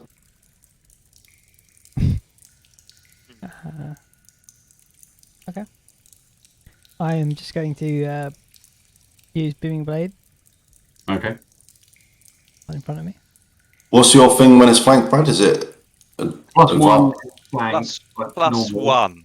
And if you're on 4 sides of it, it's +2. 4 sides of it? I hear you disgust. Yeah, If you surround it. Yeah, my disgust at +1 for flanking is easily overridden by the fact that you gave us an extra feat and allowed me to cheaty through my stats. That's a 7 total. +1 flanking. That's fine, mate. By me, mate. I'm happy with that. I'm happy with the trade-off. It's also because right now you're not doing that weird jockeying thing. It will come into effect at some point, but right now it means every fight isn't a jockeying fight. I don't care. Bring them all on. Okay, surround me, you'll find out. Yeah, so that's 7 total for my rapier. Oh no. Going well. And that... Yep, and then I can pull my dagger out and offhand attack. Yes, because that's not an actual normal hit, is it? That's a 2-weapon fight. Okay, got him. You don't add your bonus to this, you just roll a dice roll for it, like the damage. So roll to hit with that weapon. Do I still add my 2 hit though? Yeah, you still do 2 hit as normal, but on the actual damage, you don't add anything. Fuck! It's the same roll. Oh my god! Adam, I think all my D20 rolls have been below 10. Every single one of them. The only time I've done anything at all has been when I haven't had to roll a D20. That's what you get for turning up to a fight drunk. Yeah, exactly. Yeah. I did all the damage I was doing earlier was all through my frost thing. So it was just getting them to provoke attacks. I can only attack things when I do weird flourishes. So there you go. So all of your fantastic work has now been all undone with your real attacks now missing. Yeah. Are you done, Quinn? Movement? I think I'm done. Okay. Head slung slightly low. Yep. This one.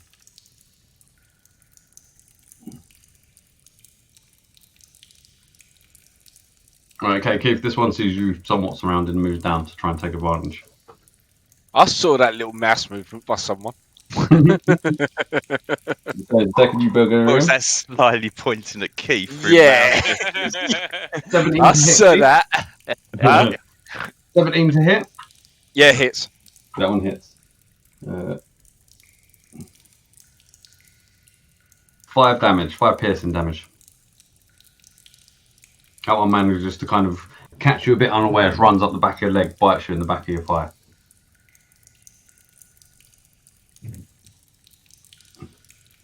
This one above you, Sammy, is going to try and hit you.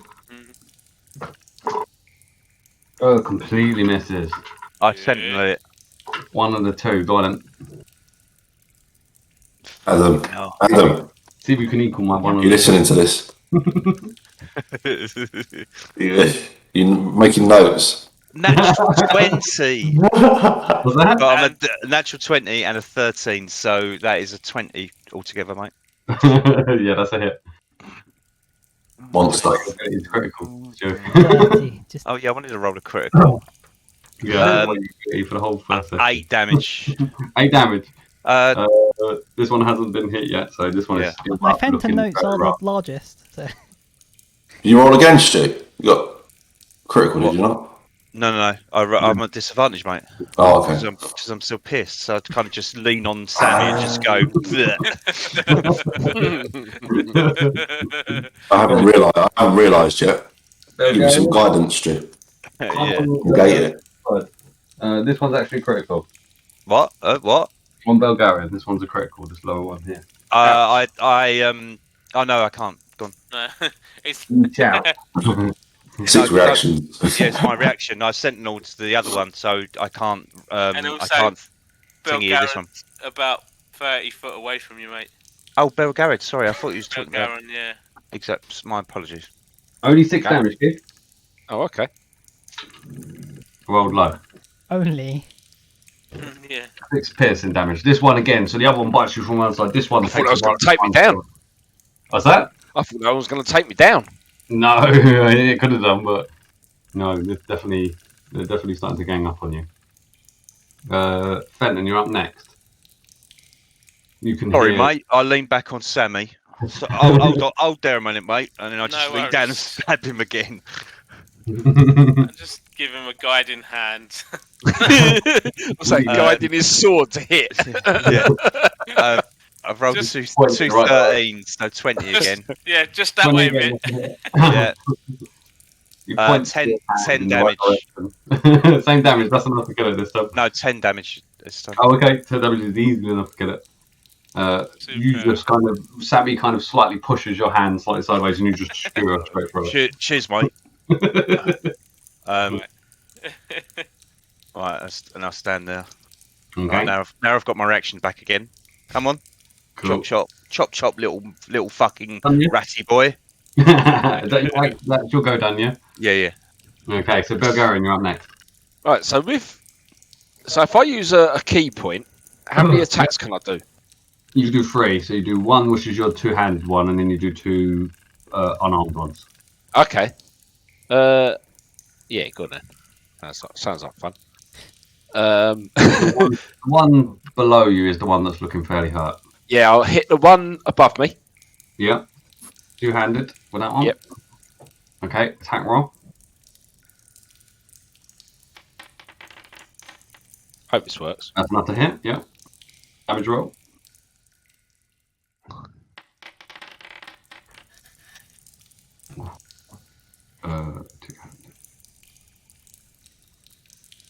Yeah, so also notice what's happening here is the dice is rolling a difference, so you essentially rolled the lower one on the lower dice. That's why you can see them. She does why your 2-handed have done worse than the 1-handed. The 1-handed dice rolled better than the 2-handed. Yeah. Still a good hit. Is that going to be a thing then? Every time I say Sentinel, you're going to go, fucking hell, Adam. Look at that. Yeah. Yeah. So it takes a fair old hit. You manage to hit it hard with your quarterstaff. It doesn't go down there. Cool. Again. Are you doing flurry or? Yeah, I use the key strike, so I'm going to use the three attacks. Do unarmed attack. So you're hitting this one again, yeah? Yep. Okay, so roll your attack. What the hell is that? Is that a 1? Or is that fuck, it's 1. That is a 1. If it's red, it's a 1. That one misses. You kind of. I am again. Go on then.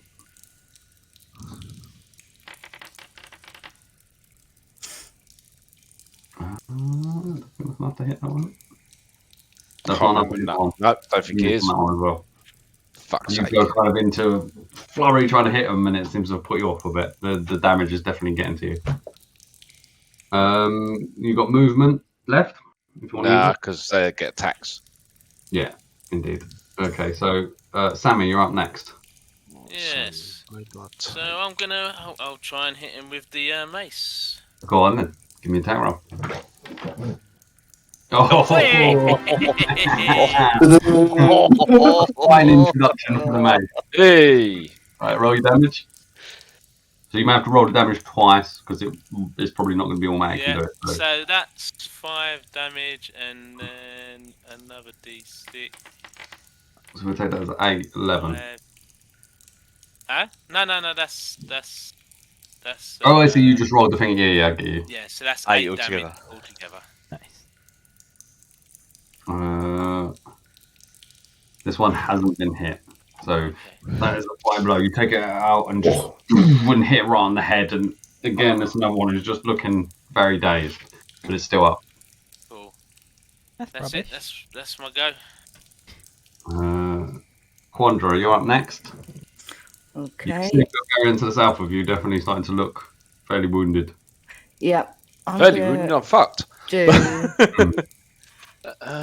try and get him out of a situation. Magic missiles. Okay, to which one? You can split these. So there's the 2 in front of you. I think you can see the 3rd one as well. So how do you want to split them? You could do the missiles 1 in each one if you want to do, Candy. Or you can put 2 in 1. You can do any combination of the 3 missiles. Well, I'm going to leave the little one. Okay. I'm going to do... Can't you do one after the other, or do they have to be at the same time? No, it has to be at the Target same which time. ones they go to. I'm going to do 2 on the one furthest away and then 1 on the... Okay. Right, so you're just straight up rolling damage. So you're rolling 1d4 plus 1 for each one dot that hits them. So 2 for the bottom one, so roll 2d4 and then add 2. D4. Yeah. Just the pointy triangle. Yeah, the triangle. Yep. 2. Yeah. So it's That's 3 damage. 3 damage. Do I do it again? Yeah. That was the 1, yeah. 3. So it's So 4. So 7 damage to the first one. That's easy enough to kill it. That one had already taken damage. That one's dead. Okay.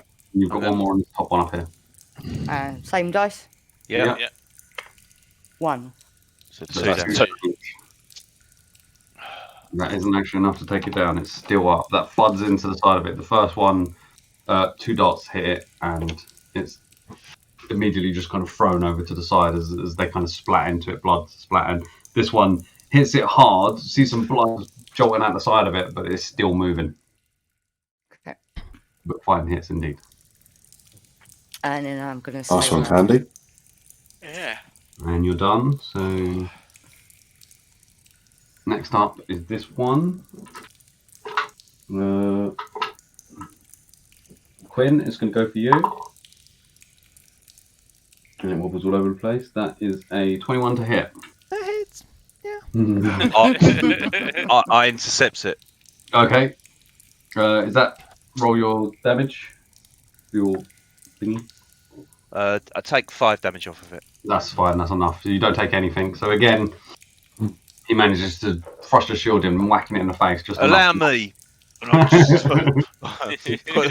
step forward with a shield and bosh it out of the way. Ah, you're actually useful. Thank you. Leonidas, you're up next. Ah. Okay. So again, holding my symbol, pluck a feather, click, and then I just sacred flame this guy. Okay. What's your DC? 13 dex. Yeah, you make it with that roll. Roll your damage. 7 damage. Okay, just as it did before, bit of a light and a flame just burns it to a crisp. It dies. Cool. Excellent. Bonus action movement.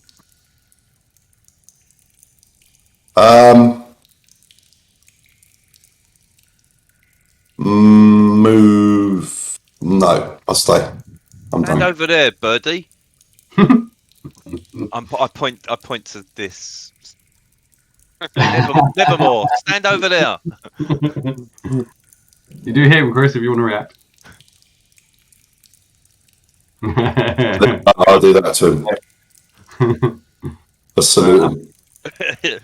Okay, so Quinn, you're up next. Okay. You can essentially get +2 to your attack. Yeah, I want to do a somersault again and just like Oh yeah, the +2. Yes. Very good shot. Coming down Yeah. with the rapier. Yes. Or remember, you've got 2 weapons. Yeah, I've got dagger in offhand. Yeah, but you can't use the 2 weapon. Technically, hold that one. So yeah, because you just got to attack the other one. Yeah. Okay. 19. Yeah, that's definitely a hit. Yeah. Damage. That's an 8 plus 3. 11. Yeah, that's fine. It's easy to take damage. You just somersault over and just dig right down into it again, like you did before, impaling it. The weapon digging into the sand. Nice, nice. Sweet. So bonus action movement. Is there anything left to fight? There's that one there, but he ain't on the combat tracker. He ain't on the combat tracker, that's all. Oh, in that case, he runs away. Oh, okay. I hit him. Yeah, go ahead. Make a roll. Left. Make a roll as he runs away. No, it's bedtime. I got to be up in about 5 hours. I probably missed. Same. Yeah, no, you probably got easy enough to be able to punch it dead. So yeah, you just punch it as it tries to run away. It slides along the wall. Well done.